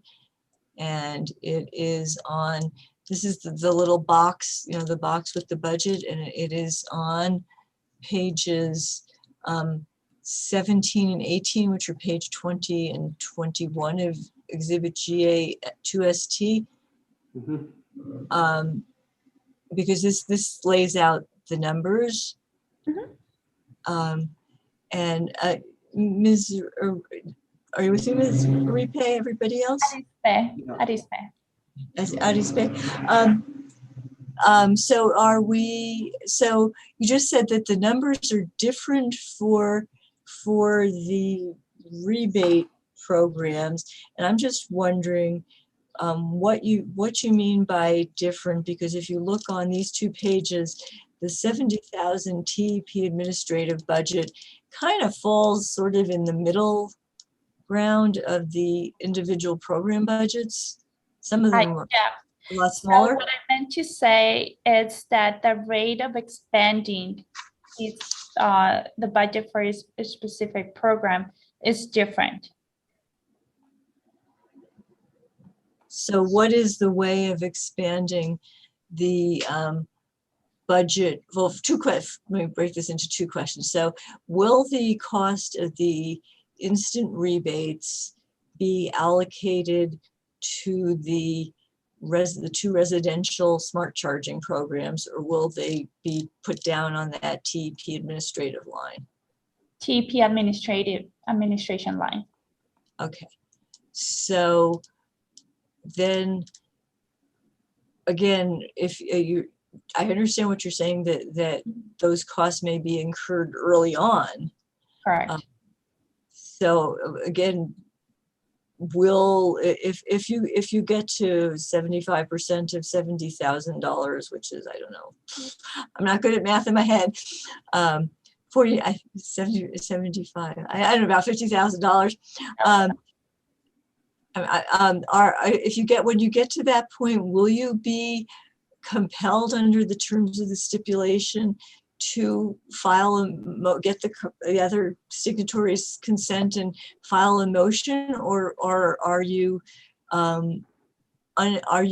free under the language of the stipulation and that 15% headroom for the entire budget to keep going without coming to the commission? We will file a motion. However, we did put that terms in the stipulation that we don't want to delay these. We don't want the customers to wait for us to provide these instant rebates for the installation. So we are we're notifying the commission that these costs will be submitted and will be part of the TEP administration cost. I'm still a little confused. Are you using? We're filing a motion to expand the TEP administration. Right. However, we already know that these costs are coming. They're necessary if we want to issue these benefits to the customer. These options to the customer. So just hypothetically, you know that the costs are coming, and we understand that. Are under the actual mechanism set up in the stipulation, do you have to wait till, I'm going to get out my calculator because it's driving me crazy. Can I borrow one? Will you accept subject to check that that's 52,500 is 75% of 70? Because I got the calculator and you don't. I'll believe.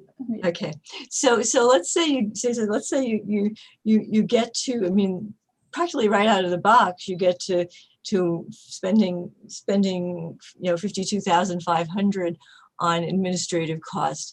Is that going to I understand you're trying to say you don't want to delay, but is that going to trigger a motion before the case barely gets, off, before the programs barely get off the ground?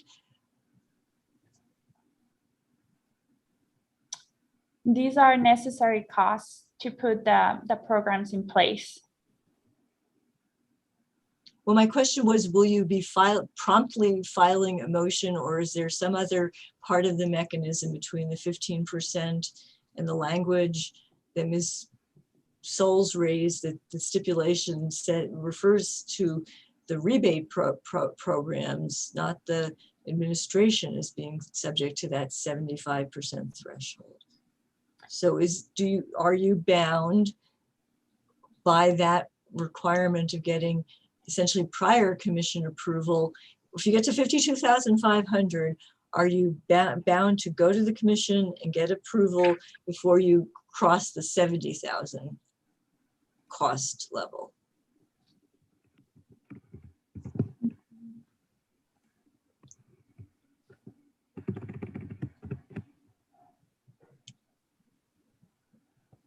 Ms. Stevens, I apologize. I think that you may be misinterpreting the terms of the stipulation, and I'm just not sure that this series of questioning is accurate. And so I'll renew my request to direct the witness back to the terms of the stipulation. No, I have no problem with that, except for having two things up on my screen. But the stipulation is also, it's GAS, it's GAS1ST. So it's on the same, it's in the same document, right? That's correct. And we're in the 1.8.1. Sure, and I would just recommend specifically to paragraph 1.3.6. 1.3.6? Yes.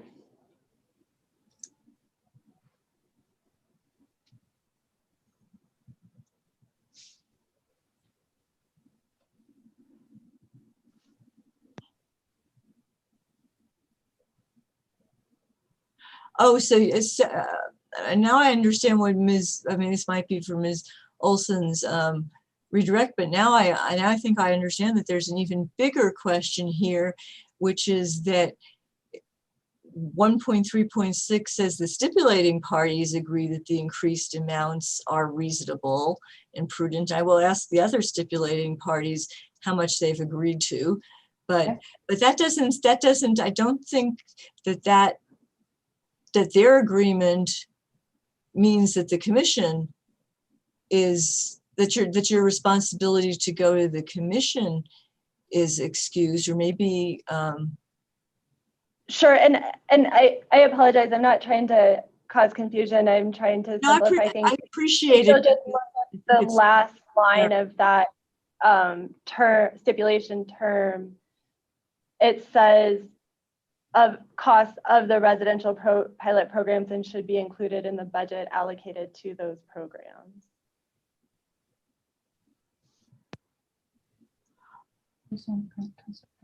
And I don't want to be cross-examining Ms. Olson rather than Ms. Pape. So I'm going to ask the witness, do you understand section 1.3.6 to allow you, if the stipulation were approved by the commission, does that allow the company to engage in unlimited spending, notwithstanding the $70,000 cap, the $70,000 budget?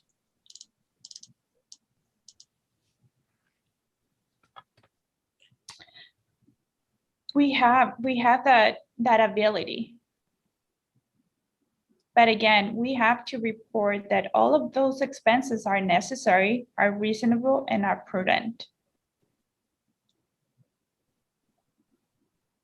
Just FYI, you have 4 minutes, Ms. Stevens. Okay, and when will you be making that demonstration that those costs are reasonable and prudent and necessary. Is that in the motion? Is that in the true up of the rider eventually? So in this, Ms. Olson? I object to the form of the question as seeking a weighing into legal determination of prudency. No, I don't think that. I was asking yes, when I the think- presentation. Yeah, I understand where you're going with that. Yes, I think the objection's overruled. I know what you're going to say, Ms. Stevens. Go ahead and ask your question. Again, so she knows what you asked. Yeah. Go ahead, Ms. Stevens. So did you follow the question, Ms. Rispe? can you repeat the question? It was you just referred to the idea that the company will have to show that the costs for the additional administrative costs are reasonable and prudent and necessary. And I'm asking at what point and what mode will you do that proof? Will that be in a budget modification motion? Will that be in an advice notice when you come in to collect the cost? What is your understanding? And just tell me, what is your understanding? Well, first of all, we have to produce annual reports for the number of rebates requests, the number of requests that we have approved, and our expenditures annually, and then to have report on the number of customer events, customer outreach efforts that we have provided. And as part of the terms of this stipulation, we also are going to have semi-annual meetings with all interveners, and so we can update them on the progress and get to know more about any plans that they have, so we can incorporate into our future plans. So we want to make sure that whatever we do, it's in conforms with not only the stipulation, but also the statute. And we have the personal responsibility, and then company-wide responsibility to our customers. When will the commission or opponents have the opportunity to question that? Was my question. Not what you feel is your responsibility, but just mechanically, when will that be reviewed for prudence and possible cost disallowance? Let's be honest. In the annual reports and also on the reconciliation process.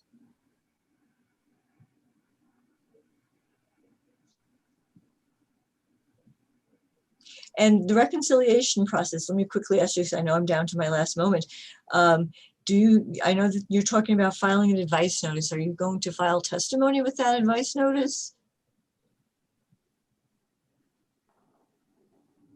Objection. I think this line of questioning is getting into the rate issues that are presented by Mr. Carrasco, and the advice notice is an exhibit to his testimony. Stevens? I accept that if there's another witness who can address it. Yeah, I don't want to ask Mr. something that she doesn't know. I just thought she was the kind of administrative witness.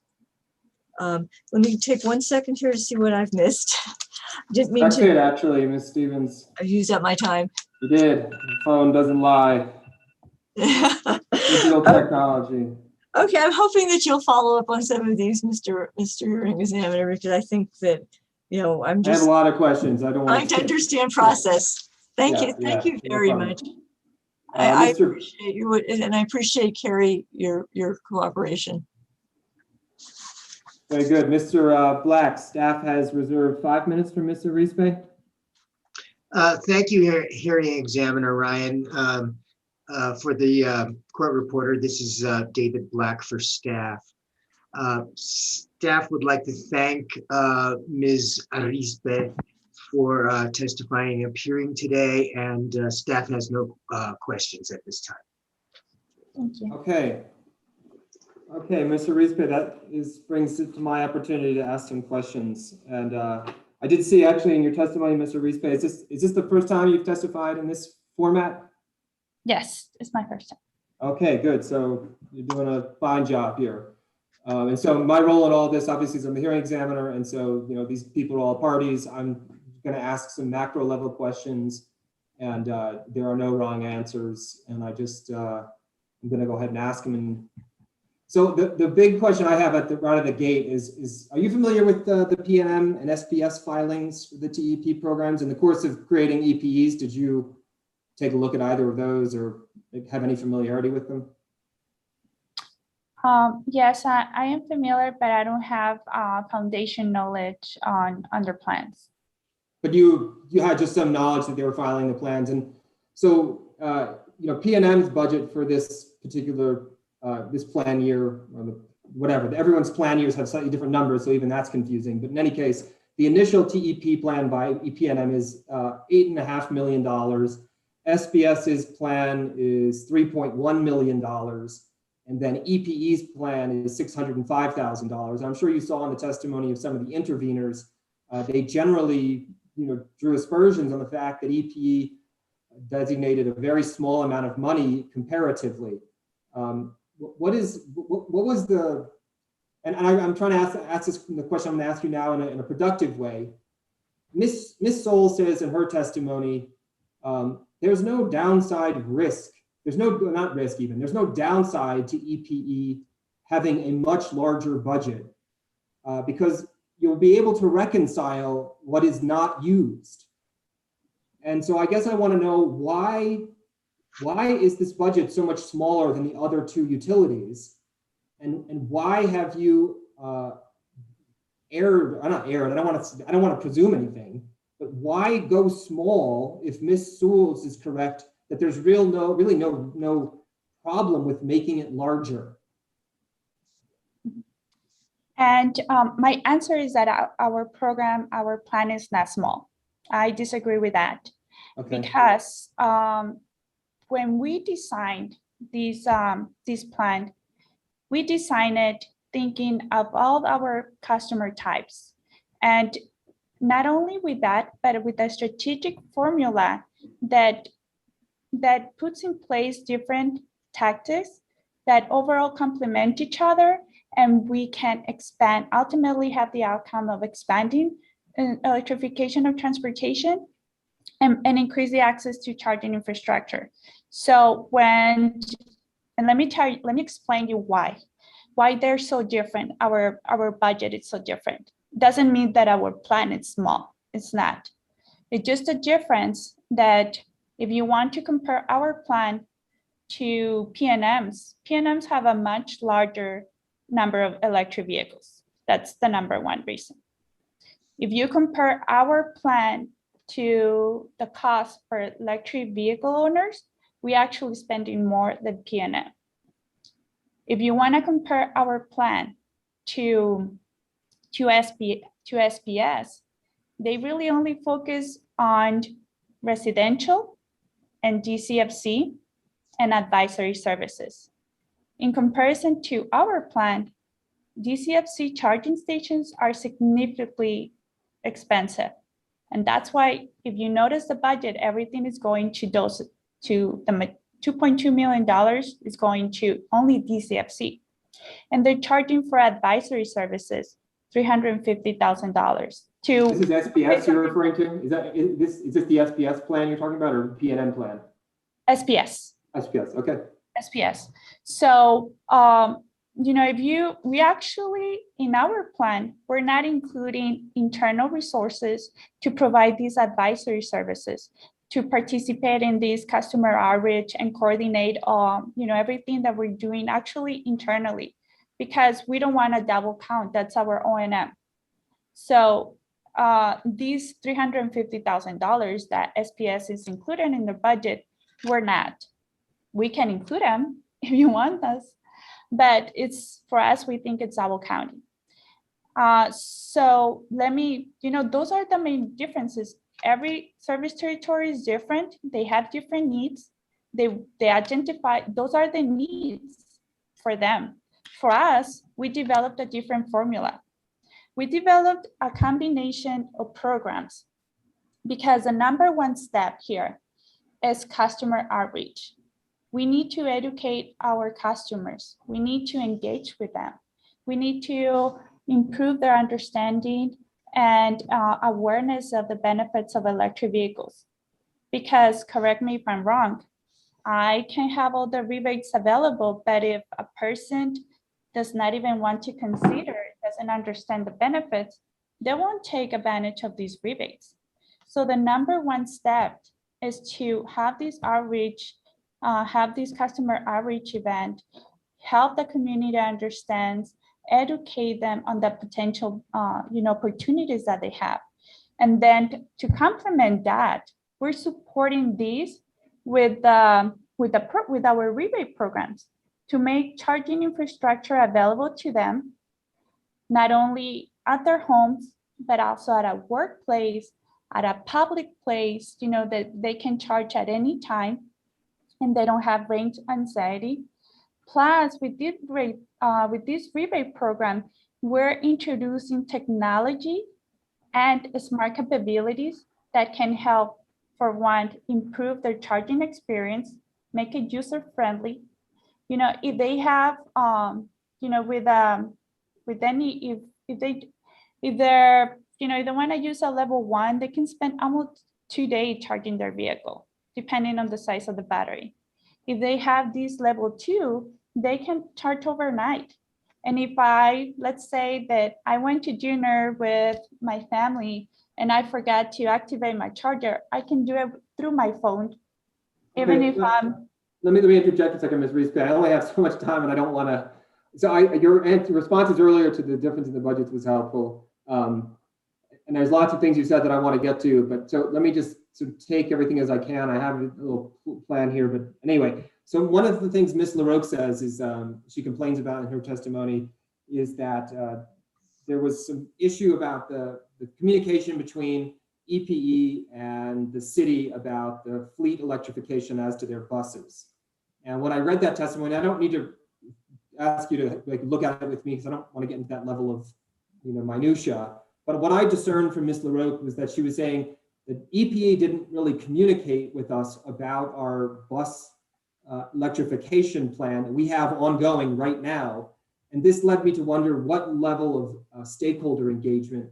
I mean, were you talking with the city about their intentions to electrify their buses when you were developing this plan?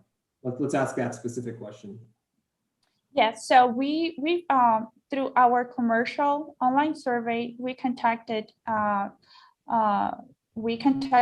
city, Ms. Lisa LaRoque, completed this survey, and in this survey, they responded to the fleet electrification plans, and also they identified barriers that they see with electrification of transportation, with which we listened. Some of the barriers that they referred is lack of mechanics to maintain these electric vehicles. And we're currently talking to Doña Ana Community College. We're building this partnership and collaborating together to develop the curriculum that will provide that it will improve the skills in our local workforce to maintain electric vehicles and charging infrastructure. So were there other yes, that's good. So were there other stakeholder events or other, I read about the survey. How else did you communicate with the world at large that may or may not use these programs? Like how did you, and I don't want a sort of a longer answer, but I'm just wondering, can you give me a clear picture of what it was that you all did to measure the need that exists out there? Yeah, so in the survey, they responded that they were planning to electrify their fleet and from 2 to 5 years from now, 25% of their fleet.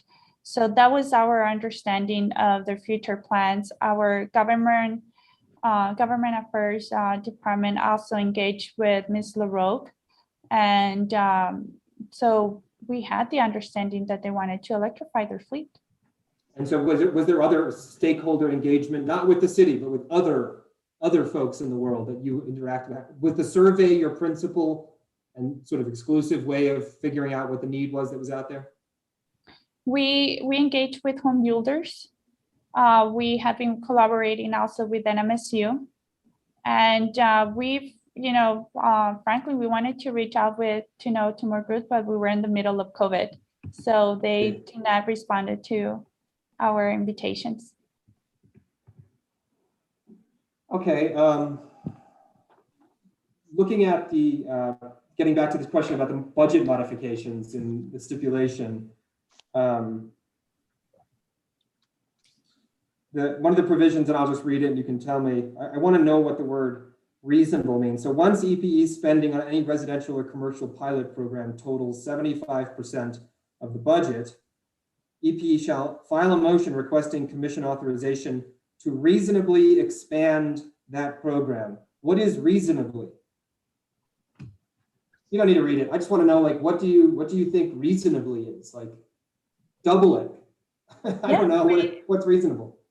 We're going to look at the numbers, we're going to look at the trends, and we're going to look at customer demand. If we engage with the city and they have accelerated their fleet electrification, we, based on that, we'll have the basis to make that determination if it's reasonable or not. We're, our plan was designed with estimates, but we also want to introduce a human factor.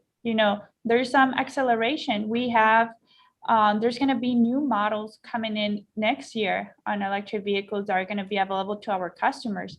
There may be more customers interested, and we're going to be talking to dealerships on what are the increase of customers or EV customers purchasing EVs, so we can estimate, if there's any expansion that we need to.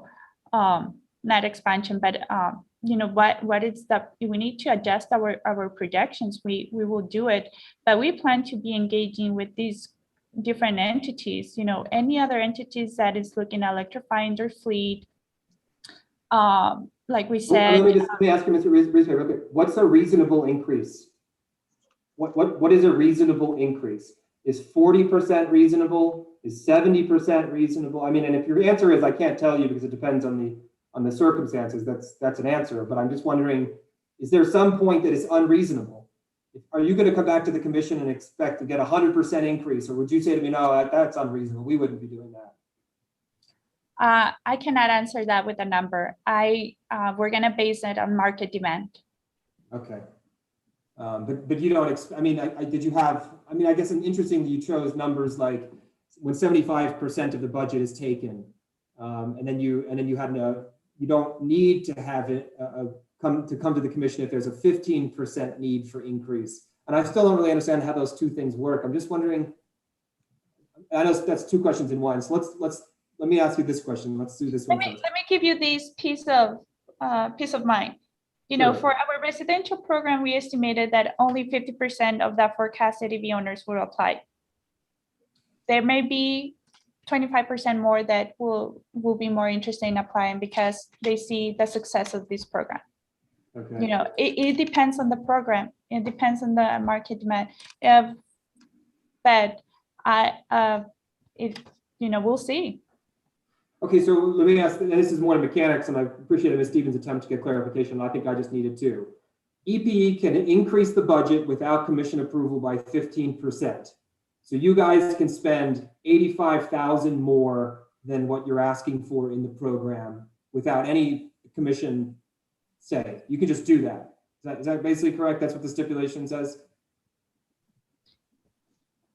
It is what the stipulation says, but we also have to go back and said this is what was approved, and we're not expending anything else that what it was already approved. If we already approved, this is the amount of the rebate. We're just working through the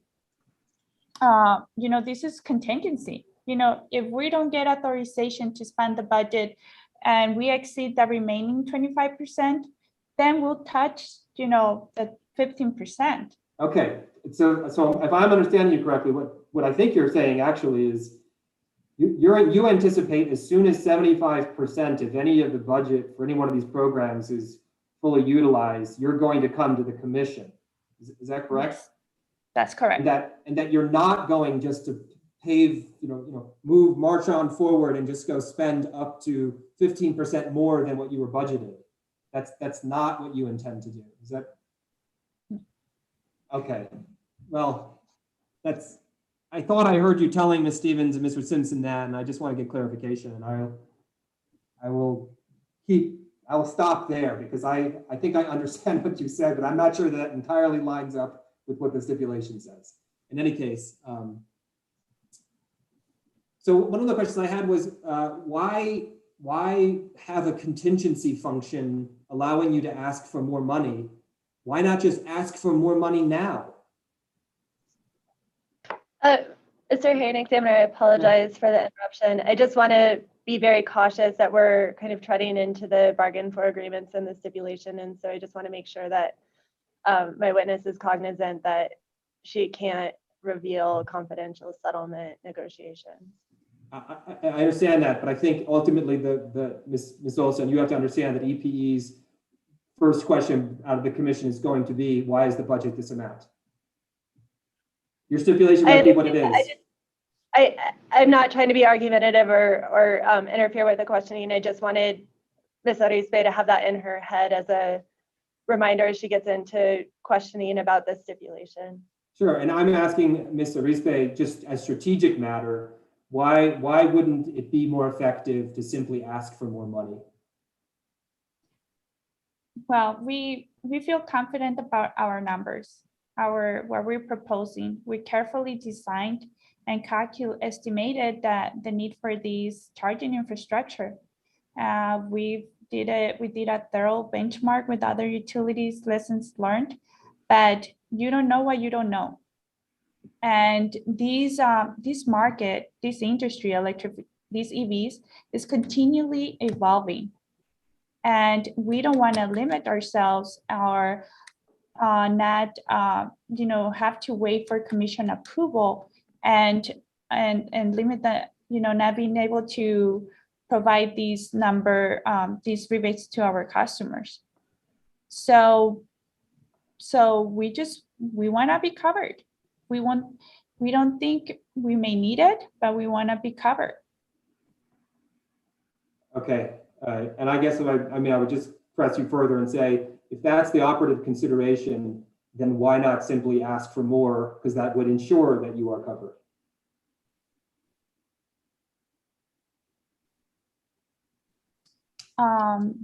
We provided advice notice to our customers, and we really, we don't want to change the understanding that we have with them, and we feel that it may not be necessary. Okay, so real question about rebates and how this works exactly. When you're talking about a rebate, do you literally give the customer like a check back, or do they see this as a credit on their bill? Like if I'm a residential customer and I'm eligible for one of these $500 rebates, will I be receiving a $500 check from EPE, or how does that actual payment work? Yeah, so it's going to vary for residential and commercial. Obviously, the commercial rebates are much larger, so we need to. There has to be a process where they have to engage with our distribution team, make sure that any make-ready upgrades that needs to be done, and the installation. So if we're talking about residential, if it's only for the purchase of a level 2 charging station, our plan is to enable these, get access to our website, habilitate this marketplace where they can go directly and select the charging station that they like, and instantaneously, if they will get the discount of that $500 towards the total purchase. And that payment of $500 would get paid to the vendor of the level 2 charger. Is that how that would work? Correct. So the customer pays $0, the vendor gets $500 from you guys, and it just washes out, and that's how that functions on the instant rebate side. Correct.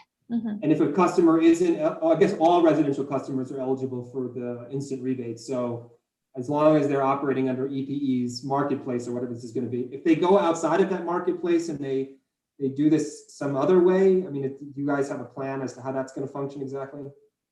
Yes, so we're gonna ask our customers to submit their application online they can download the application. We'll post it in our website. They can download the application and they can submit it to a designated inbox that we're gonna put in place. And we will process internally and issue the check to their mailing address or any other preference. So it will actually be a physical payment, or it will be like a cash payment to the customer, not a credit on their electric bill. I wasn't sure how that worked, but so that's Yes, we're opting for a check. Okay. And you said that commercial folks, because it's such a larger amount of money, did you know how the mechanics of that will work yet, or has that been worked out?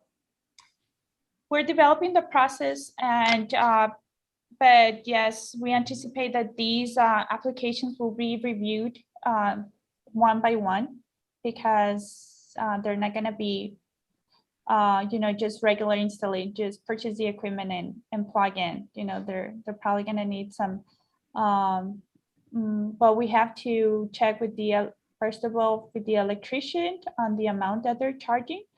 And then for fleet transit owner, public transit and fleet owners, we're offering make ready upgrades, which are very significant as well. So our distribution team also needs to work with them, and we need to develop. This is going to be a more intimate process, a more engaging process. So it's fair to say at this juncture, though, all of the varying pieces that need to be moved around to make it actually happen are still very much, you're setting the board, if you will, to use a metaphor. You don't have this totally ironed out right now. You're developing the systems that are going to allow this to function. Is that correct? Yes, we're developing as we speak. Okay. So when you were developing the approximation for the EVs in New Mexico and the electric vehicles in EPE service territory, you indicate that you used publicly available EV registration data from Texas. Ms. Souls sort of tried to get into this with you, and the question was, why would you look at Texas to figure out what's going on here in New Mexico? Do you have an answer? Would you want to expand upon that at all? Yes, El Paso is has very close demographics to our New Mexico service territory when it comes to low-income customers, education levels, salary, and so we felt that the adoption trend that we see in El Paso is very similar to what we can have in Las Cruces, and we have. So we think that it's it is closer, and we can and plus our experts, they know how to apply those. They do sensitivity analysis, so they can forecast properly for New Mexico service territory. One of the things you said to Ms. Stevens was that you relied on another department, El Paso Electric, to provide you that Texas data. And I guess not only that, you said that they supplied you the projections for New Mexico based on the Texas data. So they just gave you that analysis and you had the piece of paper. I mean, is that basically a correct statement? And were you able at that juncture to were you capable of critically analyzing how they came up with those numbers, or did you just kind of accept that what they were providing you must be true? They explained the analysis to us. However, it's complex. I cannot.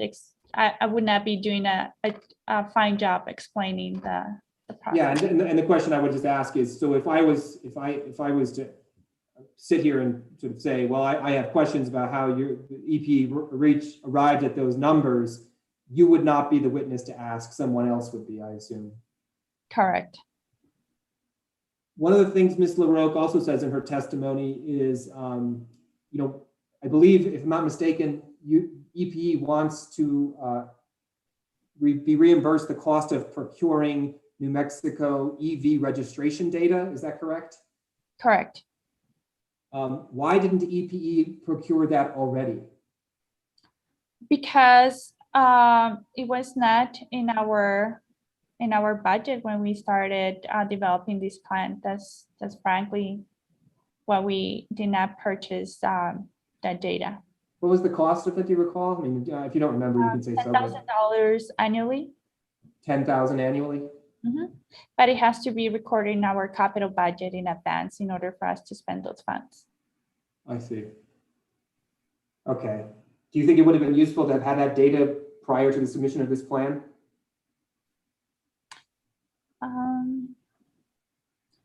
Any information is power, but we feel confident on our projections, and we think our program, the holistic approach that we developed, it's compensate one from the other. So. Okay, I was curious. One of the question about Wi-Fi chargers has come up. It's not just in this case; it's also in other cases, and there's disputes about whether there should be Wi-Fi capability with the network, with the charger having network capabilities, and should residents have to have an internet connection in order to have a charger? And I guess one of the questions that I've listened to all these cases and heard different people say things. How does EPE anticipate getting data from customers if a customer doesn't have an internet connection in their home? How does that work exactly? If the customer doesn't have internet connection, it's not where EPE will not be able to gather the data. However, we're putting the technology in place so whenever the customer is ready to have those services in their home, we will be able to gather the charging data. But most importantly, we're setting up the infrastructure to deploy future programs like demand charging, and that's what we really, we after, and that's what we want to propose in our future plan. Once we have the technology in place and the capabilities, now we're ready to deploy more creative programs that can benefit our customers and the system efficiency. Do you know if some of the chargers themselves have network capabilities independent of what the customer has in their house? Can a charger communicate without a Wi-Fi signal from a house? Mm-hmm. I believe depends on the vendor. You can have cards attached to the charging stations, and they can essentially connect to a network, kind of like tie into your AT&T network or Verizon network. Okay. I do not know the cost for having that. Okay. I want to share something on the screen. I've got to pull it up. Just give me a second. There's an error processing. Let's see. Okay. This is a question about reporting. And I was going to ask you, let me close some documents. I've maxed out my PDF memory, having multiple documents open. Try this again.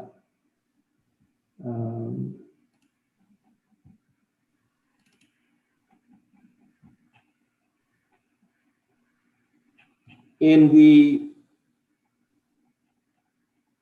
just one sec.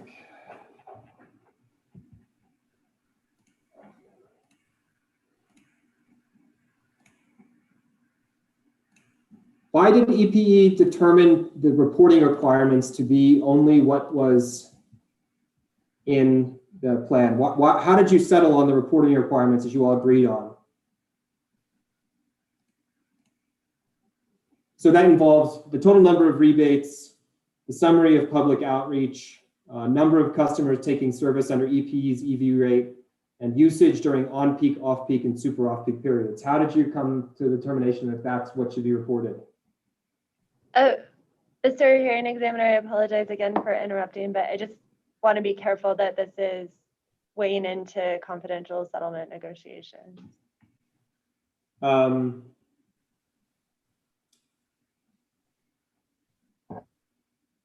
Do you think the reporting requirements are adequate, Mr. Rizpe?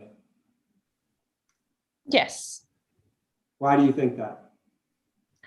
Well, it's data that we need to track ourselves for our own purposes, and to track the budget, to track customer trends, to customer interests, where so it helps us in our we were planning of recording these data ourselves and tracking all of this information. We just did not include them in the original plan because there was not a set ruling, so we didn't know exactly what they were, what the commission staff was requesting from us, but this information will be tracked from EP.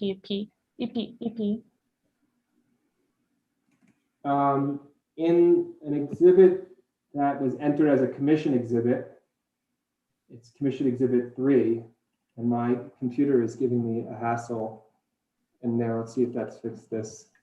I had too many PDF documents open. It is Appendix E of that document. It's way towards the end. I'll find it, and I can actually probably bring it up on screen more quickly than anything. So let me just do that. There's C. E. Okay, here is that document. Share screen 3. This is Commission Exhibit 3. This is the California Public Utility Commission's plan for potential metrics and reporting that they think is useful. Number of EV drivers without access to home charging that are provided access to EV charging through an IOU infrastructure program. Does that seem like a useful thing to have as a reporting requirement? It is very useful, but the challenge is when we don't have EV drivers information, and even though we're planning to purchase EV data, they would not give us their contact information. They just give it to us by zip code. Okay.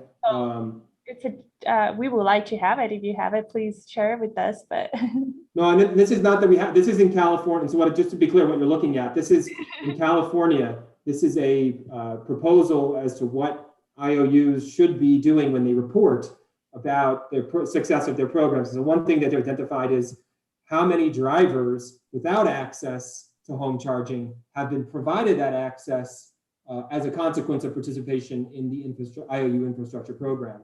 And I don't see why that couldn't be provided by EPE. Do you have any reason to believe that you guys couldn't report that? We can, through our multi-unit dwelling program, we can record the number of EV owners that have been benefited through these through that installation. However, in multi-unit dwellings, that is transit. They can change. Homes or residence locations, and I think that's a challenge that we see internally, because electric vehicles is not like rooftop that you install and it stays in place. EV owners can change location and impact or cluster another area in our grid. So we only have so much time, so let me move on to the second one there. The average number of days from customer application for EV service connection to utility approval. Do you think it would be useful to know, for the commission to know how fast EPE is acting on the applications that you get?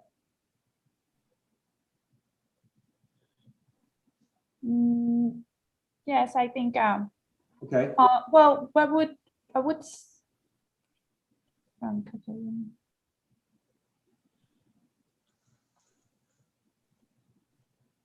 It would be useful to optimize our process, but I think for Regent, to track EV adoption or, trends may not be useful. So I guess without going through each one of these, you can see there's a whole host of things that they suggest here. The percent of utility territories EV driver customers enrolled on an EV rate. So how many drivers in a particular location are actually utilizing a rate? That seems like a good thing to know. And the list goes on and on. So let me just zoom out a little bit further. Have you had a chance to look at all of these before?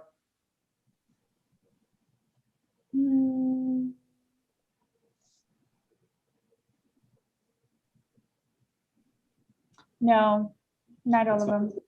Okay. Let me go back to my questions.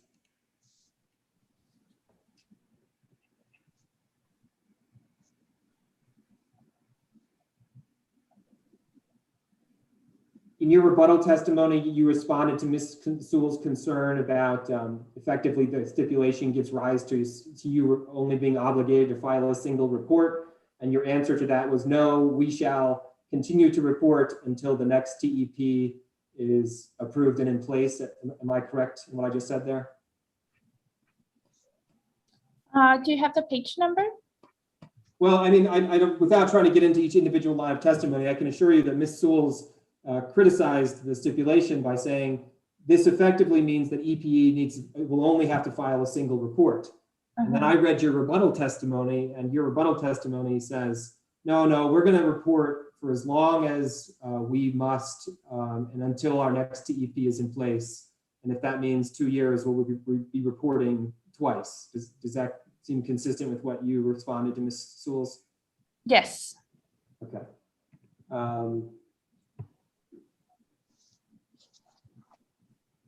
Do you have any concern about what might be referred to as ramp up time? And if that doesn't make sense to you, I can explain.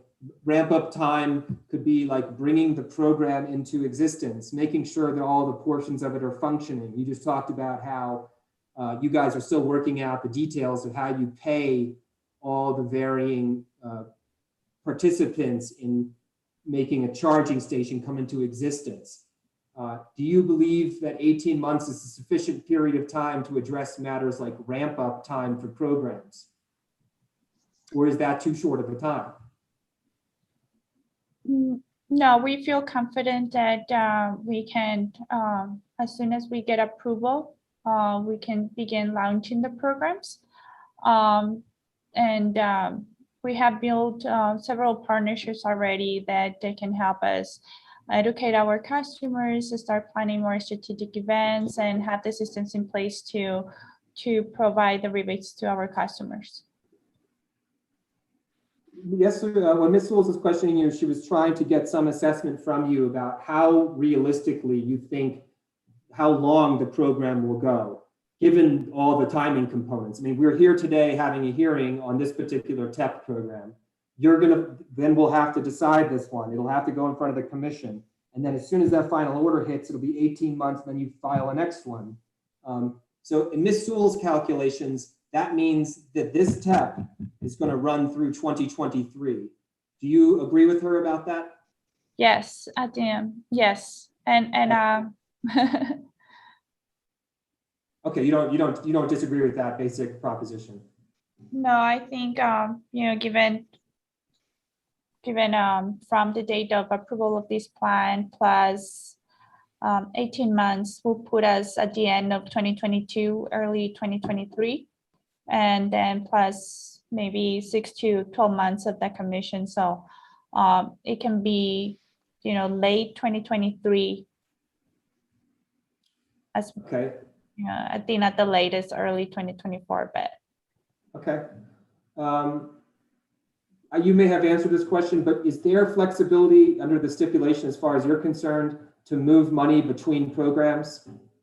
Or is that money that's earmarked for each individual program static and not subject to change? Yeah, that is a static, not subject to change. So you will not be taking money from one program over here and putting it over there because this program hasn't been touched, but this one's running out. You're going to keep the monies where they are. Correct. Okay. in the bench request that Commissioner Maestas issued, he wanted to know about the capacity of this particular TEP to address the greenhouse gas emissions, and he produced an E3 document for your review. I'll bring that up on screen. I'll just ask if you remember that document. If you just give me 2 seconds.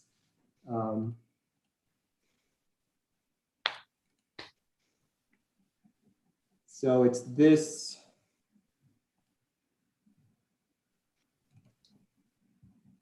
Document here. Does this look familiar to you? Did you have a chance to review this document? Yes. And Mr. Hearing Examiner, I apologize for interrupting, but we do have a dedicated witness to testify to environmental benefits. And Ms. so Christensen, is it? That's correct. Yeah, no, I would ask her this question too, but I want to ask Ms. Arispe the same issue. So one of the questions you were asked was about deep decarbonization and whether or not this plan addressed the question of deep decarbonization as addressed in this particular document. Do you recall being asked that question in the bench request, Ms. Arispe? If you don't recall reading it, or you didn't read it. No, I think we defer that question to Ms. Christensen. That's fine. I'll move on. So I guess, but just as the program administrator, is that correct? Ms. Stevens was kind of trying to suggest that you were sort of leading the charge here, if you will. I mean, could you maybe just describe for a minute what your role is actually officially in this? For the yes, I'm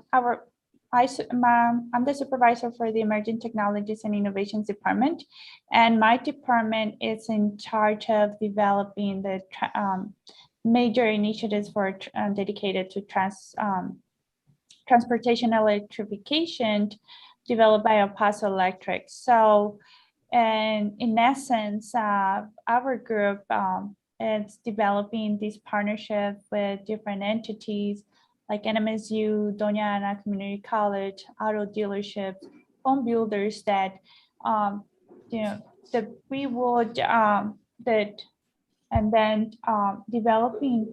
Ms. Arispe, what is your role in this? Are you like the in charge of this thing, and you have all these people? You're the mastermind behind this, or is this? I mean, what is your role specifically? That's what I want to know. Yes, I'm in charge of developing the strategy for transportation of electrification, but okay. It's a team. It's a team.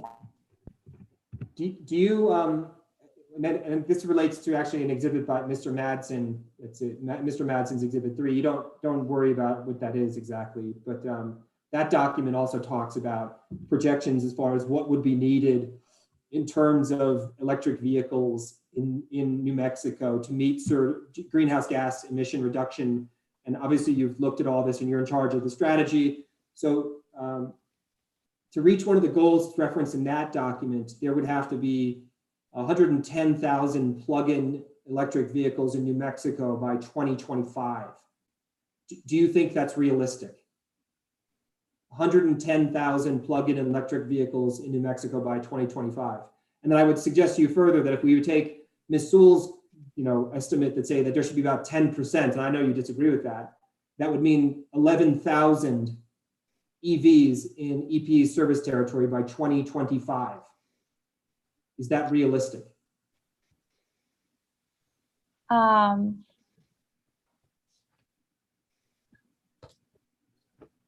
gonna, let me see, let me check, by 2025. I mean, 11,000 in EPE service territory, if we accept Mrs. Sewell's 10% number. I mean, right now we've got, what is it, 187? Yes, we have, by 2024, we estimate to have over 400. 2025, it's still too early for increasing EV adoption. There won't be 11,000 in EPE service territory in 2025, will there? No. No. Okay, so do you see a pathway towards 70% of light duty vehicle sales in EPE service territory being EV sales by 2030? So in 2030, 70% of light-duty vehicles sold in EPE service territory are all EVs. Does that sound realistic to you? We're gonna have an inflection point in 2028. 30% is, I would say, not realistic. 70% by 2030. No, it's not. Okay, and that's part of the reason why I was curious to ask about some of these documents. Some of that deep decarbonization stuff, if you look at those E3 documents, they basically say this is a sort of what would be necessary to achieve some projections, but then those documents themselves go on to say these are not actually realistic projections. They are simply there to demonstrate the scope of the challenge. So that's what I was sort of driving towards, but I'll ask Ms. Christensen about that. This is a pilot program. What's the difference between a program and a pilot program? Yes, this is, first of all, it's our initial plan. And what the intent of a pilot program is that we develop these programs to be tested. And if they are effective, we can set these programs and, for permanent programs for our customers. But we're testing them. Is it a pilot program because you guys are just sort of making first steps? I mean, is that because the statute doesn't talk about any authority for you guys to make a pilot program. You just have to make a program. And so I'm wondering where has everybody brought this idea that you have this pilot program? Because as far as I'm aware, the statute doesn't permit it. Yeah, these are our initial plans. We're going to test the effectiveness of this combination of rebates, the amount of rebates, the process to issue these rebates. So they're pilot. We want to, our goal is to make them, to improve them. So I think, and basically what I'm hearing you say though, is internally you all recognize this is a first attempt, hence we're just going to call it the pilot plan. But in reality, this is just your plan as you are required to impose. I mean, it's fine. It's a sort of semantic thing, but whatever. Mr. Simpson was kind of concerned in his testimony. I wouldn't say kind of, he was very concerned that this plan doesn't include a TEP rate designed for public charging facility operators. And it never did. And I'm just wondering, before the stipulation and even now, why wasn't that thought of from the very beginning of this entire episode, this case? Okay. Research shows that EV owners charge 80% of the time at their homes. People that are not able to charge at their homes are going to charge at a workplace, or mostly at a workplace or a location where they spend 1 to 2 hours. So based on the location of the charging stations that we had in the service territory, we thought, our plan is that providing the charging infrastructure in their homes, increasing it from a level 1 to a level 2, plus incentivizing workplaces to install the charging stations and offering to their employees and, if possible, to the public, plus the addition of rebates to multi-unit dwellings and DCFC, we can build in this gap. In addition, we have seen that utilization rates, it's very low. On an average, the charging stations are used 4 times a week. Just 4 people charges a week. So we see really the need for charging infrastructure are DCFC, fleet, for fleet electrification, multi-unit dwellings is very much needed, and workplaces, and improve the customer experience at their home. Okay. Because that's where people are gonna charge. Would you agree as a general proposition that the development of EVs has changed or requires a change in our mentality about how people conceive of fueling a vehicle, that the reality is that mostly it will be done at home? I mean, is that what you're saying? That's correct. before public charging was needed because of the low range from the electric vehicles, but now technology continues to evolve and ranges from 200 to 300 for most of the vehicles, and for some now it's increasing to 500 miles. But regardless of the range of a vehicle, is the default charging mechanism for EVs, regardless of how far they can go, fundamentally one rooted to the home? Yes, charging at home overnight. That's going to be the principal way that people put the energy in their thing that makes them go where they need to go. It will be no longer gas stations. It will be your house. I mean, I've heard other folks talk about this as a paradigmatic shift.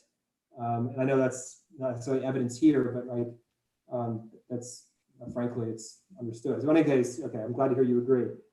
EPE has not proposed to own any of the charging infrastructure. Can you just briefly tell me why was that? And you didn't from the beginning.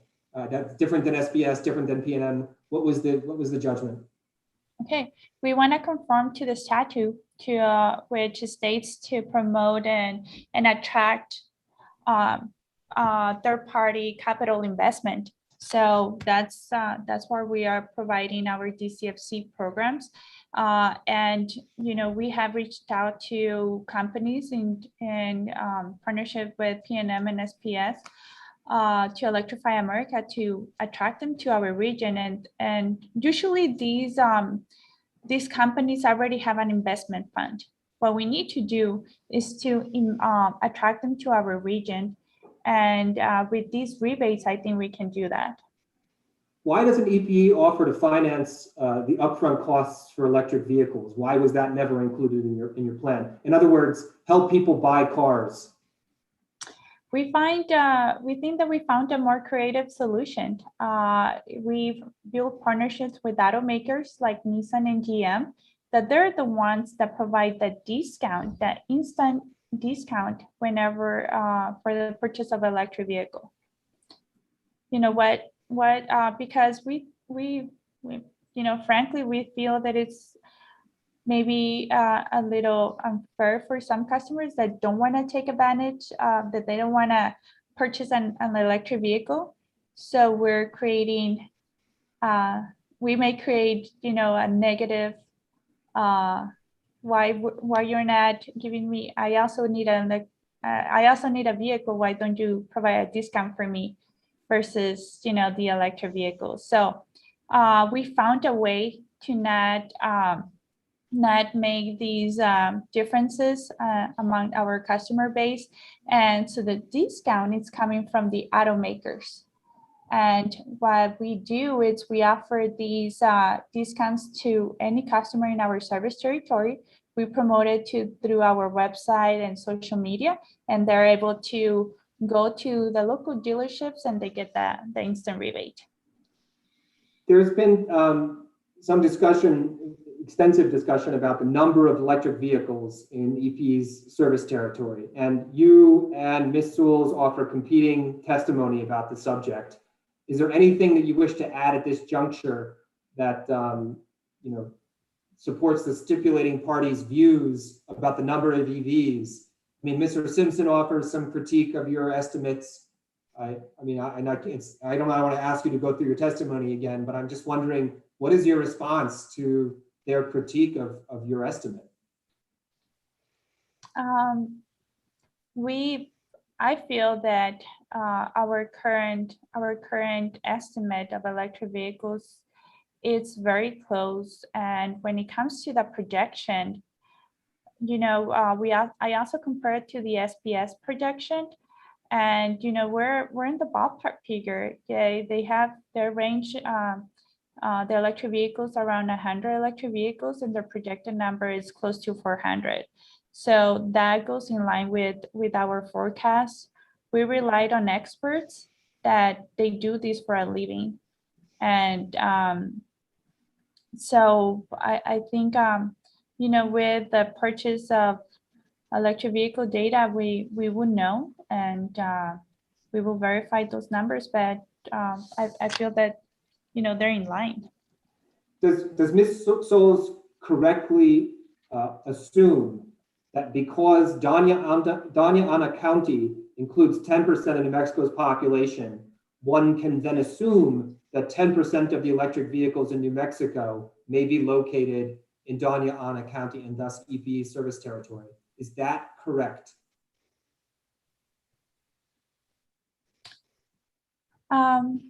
That can be a proper assumption. However, what I most disagree, it's in the projection.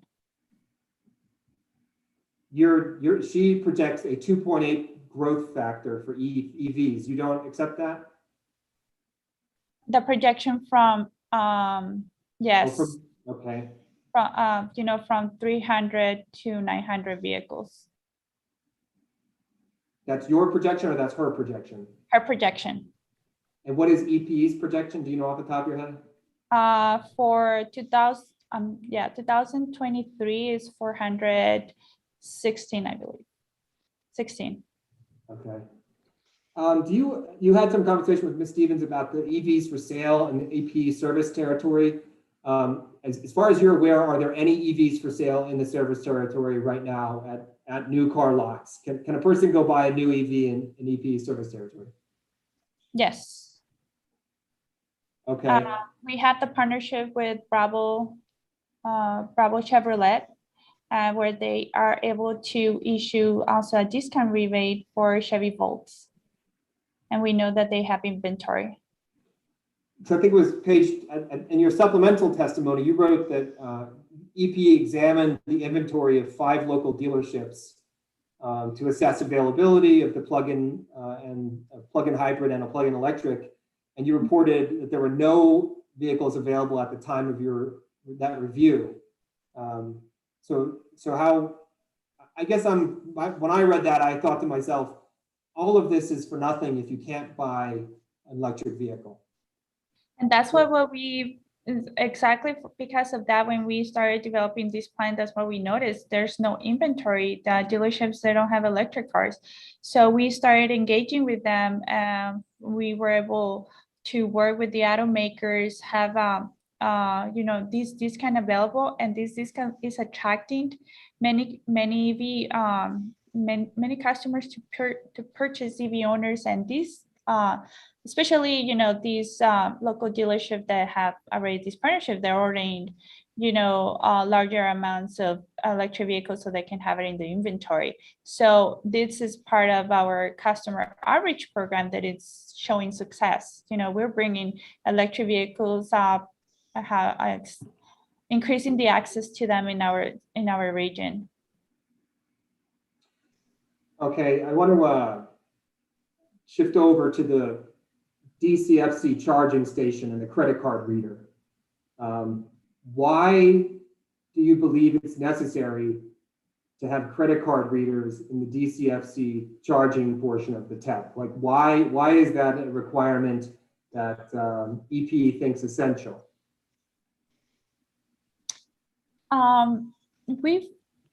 We believed, and again, every service territory is different. PNM may have other territories where Wi-Fi is not available or SPS. In our service territory, we feel that we would not have network connection issues, and as long as charging station owner or the installer have the various options for the customer to pay, maybe cheaper may not be necessary. And we want to leave that at the discretion of the commission, really. Okay.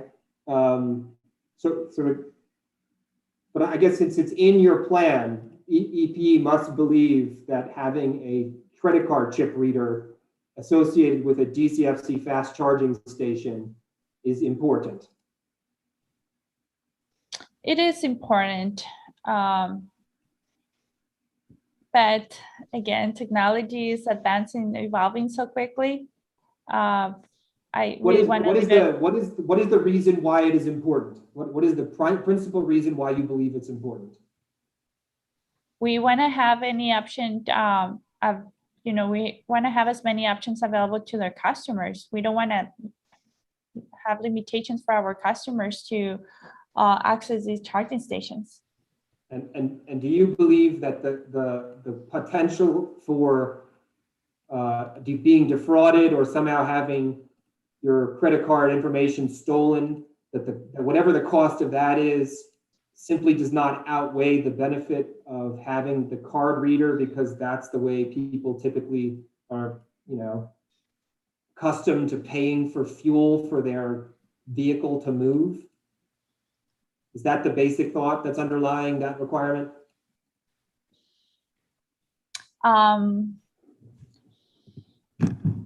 Yes, well, we do see the risk and that we want to make this transition as smooth as possible. And if customers are used to inserting their credit card to fuel their vehicle, we feel that it's something that they want to have in a charging station. But if you ask me 2 years from now, that answer may be different. That answer is going to be different. If you elect, as far as you're aware, if you elect to have the the credit card reader requirement in the DCFC chargers now, does this set the tone forever, or can those charging stations be modified, or moving forward we can reconsider? Do you have any answer to that? Do you understand what I'm asking? Yes, I think we can reconsider 2 years from now. I do see that credit cards are not, they're being modified to not carry these chip maybe in 2 years from now. Do you believe that requiring the chip reader will inhibit the number of charging stations that may or may not ultimately come into TEP's service territory? In other words, do you think the chip card reader requirement would result in fewer charging stations? That is the argument ChargePoint makes, one of them. Do you credit that at all? Not for a DCFC station. We're looking at $3,000 out of a very significant cost. So I don't think that this cost makes a difference in a DCFC. On a level 2 is different. Is your answer to that question partly premised on the idea that there are very few numbers of DCFC chargers? So for instance, scale up, assume there's 10,000 chargers, multiply that by $3,000 annually. Does that change your assessment?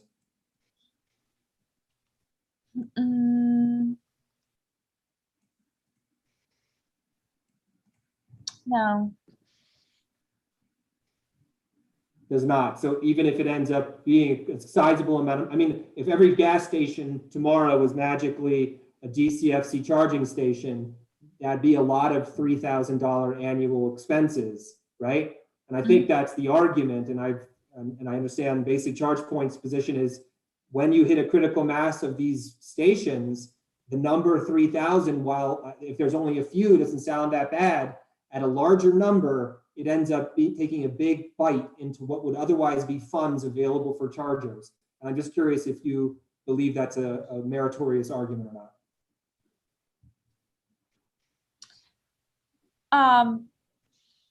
If you, I do see the value of that. If you compare, because we have talked to other utilities, and the O&M fees, they add up. It can get to a point that it just is not, you cannot replicate. So I do see the value of that, but today we have to be conscious of the customer, what the customer needs, because ultimately they're going to be the ones to adopt it. And like I said, if you ask me 2 years from now, maybe I disable the reader, the credit card reader chip. And so I don't have to maintain those fees. So I don't have to pay for those fees. Okay. I have to ask a few more questions. That's technically my hour, but I do have to ask you a few more things. Let me bring you to, this is the placement of DCFC. I was generally kind of confused by what the plan was with initially, like how many ports will each DCFC location have? What is your understanding of the way the stipulation has resolved this? You're going to have how many DCFC stations constructed under the stipulation or money available for construction? Yeah, we're gonna have 8 charging stations available. And how many ports will each of those stations have? 2 ports. Okay, So a total of 16 ports. 16 ports total, and those can be anywhere in EPE service territory. Correct. Initially, the idea was let's put them in Hatch and then Las Cruces, right? Correct. Why? Why was that the initial thought? Because those were the gaps that we identified through Departments of Energy corridor map. So again, based on research, based on experts on Department of Energy, those are the gaps that are identified. That's what I understood. So then the question I had was, why would the stipulation undo that? That seems very useful to impose that requirement. Why back away from that? Because we don't want to discriminate other cities on this rebate. So and this, we have, if we don't get any requests from Hatch, but we get one from Las Cruces, and we get one from Salem Park. We want to take advantage of that. We don't want to limit other cities, and then we can expand our next plan. So whenever there's the interest in Hatch, we can implement it. And are you concerned at all that the agreement to not limit it to the initial places in any way put in jeopardy solving transportation gaps? You're not concerned with that?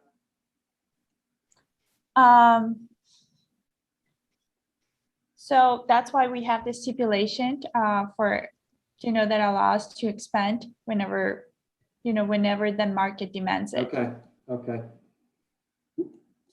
Are you confident that the expansion of the program would allow for additional DCFC chargers? I understand those are more expensive. I haven't thought it through, but maybe you have. Is an option that you can have more fast charging stations available if need be? Yes. Yes, and the other option is that, and the initial step for an investor to install their charging station for a DCFC, they may get the site installed 2 charging stations and putting the make ready for a later on installation of charging stations.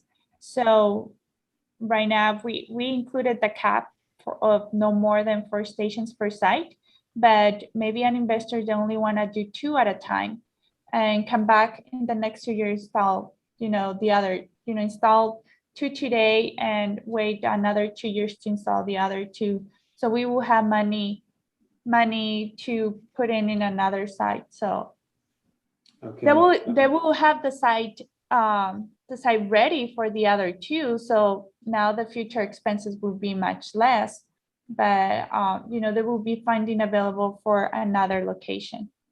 So I have some other important questions I want to get through, and I've used my time, but I just have to ask these questions because I believe they're important. A lot of the data that you see in these cases is, and I can't recall exactly if that was the case here, but generally speaking, with these national surveys, typically the data is coming from coastal areas, places where you might have early adopters. Often these are urban places.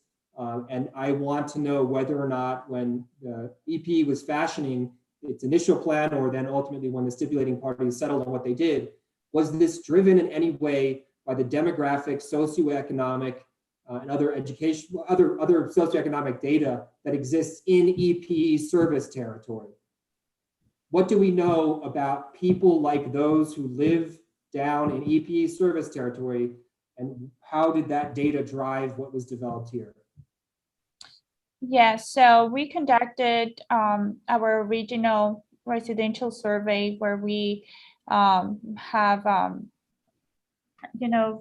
residents from New Mexico and Texas as well, and 75% indicated that they were considered buying an electric vehicle in the next 2 to 5 years.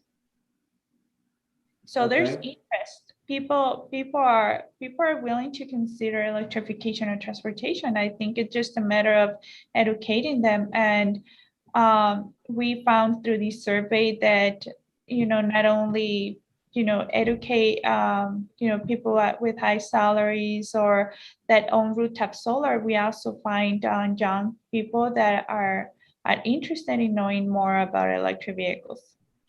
So let me just ask this question then. Do you have any reason? So Ms. Porter testifies that 24% of people living in Doña County live in poverty. Do you have any reason to doubt that? No. How, and I realize I'm not trying to assume anything, but I think when the average person reads a statistic like that, a quarter of the population is in poverty. How do you drive a successful EV program with a quarter of the population in poverty? And I think that's a meaningful challenge. And it's a gigantic question, frankly. But I'm just wondering, how did this plan and what the stipulating parties ultimately arrived at reflect that statistic? So we have our customer outreach program where we plan to engage with them. It's not going to be a matter of passing on a flyer or a commercial. We do want to educate our low-income customers, have community events where we can share the benefits of electric vehicles. First of all, breaking those myths or misconceptions that electric vehicles are not affordable. That's the number one, that they're not safe, that too costly, that only rich people have Teslas. That's a myth. That's no longer the case. Second of all, promoting our Go EV savings program, through our partnerships with the dealerships and automakers, a new vehicle can cost you $17,000, $20,000. And, that's very affordable. Plus, with the addition of our rate options, EV rate options, they can make the charging or their fueling a lot more affordable and cheaper. What people don't realize is that electric vehicles are not expensive as they used to be. You actually spend less on maintenance because there's less moving parts that you have to maintain. You don't have your change of oil. You don't have to do the maintenance on transmission, changing your different parts of your plugs parts and also fueling. It can cost you half of what you spend in gasoline, or even less if you get in the EV rate. So all of those, it's a no-brainer. If you have that information, it's a no-brainer, and especially for low income. If you're trying to save money, if you don't have money to fuel your vehicle, charging it with electricity is much more cheaper. And again, these discounts with our partnerships that are amazing. We're surprised every month that we get them, as they get better and better. So that's like we said, this plan is a holistic approach that we not only think about the upfront cost for the customer to adopt an electric vehicle, but also throughout the life of the vehicle. Does EPE provide its customers I understand on your website you can access PlugShare, which will map out all of the charging station in EPE service territory. The basic testimony that I heard between you and Ms. Sewells is that EPE hasn't really actually gone and verified, and you're relying on PlugShare and its map. Has EPE considered creating its own map, or do you think that would be needlessly wasteful and just sort of you can rely on something like PlugShare to provide that data? Yeah, we definitely want to continue improving our website. We just recently improve our website with more content. We included our EV calculator to calculate the difference from fuel, gasoline to charging your vehicle with the different rates. And we also have a news EV community where you can enroll for customers that not only own electric vehicles but are planning to buy electric vehicles. So you get newsletters and information with new information about electric vehicles, about charging stations, about discounts, practices. We're building a community for our service territory where you can learn something every day about electric vehicles. So I'm not saying every day because we don't send it every day, but you can learn about everyday electric vehicle maintenance, how to maintain your battery, how to improve your performance and your battery life. So we give you all those tips, but that's part of the customer outreach. You start building that community.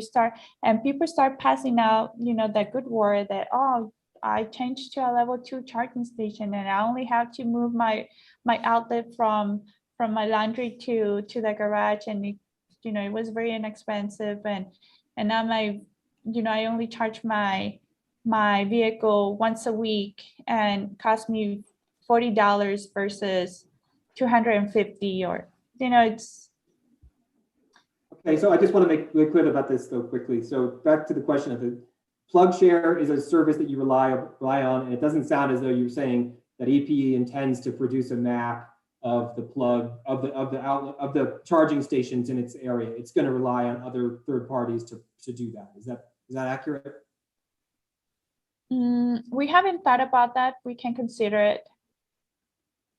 Okay. And I'm just trying to wrap up here. Why is there a chip reader requirement as well in the public transit and customer fleet smart charging program?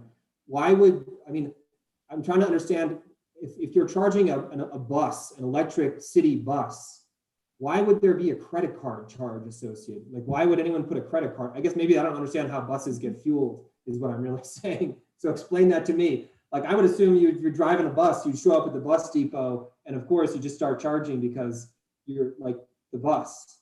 I mean, is there some reason why a fleet would have to produce a credit card to charge a public bus? No, the requirement that we included is if there's going to be a fee is charged, I see. Associated, then reader chip will be needed. But if you're going to be owning the charging station and charging your own fleet, you don't need to. Because there shouldn't be a fee, right? Like I wouldn't think there'd be a fee in that. So you own the facility. Okay, that's good clarification.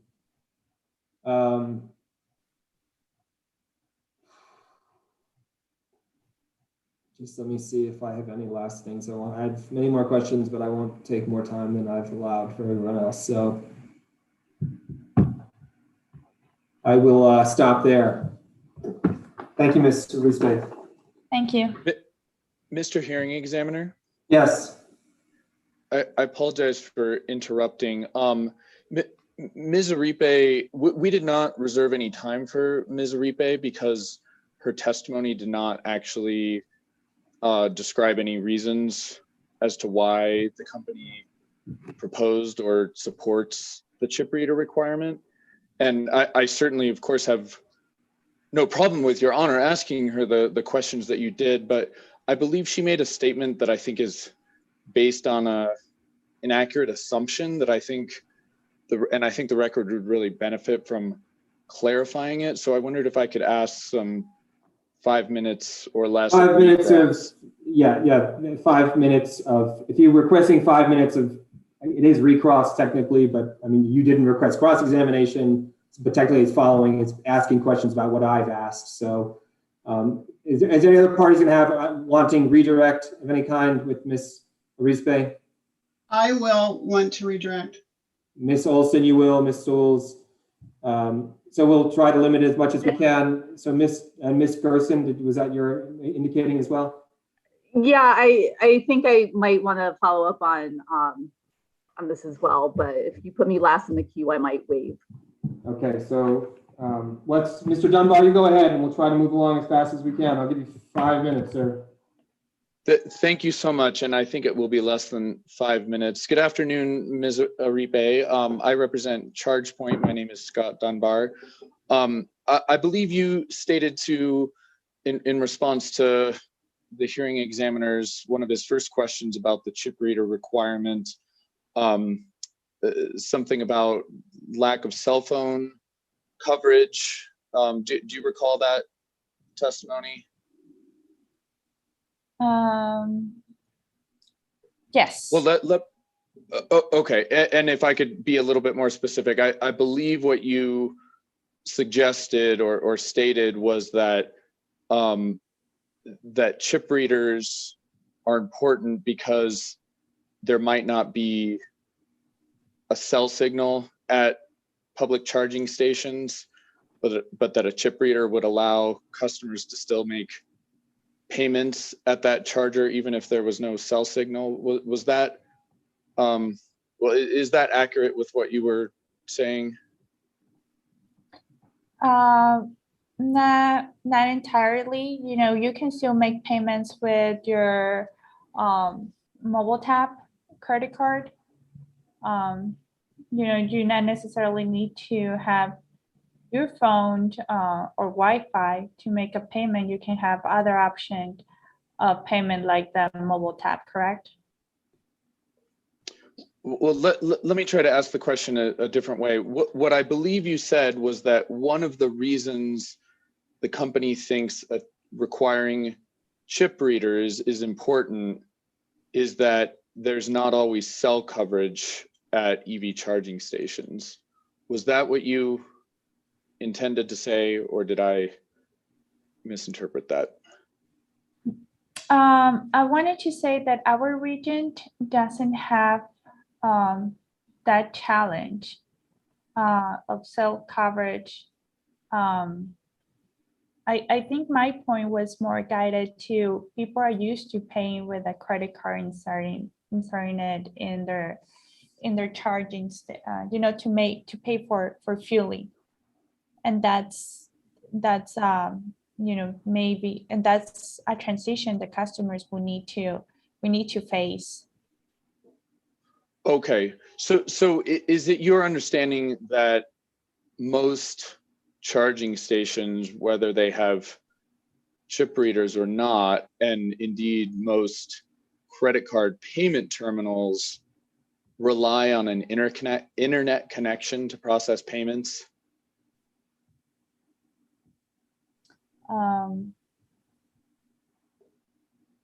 Yes. Okay, so if an EV charging station is processing credit card payments, whether that's payments made through a mobile payment app or made with a credit card with a chip, that charging station is connecting to the internet to process that payment. Is that your understanding?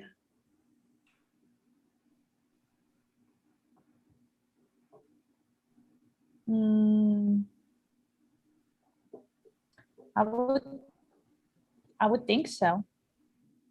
Okay. That's all I have, Mr. Hearing Examiner. Thank you very much. Thank you. I believe Ms. Souls and Gerson, it would be appropriate first to have Ms. Olson and then Ms. Souls and then Ms. Gerson. Is that acceptable? Yes, sir. Ms. Olson, how much time do you require? I believe I should be less than 10 minutes, but I would reserve the opportunity for redirect following additional cross-examination. Sure, 10 minutes. Go ahead. Okay.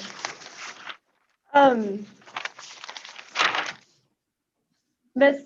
Arispe, there's been a lot of talk about the public charging, the number of public chargers existing in EPE's service territory, and the confusion over iterations of your testimony on that point. I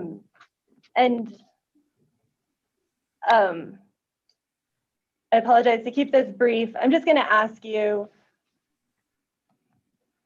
was your intent in your original direct testimony on this issue to establish the number of public charging stations, or that regardless of whether or not the charging stations met the appropriate number, that there's gaps in the location of those charging stations? Yes, during our original plan, that was the intent. That whether or not the charging infrastructure, we had the right numbers of charging infrastructure, we still have gaps. We still have gaps on DCFC. We still have gaps on available to the public on workplaces and any other strategic locations throughout our region. And is the intention of your programs, the DCFC charging station, the MUD, the workplace charging station, to address those location gaps? That's correct.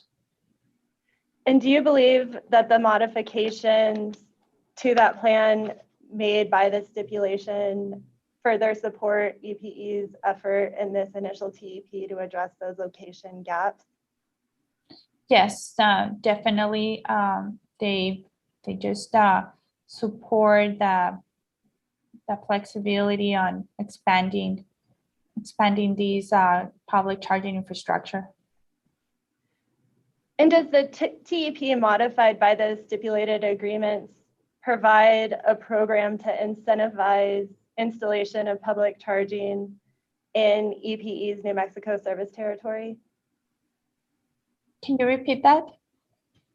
Does the TEP, as modified by the stipulated agreements, the agreements in the stipulation, does that provide a program to incentivize installation of public charging stations in EPE's New Mexico service territory? Yes. And to the extent that the existing programs, the programs identified in the plan, are insufficient to meet demand for public charging stations, is there a mechanism built in to the stipulation to address that? Yes, we have the mechanism to expand as soon as we reach 75% of each specific program. And can you turn to Exhibit GA1ST, that's the stipulation? And I apologize, that's Exhibit GA1ST to EPE Exhibit 3. Yes. And I think there's been a lot of testimony elicited today about the additional costs that may be associated with the modifications to the residential smart charging program made in the stipulation. And I'd like to turn your attention specifically to paragraph 1.3.6. Okay. You see that paragraph? Yes.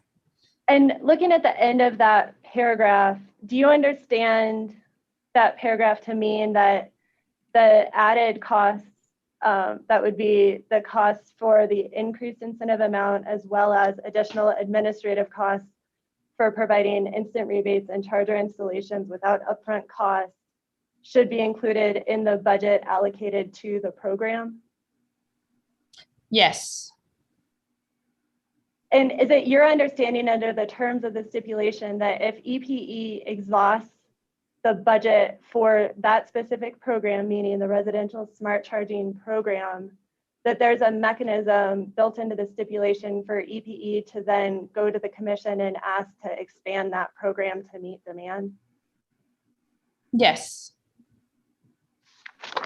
And turning to some of the other components of the budget, we've talked a lot about the administration costs. Is that a known certain number, or is that your estimation based on the components of that part of the TEP? In other words, do you have certainty that that's going to be the exact budget or the exact cost? It's our estimation. And is that true for the customer outreach program, that that's your estimated cost, but you don't have exact certainty that that will be the cost? Correct. Yes. And does the stipulation provide a mechanism for flexibility of budget to the extent that your estimation isn't the exact cost of those programs? Yes. And is it your understanding that we're here today asking the commission for approval of our programs and recovery of reasonable costs of those programs? Yes. And let me just check my notes real quickly. Did you develop the rates that are at issue in this proceeding? No. And so to the extent there's questions on the rates, do you defer to the testimony of Mr. Carrasco? Yes. And is it your understanding that the New Mexico Motor Vehicles Department provides publicly available data on an EV registration for New Mexico? No. And so is that the reason why you're unable to estimate exactly how many EVs there are in New Mexico, because that data isn't publicly available? Yes. And are you seeking to, well, strike that question. Are you aware of the source of data provided in PNM's plan?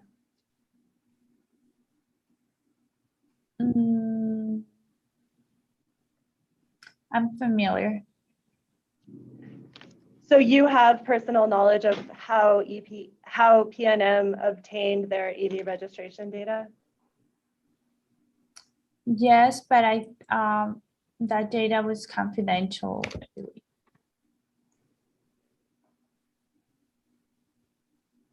I don't have the foundational knowledge. Okay, can you clarify what your answer to that question is? Yes, I know that PNM purchased the data for New Mexico. But does EPE have access to that data? No. Okay.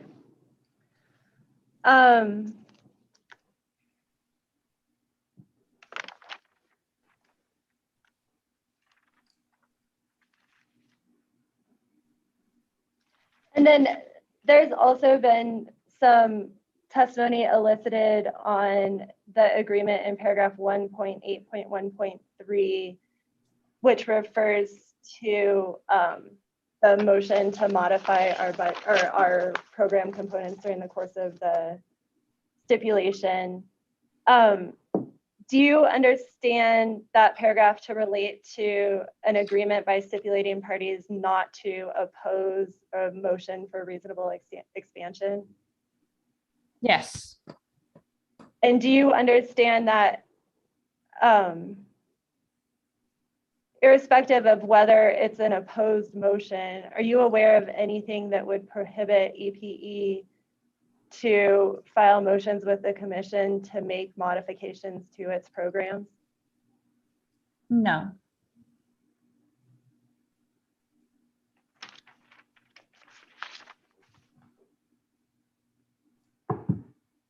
Got about 30 seconds, Ms. Olson.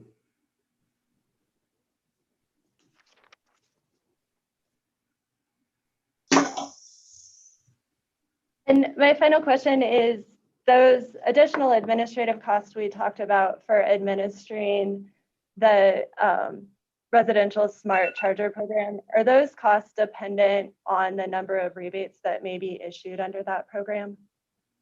Yes. Okay, that's the extent of my questions. Thank you. Thank you. Ms. Souls, Ms. Gerson volunteered to go last. So how much time? I mean, I'm hoping you only need a few minutes. Is 5 adequate? may not be, Mr. Hearing Examiner. There are 4 specific points from your cross-examination that I'd like to follow up on. How about 10? Can you do it in 10 minutes? I believe so. Yes, thank you. Excuse me, may I No. take a break? I need to take a break. Yes, okay, I was trying to, I'm sorry, I know everybody's eager to do that.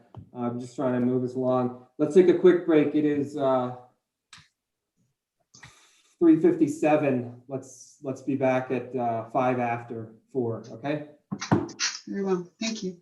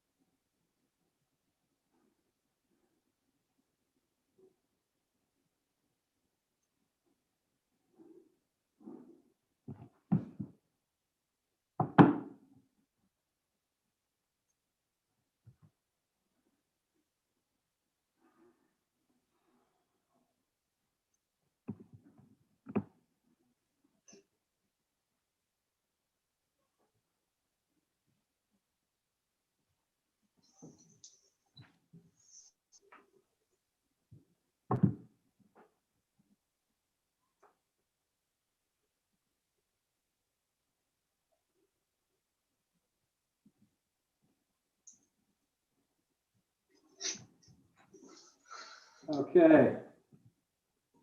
Ms. Souls, are you ready to go? Yes, sir, I am. Go ahead. Mr. Rispe, hello again. Hello. Do you recall when the hearing examiner was asking you about the budget and something along the lines of why not just ask for more money now? Do you recall that exchange? Yes. You referenced in your response the advice notice to customers. Do you recall that? Yes. And did you review the public notice given by the New Mexico Public Regulation Commission Yes. related to this proceeding in El Paso Electric's transportation electrification plan? Yes. Then you're aware that paragraph 10 of that notice states the commission's final order in this case may change, include increase EPE's proposed budget, EPE's rates and incentive credits, and may change the rate classes to which EPE's TEP cost rider would apply, correct? Yes. Then would you agree that the notice provides the commission with the option of increasing EPE's proposed budget in this case without new notice or a new proceeding? Objection. What are you going to cause for legal conclusion? Is that the objection? Yeah, this seems to be getting into the legal authority of whether notice is required. I think, Ms. Souls, you've made your point about that document. I don't know that I need an answer from her to understand what you've said right there. Very well. Could I ask the hearing examiner to take administrative notice of that document? It is in the record. It's a notice in this case, right? It is indeed, yes. It's just not introduced as an exhibit. I've had extensive conversations with hearing examiner Glick about this and what we need to take. It seems striking to me that the notice in this very case someone could object to. But in any case, yes, I would happily take administrative notice and admit it into the record. What objection one could have to the notice in this very case being part of the evidence in this case would strike me as pretty wild. But in any case, yes. Thank you, sir. And Mr. Rispe, you exchanged some conversation with the hearing examiner about the reporting and agreed that in your testimony you had indicated that El Paso Electric shall make annual reports for the duration of the TEP. Is that correct? Correct. And I'm losing track of which exhibit. In exhibit GA2-2ST, would you agree that is the transportation electrification plan that you consider to be the one that is being offered for the commission's approval?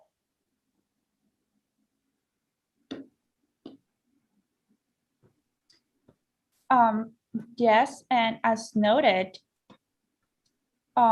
we will make some updates to introduce back the information about the charging stations. And we can introduce the reporting requirements. And so on page 18, which is 21 of 23 of exhibit GA-2ST, are you committing to removing the sentence under section 8.1 that says that El Paso Electric's reporting commitment will terminate once EPE files its next step? Yes. Thank you. And you had some conversation with the hearing examiner about vehicles in 2030 and the percentage of those that could be EVs. Do you recall that exchange? Yes. I believe the hearing examiner inquired about vehicles sold in 2030 and whether or not those could realistically be 70%. Do you recall that? Yes. And I believe you answered based on vehicles on the road. Is that correct? We I base that on the EV adoption rate that we anticipate for the next 10 years. Would you agree that your forecast of EVs is based on EVs on the road, not on EVs sold? EV owners in our service territory. All right, so electric vehicles sold in 2030 would be a very different number. Would you agree?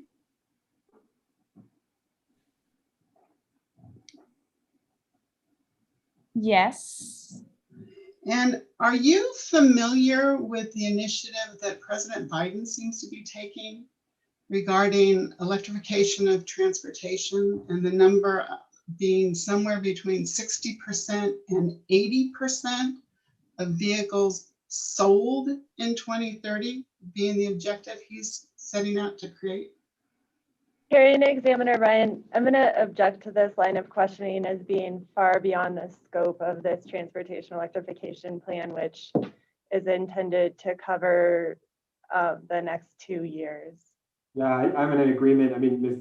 Souls, you're going pretty far off. If your point at the end of the day is that there is some pathway to get to that place, I'm not sure that question is relevant necessarily to this particular TEP, and any data that you might have that suggests something in New Mexico is going to happen that's going to get us to those benchmarks that are referenced in some of the documents that Commissioner Maestas asked questions about. If you have another way of asking the question you're trying to do, I think better to go that path. I'll move on. Thank you. One more question. You had a conversation with the hearing examiner about DCFC stations and how many ports per DCFC station. Do you recall that? Yes. Are all DCFC stations equipped with 2 ports per station? No, these are the request of the investor, or the person purchasing the equipment, can come with 1 port or 2 ports. Thank you. And is there anything in the transportation electrification plan that you proposed that requires 2 ports per DCFC station? No. However, the estimate that we have in the budget is assuming that 1 charging station will have 2 ports, and in the event that the investor only wants to install 1 port, it's very unlikely, because they're making the significant investment of of installing all the make-ready and installation infrastructure for, they're going to install a charging station with 2 ports most likely. Would you agree that the incentives for the DCFC charging program are related to installation costs, not station costs? Correct.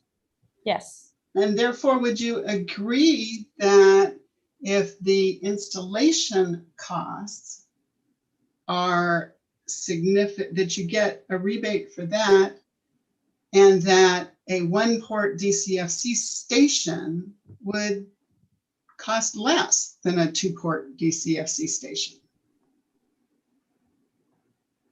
Yes.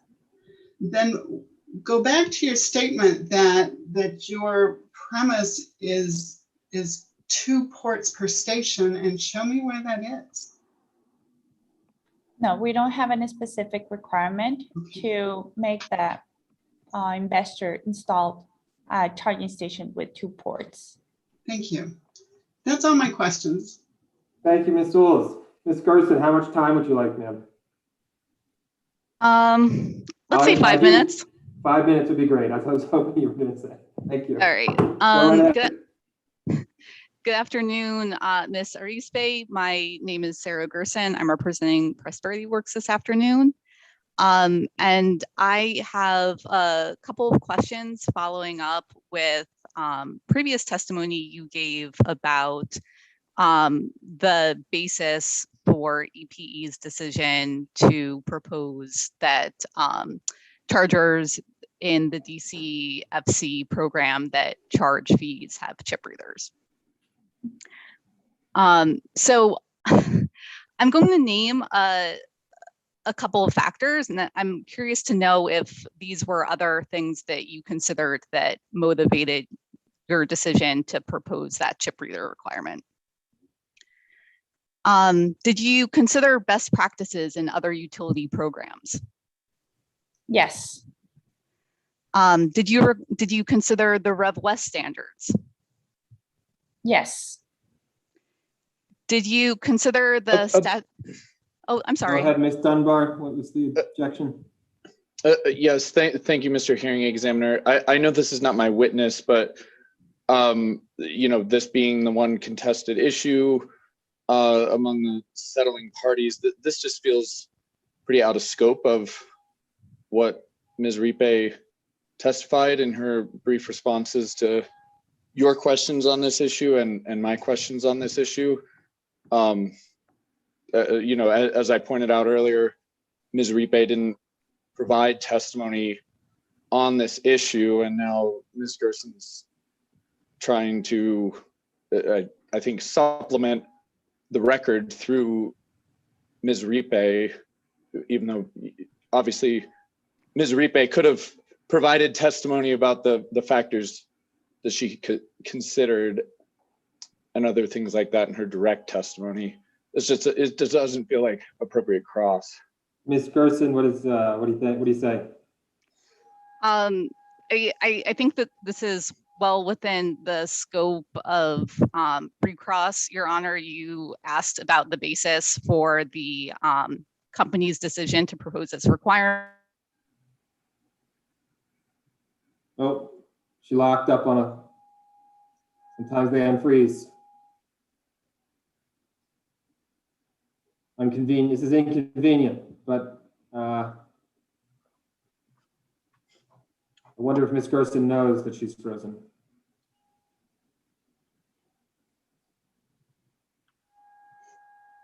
Mid-sentence too.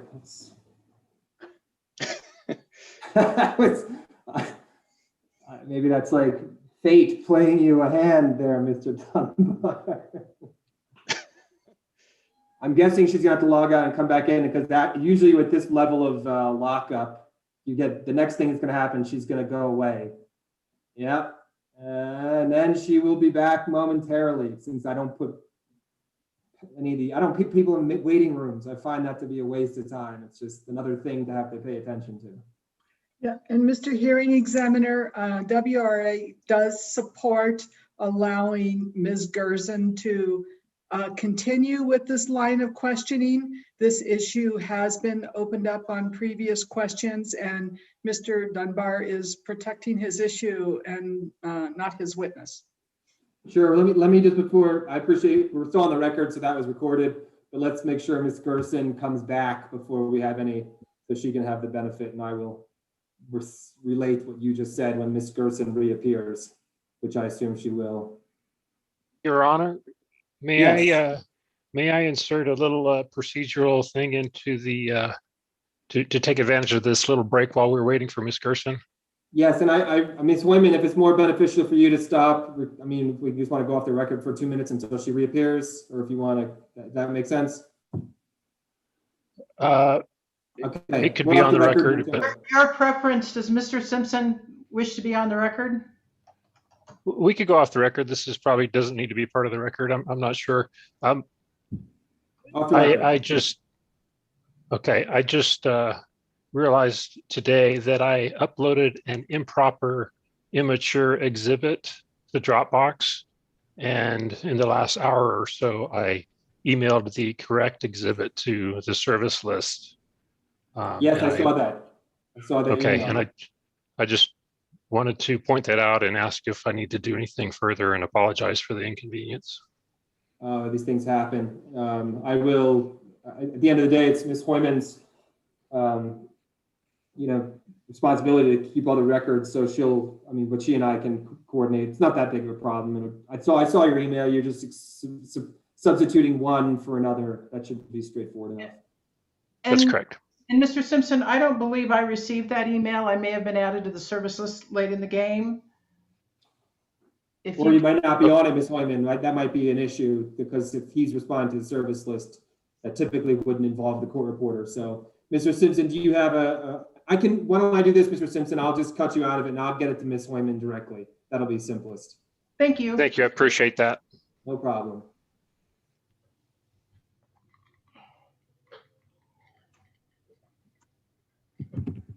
And we don't have Ms. Gerson still.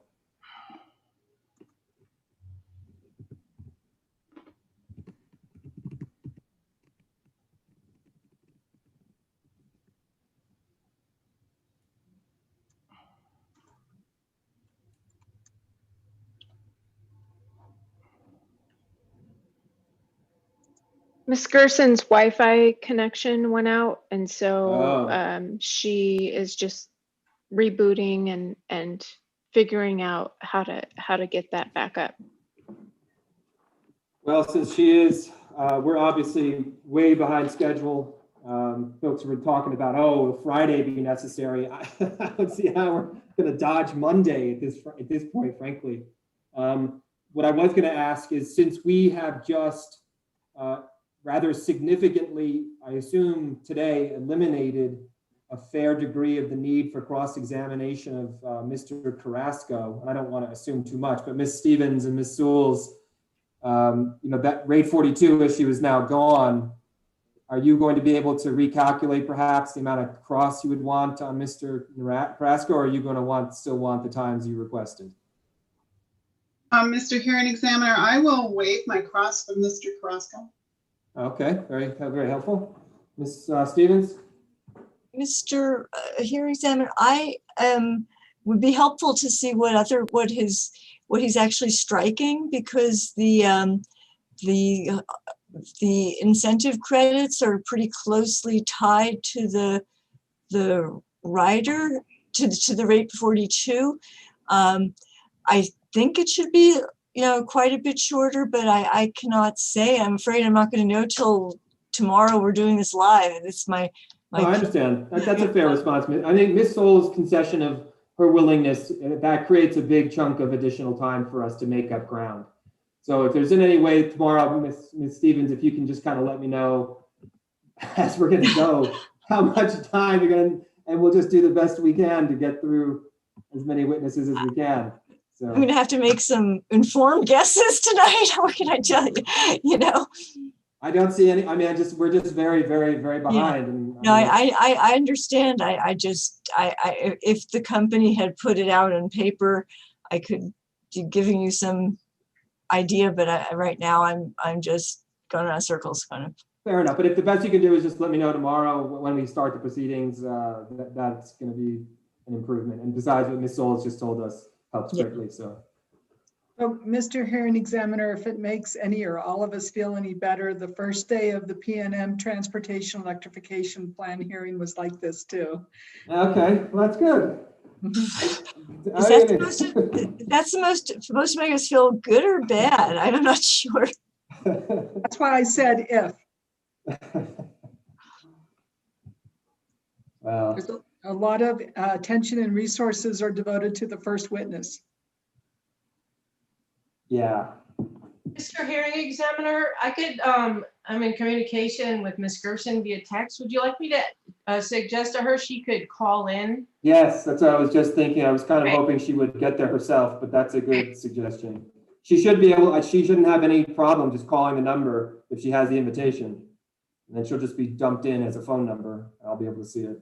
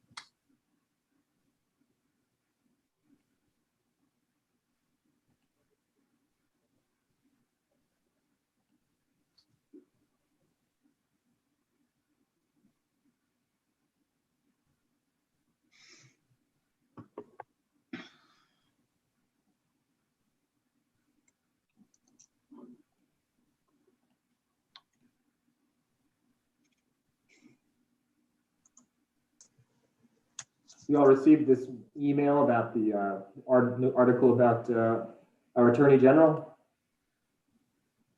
No, which one? No.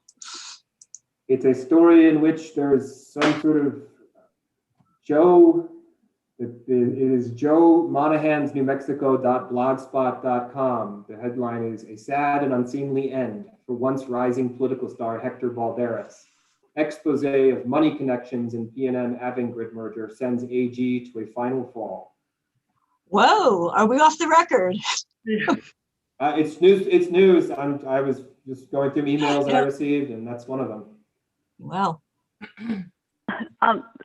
Your Honor, this is Sarah Gerson. If you're waiting for me, I want to make sure you knew that I am here and very sorry about the disruption. Yes, no, that's not a problem. That's not your fault. Okay, Ms. Gerson, you were mid-sentence. So we had an objection. Mr. Dunbar said what he said. You cut out mid-sentence. I will say before you continue speaking, I've paused your cross-examination time. In your absence, Ms. Beatles chimed in and indicated her support and offered explanation as to why you should be able to respond. I won't repeat what she said, but I understood her arguments, and then so I'll give you a final opportunity to say what you need to say, and I'll just roll on this and move on. So go ahead, Ms. Gerson. I'll keep it short because the questioning was within the scope of topics that you had raised, Your Honor. So I trust you are, already have a full understanding of the scope of your own questions. And so, not only are the questions I was asking, I believe, technically proper, but also, designed to provide useful information to the commission as it considers a contested issue. Yeah, so Mr. Dunbar, I understand your objection. So my independent duty here is to ensure that the commission has a full record before it and a basis to understand all the issues. The questions that I asked Ms. Arispe relate to her responsibility as the overseer, for lack of a better word, of the entire transportation electrification program, understanding why it was that she thought it necessary to include the chip reader requirement is why I asked my questions.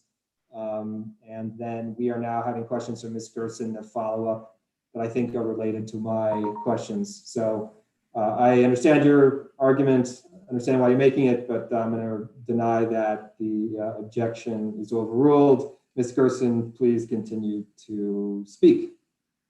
I'll start your time again. Thank you.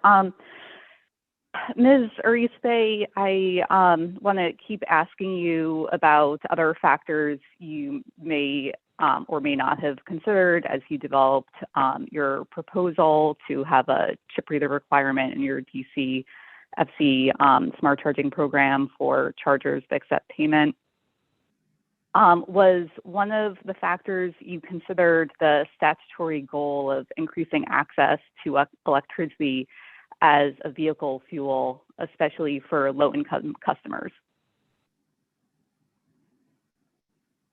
Yes. And did you also consider the requirements that have been put in place by other states that require public DC fast chargers that accept payment to accept chip readers or to accept EMV chips?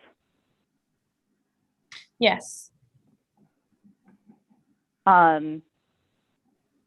You mentioned that one of the things you considered was that customers are used to being able to pay with credit cards at gas stations.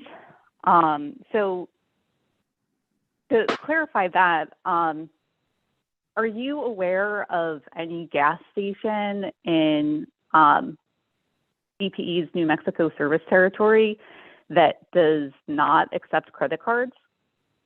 Your Honor, I'd like to object again that this is Friendly Cross. and it has been Friendly Cross since Ms. Gerson started.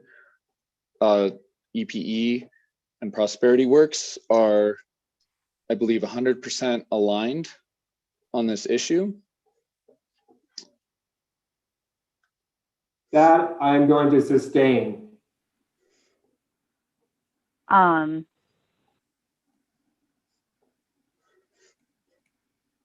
right. I believe those are all of my questions. Thank you for your time, Mr. Eastbay, and your honor. Thank you, Ms. Gerson. Is there anything further for Mr. Eastbay? I have nothing. Is there any other witness questions from Ms.? Mr. Hearing Examiner, may I ask one question to follow up on Ms. Olson's redirect? It's one very short question.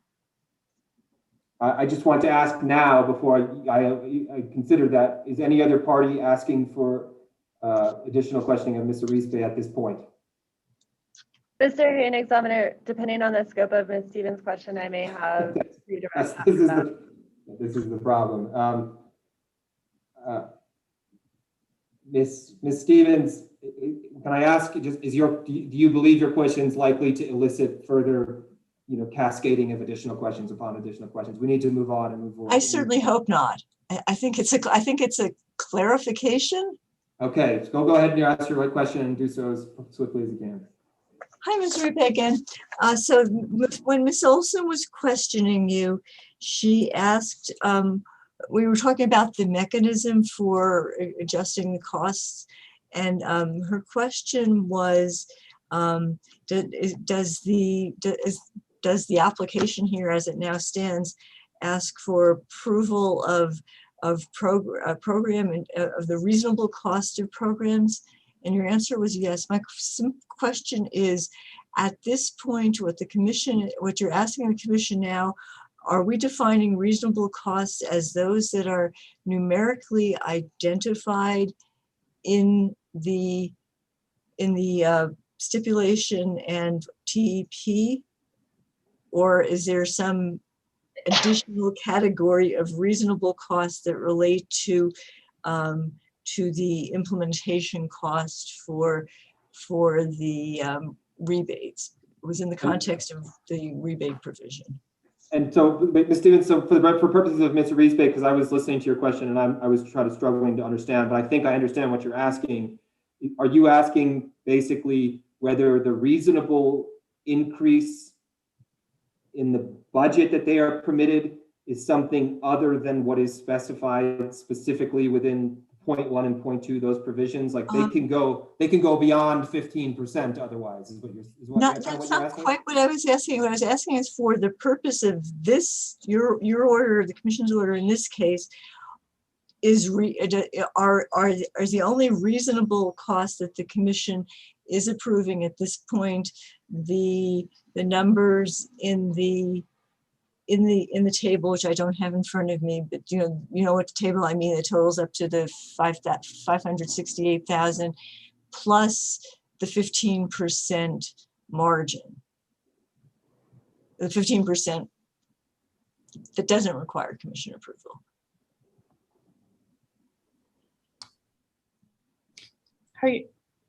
Is a question that these the reasonable and prudent, if the administrative cost to implement the instant rebate is the only cost that we have provided or we have notified the commission for the increase, or?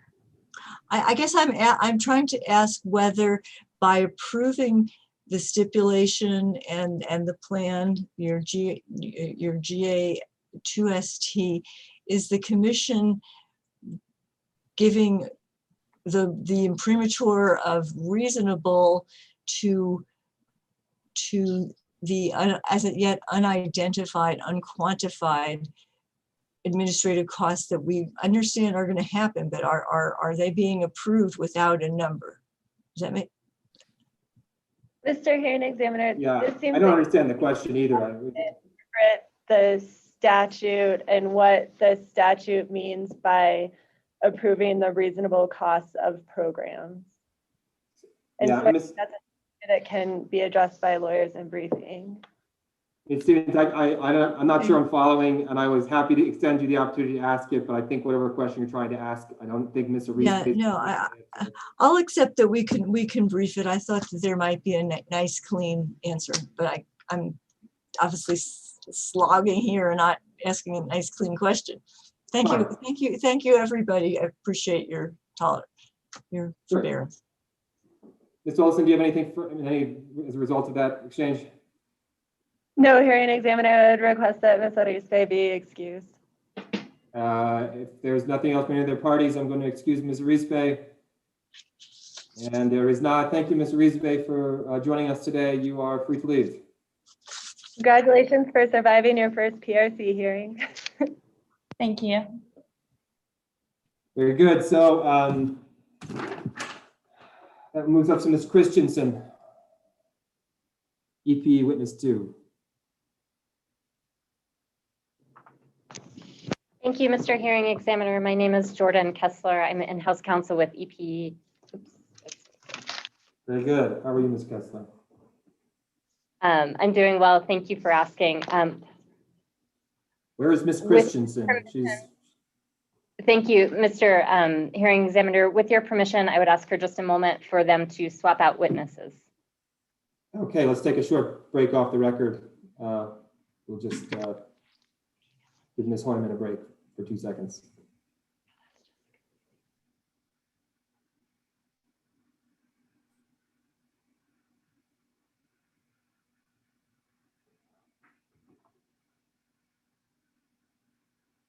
I think we'll be fine with Ms. Christensen. By the way, time-wise, I've got only 15 minutes from parties and then 10 minutes from myself, and I maybe you'll go fast, but in any case, 25 minutes brings us to 5, so we'll have accomplished 2 witnesses today, but see you, Levy.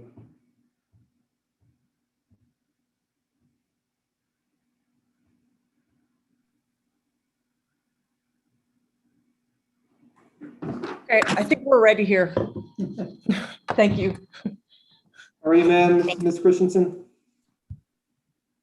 Ms. Christensen, would you raise your right hand for me, please? You solemnly swear or affirm the testimony you're about to give to be the truth, the whole truth, and nothing but the truth?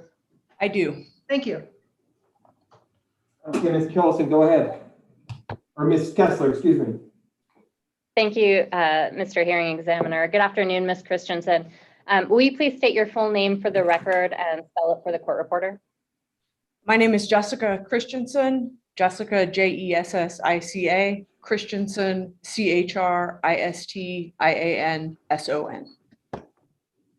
What is your current profession, Ms. Christensen? I am the Director of Sustainability here at El Paso Electric. Thank you. Do you have before you what's currently been marked as EP Exhibit number 5?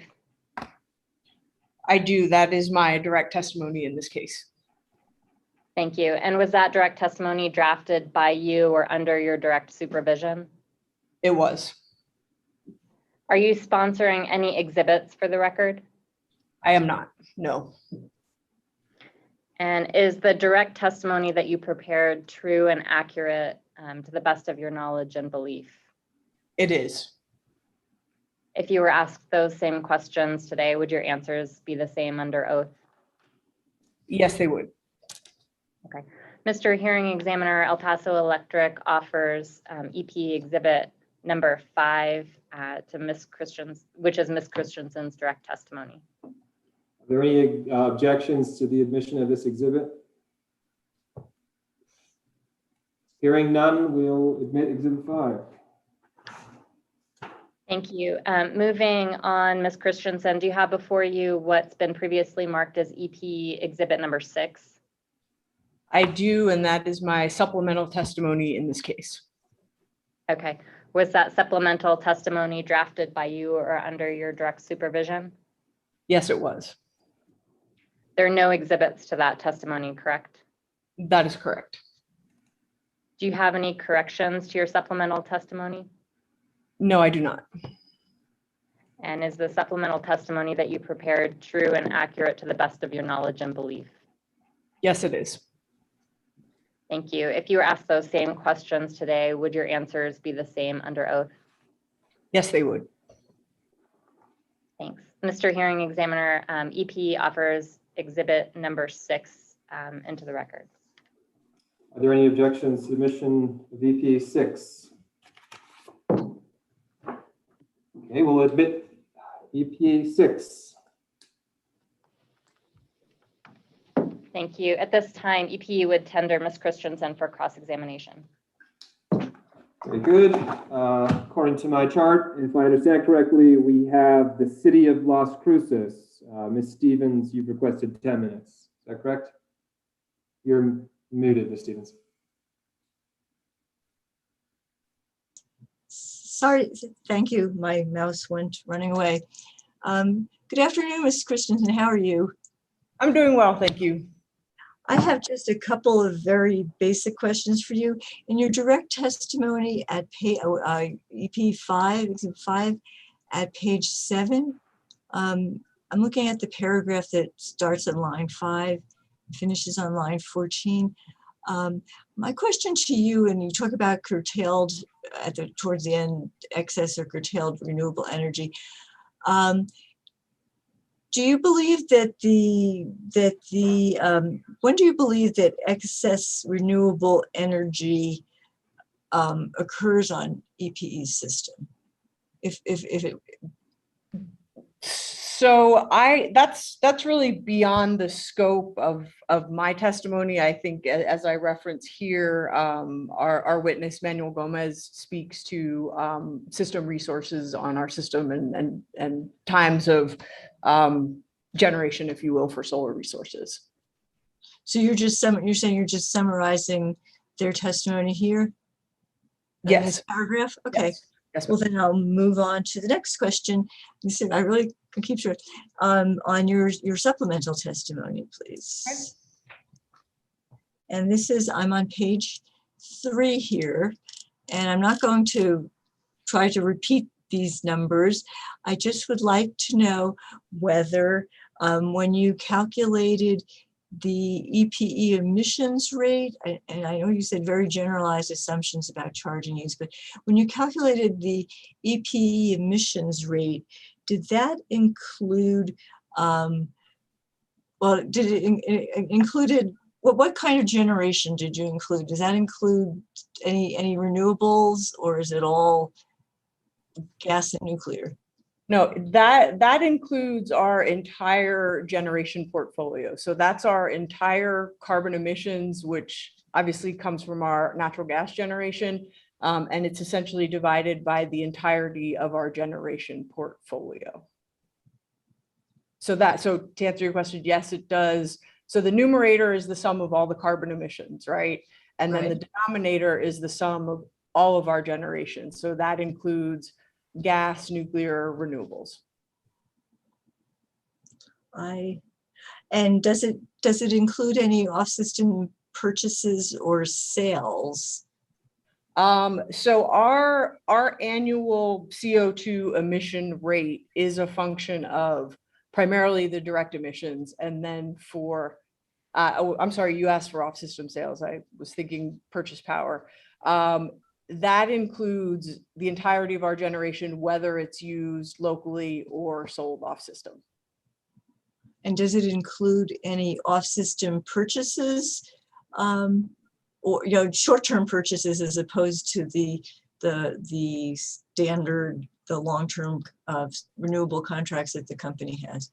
So it includes both. Obviously, for the committed long-term purchase power agreements, we have absolute values associated with those. And in this case, those are largely solar, so the emissions are 0.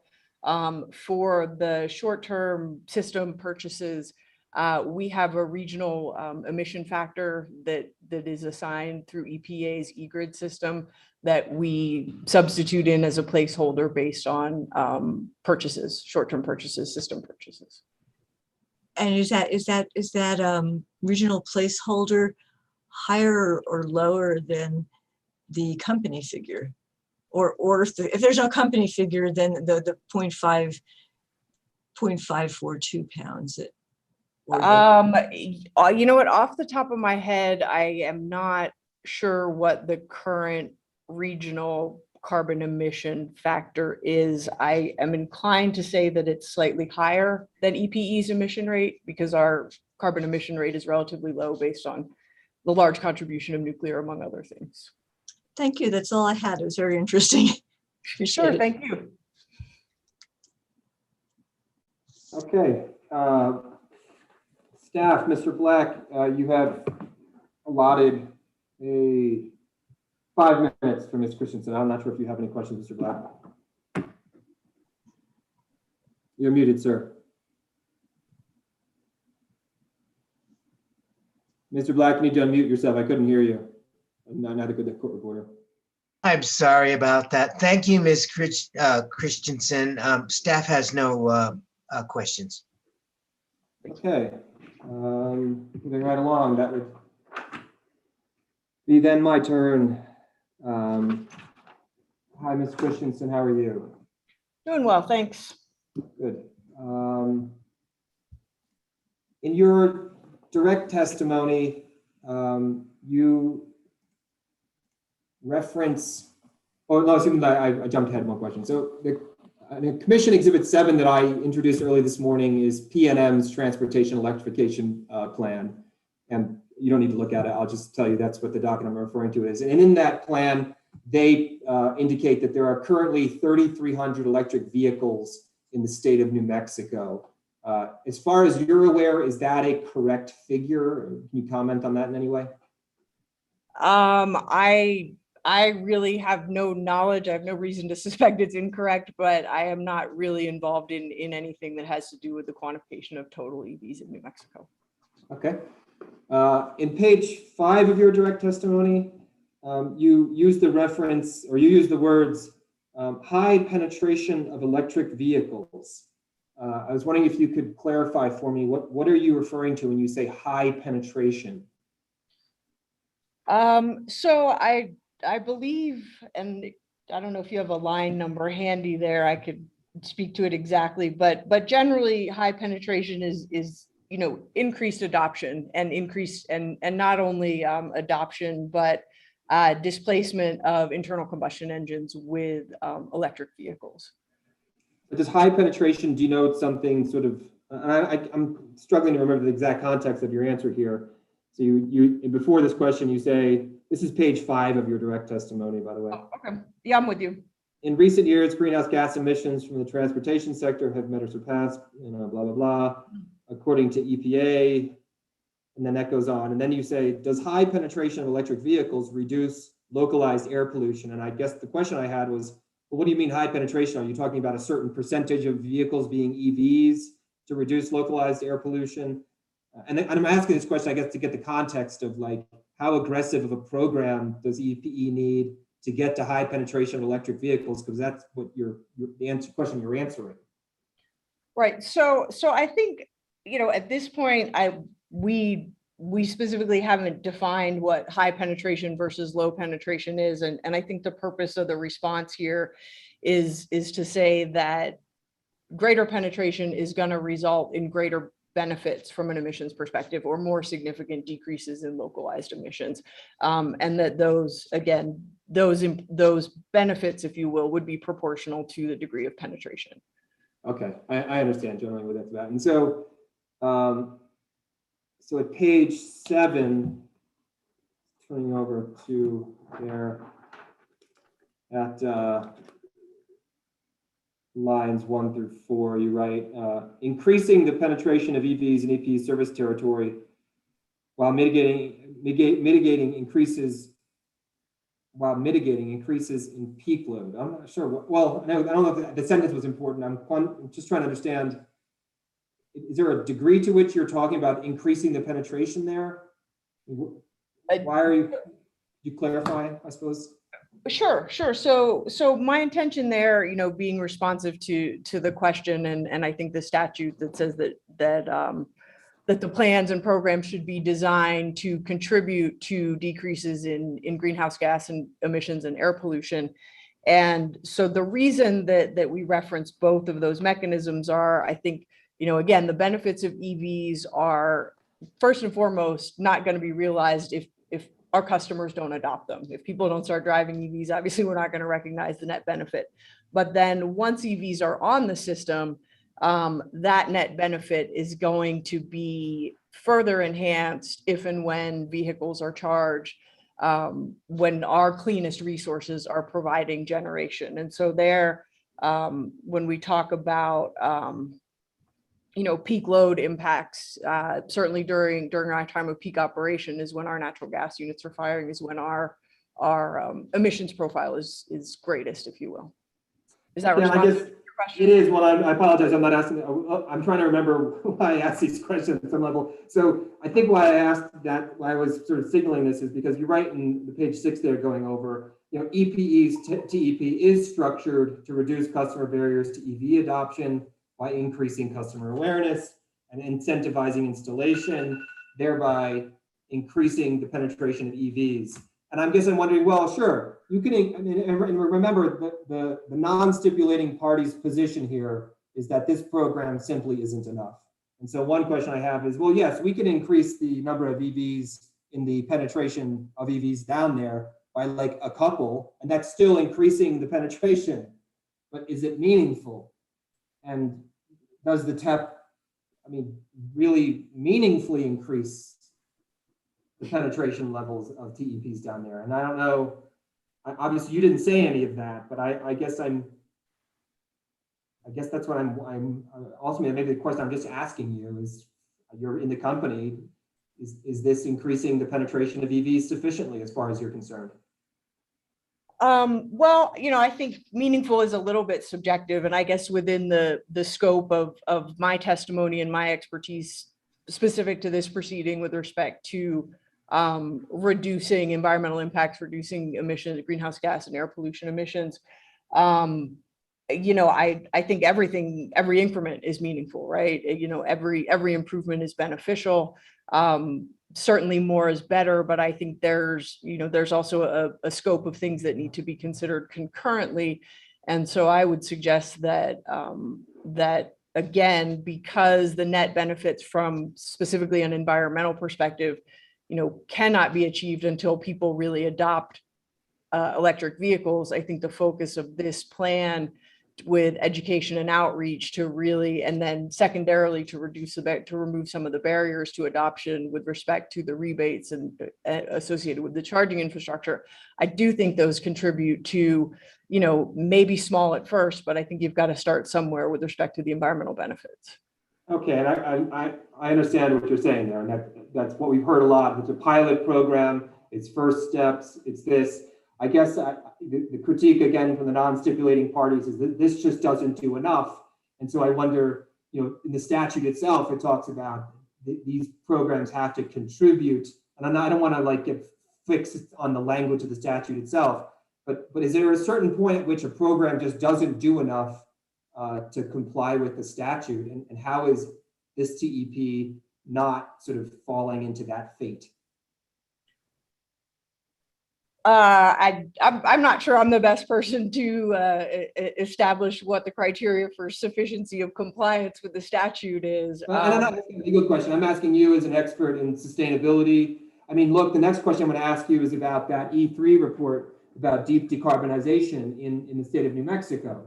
And by their projections, there's the deep decarbonization would require extreme measures that they themselves are not even recommending in the report. They're just offering it as an example.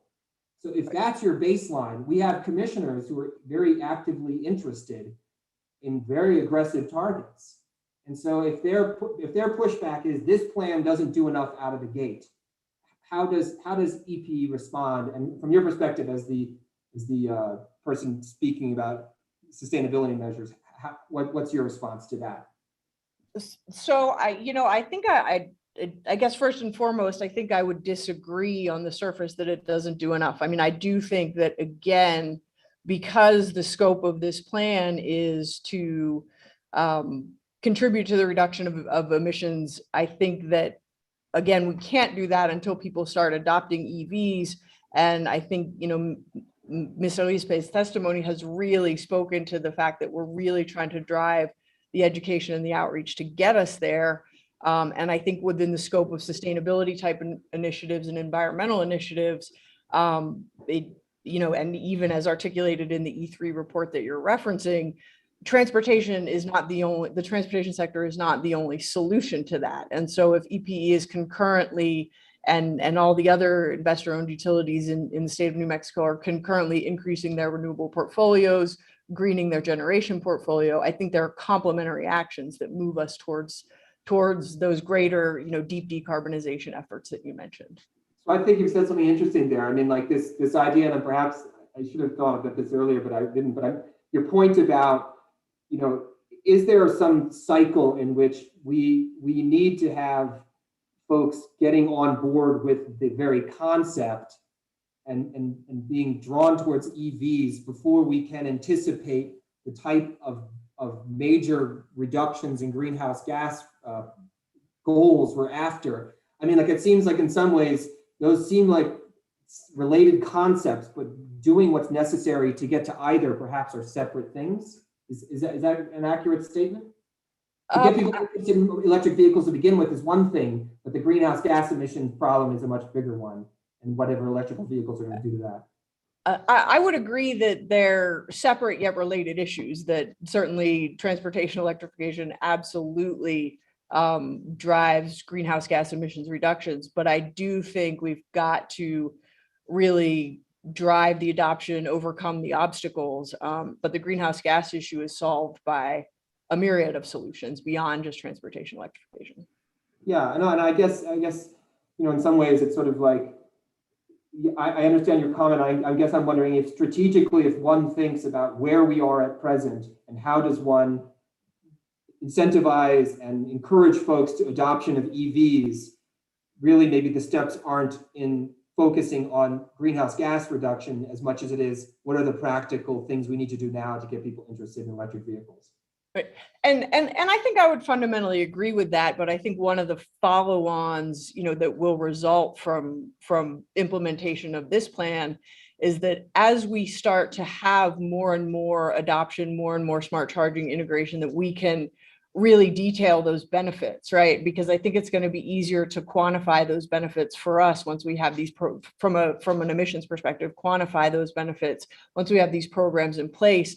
That I think then when we can actually assign data that people can see, this is a much more than maybe I've articulated in my supplemental testimony with all these assumptions, but assign real values to the benefits, then I think maybe there's a target audience out there of EV drivers, or maybe people considering EVs, that will be even more incentivized by really seeing what those reductions are and quantifying those. So I think that can become a better and better selling point. Right now, as we articulate EV adoption, we sort of summarily say, because I think people recognize that there are qualitative benefits from an environmental perspective to EVs, but because we're so early in the implementation here in our region, we haven't been able to assign absolute values to that. And I would suggest that once we can, that just maybe provides one more incentive for adoption.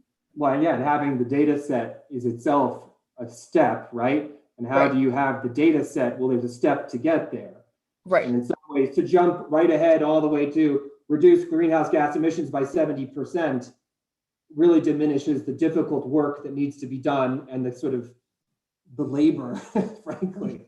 Okay, well, this is very productive. I mean, I think, because I'm trying to understand how one responds to this feeling of, look, the problem is urgent and catastrophic, so we must do all we can. And when you respond to say, well, we first have to take small steps to get data sets, as you just pointed out, that seems a convincing response. And I don't know if there's anything else you'd like to say about that, because I can see the commissioners asking this question. Right, no, understood. And I do think, I think that the data set, the knowledge is power. And I think the other benefit to that is when we talk about these deep decarbonization scenarios, I think transportation is one of those sectors that allows us on a societal basis to all assume some responsibility for it, right? I mean, it allows us to see our impacts or our benefits and make those decisions such that I think maybe it resonates that individuals can contribute a little more that maybe we commonly expect that we can.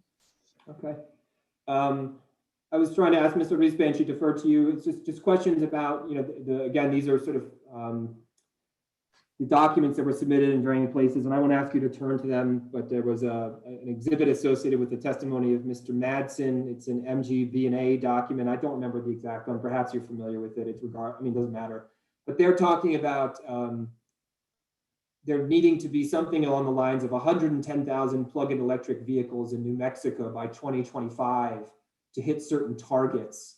And I guess I'm just wondering, is that realistic? And I'm asking that partly to get back to what it sort of dovetails out of the conversation we've just been having. I'm not exactly sure which of the exhibits you're referring to, but I think it's aligned with the New Mexico greenhouse gas inventory and forecast that E3 put together about this 70% penetration, and I think that may or may not equate, but I think the concept is the same to that 110,000 vehicles that you're saying. And I don't know that I have a thought one way or the other about the realistic nature of that. I think to get there, a lot of things have to happen that are probably beyond the scope of simply the utility's responsibility in this equation. I mean, I think, first of all, first and foremost, the vehicles have to be available. And, so I think there's again, a lot of moving parts, much like the greenhouse gas equation we just talked about. I think to drive mass adoption, there are larger factors at play. Okay, and that point you just made about the vehicles being made available, I had, you bring it up, and I had some conversation with Mr. Rispe about whether they're available adequately down in the service territory. I assume as the sustainability officer, you have some knowledge about that. Can you speak to the availability of vehicles down there in EPA service territory? I can speak to it anecdotally. I haven't done a lot of formal research, but as Ms. Rispe pointed out, we've done a lot of outreach with local dealerships, and I can tell you when we go out and speak with them, I think the most EVs I've seen on a lot at any one time is 2. And the 2 that were there the most recent time that I was at one of the local dealerships had just arrived within the previous 3 days. So they, just again, anecdotally, our dealerships are relaying that what they have is selling, and there's a demand for higher than what they have. There's legislation in New Mexico that's to bring about rules about car dealerships and selling of electric vehicles. It was referenced in Mr. Rispe's testimony. Are you familiar with that legislation? In concept, not. I wouldn't want to speak to the substance of it. No, it's fine. It just seems like one of those concerns that are perhaps, that stuff needs to happen in order for these programs to succeed. There have to be vehicles in order for there to be embracing of these vehicles, right? Right. Okay. So in EPA service territory, 2030, is there a pathway to 52,000 EVs at this juncture, as far as you're aware? There is not an immediate pathway that I'm aware of, but again, I'm not the forecasting person, so I wouldn't want to speak definitively. Okay. Mr. Downs, one of the parties in this case, who's just not joined the stipulation, Ms. Souls' witness, was not a party, so I should sort of is a kind of a party. But in any event, he's functioning as Ms. Souls' witness in this case. And he has pointed out in his testimony that the range of EVs drop at highway speeds and then also decline if you're using an air conditioner or carrying passengers. Can you speak to that at all? Do you have any familiarity with that subject? I mean, I'm familiar with Mr. Downs' representations, but I don't have a lot of detail on the technical operation of EVs. And the reason I'm asking the question is that I'm curious if that has any bearing then on what we identify as corridor gaps. If you're traveling longer distances in a hot place, do those corridor gaps shrink? And in fact, are the gaps perhaps wider and sort of more prevalent than perhaps is initially suggested? Do you have any insight about that question?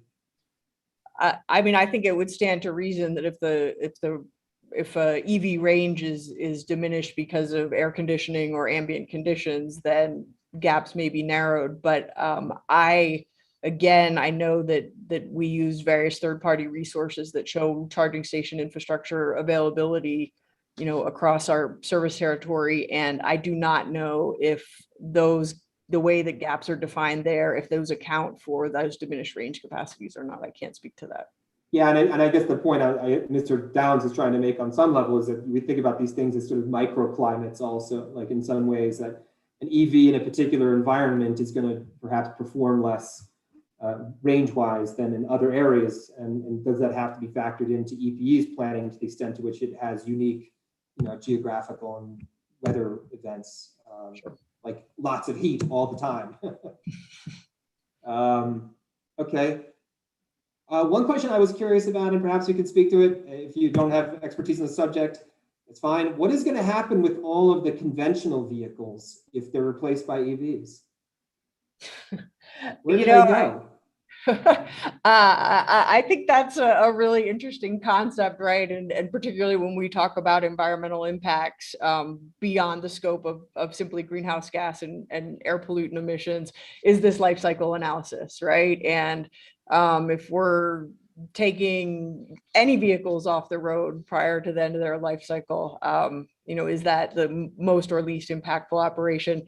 It's not something that we've done specific research on, but I do think it will probably be part of the future of the analysis of life cycle impacts of transportation electrification and just the transition of the transportation sector. I understand, and maybe again, if you don't have expertise, that's fine. You cannot retrofit a conventional powered vehicle to become an electric vehicle. That's not an option. It certainly isn't an option that I'm commercially aware of. Yeah. As regards the lifespan of EV batteries, do you have any notion as to sort of how quickly they degrade, and does this also factor into what we have to consider when we're thinking of corridor transportation gaps? I mean, sure, a brand new EV can travel so many miles, but if you have a whole host of used ones, then that shrinks as well. Can you speak at all to your knowledge about what happens as electric vehicles age, and does their performance decline? I cannot speak to the technical the rate of degradation of EV batteries. No, I cannot. Okay. Okay, that's all from me, Ms. Christensen. Thank you very much. That was all of the cross-examination reserved for Ms. Christensen. Is there any redirect? No redirect from me, hearing examiner. Any other parties? No. Okay, so it's 5 o'clock now. So Ms. Christensen, you're free to leave. Thank you very much for joining us. Thank you. Okay, we've come to the conclusion of day one. I believe tomorrow we will begin with Mr. Neverez. I will have to work to figure out how exactly we're going to squeeze Mr. Wilson in on Friday. I'll just work on a schedule to sort of work with that. Mr. Dunbar, I'll do that this evening and just think about it. Maybe have a proposal tomorrow, just loosely, right? I'll just come up with a tentative schedule and see what it looks like. We're flexible on Friday, Mr. Hearing Examiner, and if it looks like we're going to go until Monday, as you suggested earlier, we're flexible on Monday as well. It was really just this afternoon and tomorrow. So thanks again. No problem. I'm just trying to keep the boat rolling here, or the car rolling, I suppose, the EV. Anyway, okay, everybody, the same Zoom. Is there anything further for today? Mr. Hearing Examiner, we can go off the record, but I just had two brief questions before we all hang out. First is for the court reporter. I'd like to confirm whether or not EPE ordered a transcript, and if we haven't, if we could please do so. That would be fine. Okay, thank you. And Mr. Hearing Examiner, I'll defer to your direction on this. I know we all don't want to waste a lot of time tomorrow on procedural issues having to do with Mr. Carrasco's testimony. As I mentioned this morning, to me, it makes sense for the evidence to just be what it is and have the ruling be that we've withdrawn the proposal as opposed to going through and trying to withdraw particular portions of my witness's testimony and then of the intervener's testimony addressing rate 42. But I'm open to do whatever the parties want, but I would just prefer to know what to do so that we don't have to waste a bunch of time with it with the hearing tomorrow. Okay, so let me just walk through that real quickly. What you're suggesting, Ms.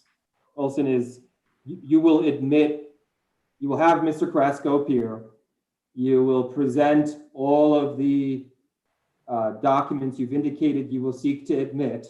These, of course, are going to include rate 42 that has now been withdrawn by motion this morning. And then you're suggesting that all of the parties simply proceed under the understanding that those portions, even though they're in testimony, have all in fact been withdrawn. Or that testimony has been mooted by the motion, which I understand has been granted to withdraw the request for rate 42. Yeah, I mean, that seems reasonable. Go through any process to actually withdraw a testimony, because I just see that as getting to be unduly burdensome. Ms. Stevens, you're looking intently A there. little perplexed. I think that I like the idea of mooting as opposed to trying to withdraw either generically or line by line, which God, I don't want to have to go to that. When I have to give a little thought to those exhibits, not the tariff one, but the other exhibits. But I think that's probably the way to go. It's the overlap. I still have the issue about the overlap of the incentive riders with the rate 42 supporting data. That's fine. Ms. Olson? Yeah, Ms. Souls, okay. If I may, I know I indicated I could waive my cross of Mr. Carrasco, but I was assuming that El Paso Electric would produce a redlined version of the various testimonies he would be admitting, similar to what they did with Ms. Arispe today, so that I and other parties could see exactly what was being proposed and what had been removed. Mr. Hearing Examiner, as a matter of fairness, if the parties are asking Mr. Carrasco to do that, then Mr. Carrasco would make the same request for every single witness in this case who submitted any testimony related to rate 42. And as I say, that will be unduly burdensome for everybody to go through and do it versus just merely mooting the issue. Mr. Hearing Examiner? Yeah, okay, Ms. Stevens. I think that part of the question here, and I'm not sure, I don't have a solution here, just a way of approaching the question here is whether we're seeing and this came up with Ms. Arispe too, whether we're seeing the testimonies as a chronological continuum expression of what happened in the case, as opposed to an absolute piece of testimony that this is true and what I believe, and this is what I'm asking for today at this moment. And again, I don't have a solution to that. I'm just saying I think it's kind of an approach question. Yeah, I'm not offering to spend tonight figuring out what my testimony needs to be withdrawn because of what maybe or may not be withdrawn from Mr. Carrasco. I do think it's sort of a background, a kind of a chronology. I think it's yes, and so that I mean, yes. So let me respond now. And I don't think it is reasonable to anticipate that the witness is going to be able to create a red line, and it's not even realistic. It can't be done. So in that regard, that's not going to happen. But in rate 42, in the varying versions of the documents accompanying iterations of stipulations, is non-existent at this point. I mean, it's going to be admitted in evidence just because of a wrinkle in strange procedural path. So I don't believe there's any concern that somehow that evidence is going to be admitted that would allow the company some benefit. That's not going to happen. And I'm not suggesting anyone has said that, but like, I don't see that as a valid concern. So I think we can all just agree how, if there's evidence though that needs to be issued to support rate 45, that somehow is caught up in rate 42, and I understand what Ms. Stevens is saying, you just need to parse it out and understand rate 42 as is proposed in the stipulation and in this TEP is done. And we don't need to talk about it anymore. So like, but we have all this testimony that did, but that's just the continuum that Ms. Stevens is talking about. So I don't think, Ms. Souls, we need to get into having them revise all of their testimony. Rate 42 as proposed in the TEP case is not going to be approved in any way, shape, or form in any universe in which there is something called existence. So I'm not concerned about that. I think just as a pragmatic matter, what Ms. Olson described, we move forward, and Mr. Carrasco sits, he presents, and to the extent to which we need to parse out orally stuff and be clear about what is being discussed and for what purpose, that can be done in the course of examination. Any objections to that? Mr. Hearing examiner, just reserve the right if it gets really mixed up tomorrow that we can ask for a break to sort things out. Sure, or you know, there may be very well be need to clarify this in the end with some sort of additional writings on the fly, or at the conclusion of the proceedings. Because frankly, we've heard from Ms. Arizbe today that, I mean, she just testified this afternoon that, you know, they were going to submit additional stuff in a final document. And I can tell you right now, my confusion this morning and why I was pressing Ms. Olson about which TEP are we talking about was that it finally occurred to me that all those red lines were then kind of going back in time and correcting errors that occurred in the past. But no, it should have just been resubmitted as like, well, now that we know what we know, here's what we are doing. And so that confusion was finally lifted from myself. So I was happy that happened. So I should just forewarn for EPE, I believe there's going to be need for some sort of compliance type filing that updates all the documents into a final form at the end of this thing. That I believe is coming. And so I believe we can also in that moment correct any of the types of stuff that we've been talking about in the last 10 minutes. Fair enough? Understood. I understand that the TEP will likely have to be amended to remove the revised rate, but that happens in every proceeding based on what the commission ultimately approves. And so I don't anticipate that being a problem, but I do, just for clarity, I am intending tomorrow to present Mr. Carrasco and have him move to admit the exhibits in the form that they were uploaded with no additional corrections, withdrawal, etc. That's what I understood as well, and we're going to proceed on with that assumption. Okay, everybody, let's put her to bed. This is a long day. We'll see everyone tomorrow at 9 a.m. Thank you.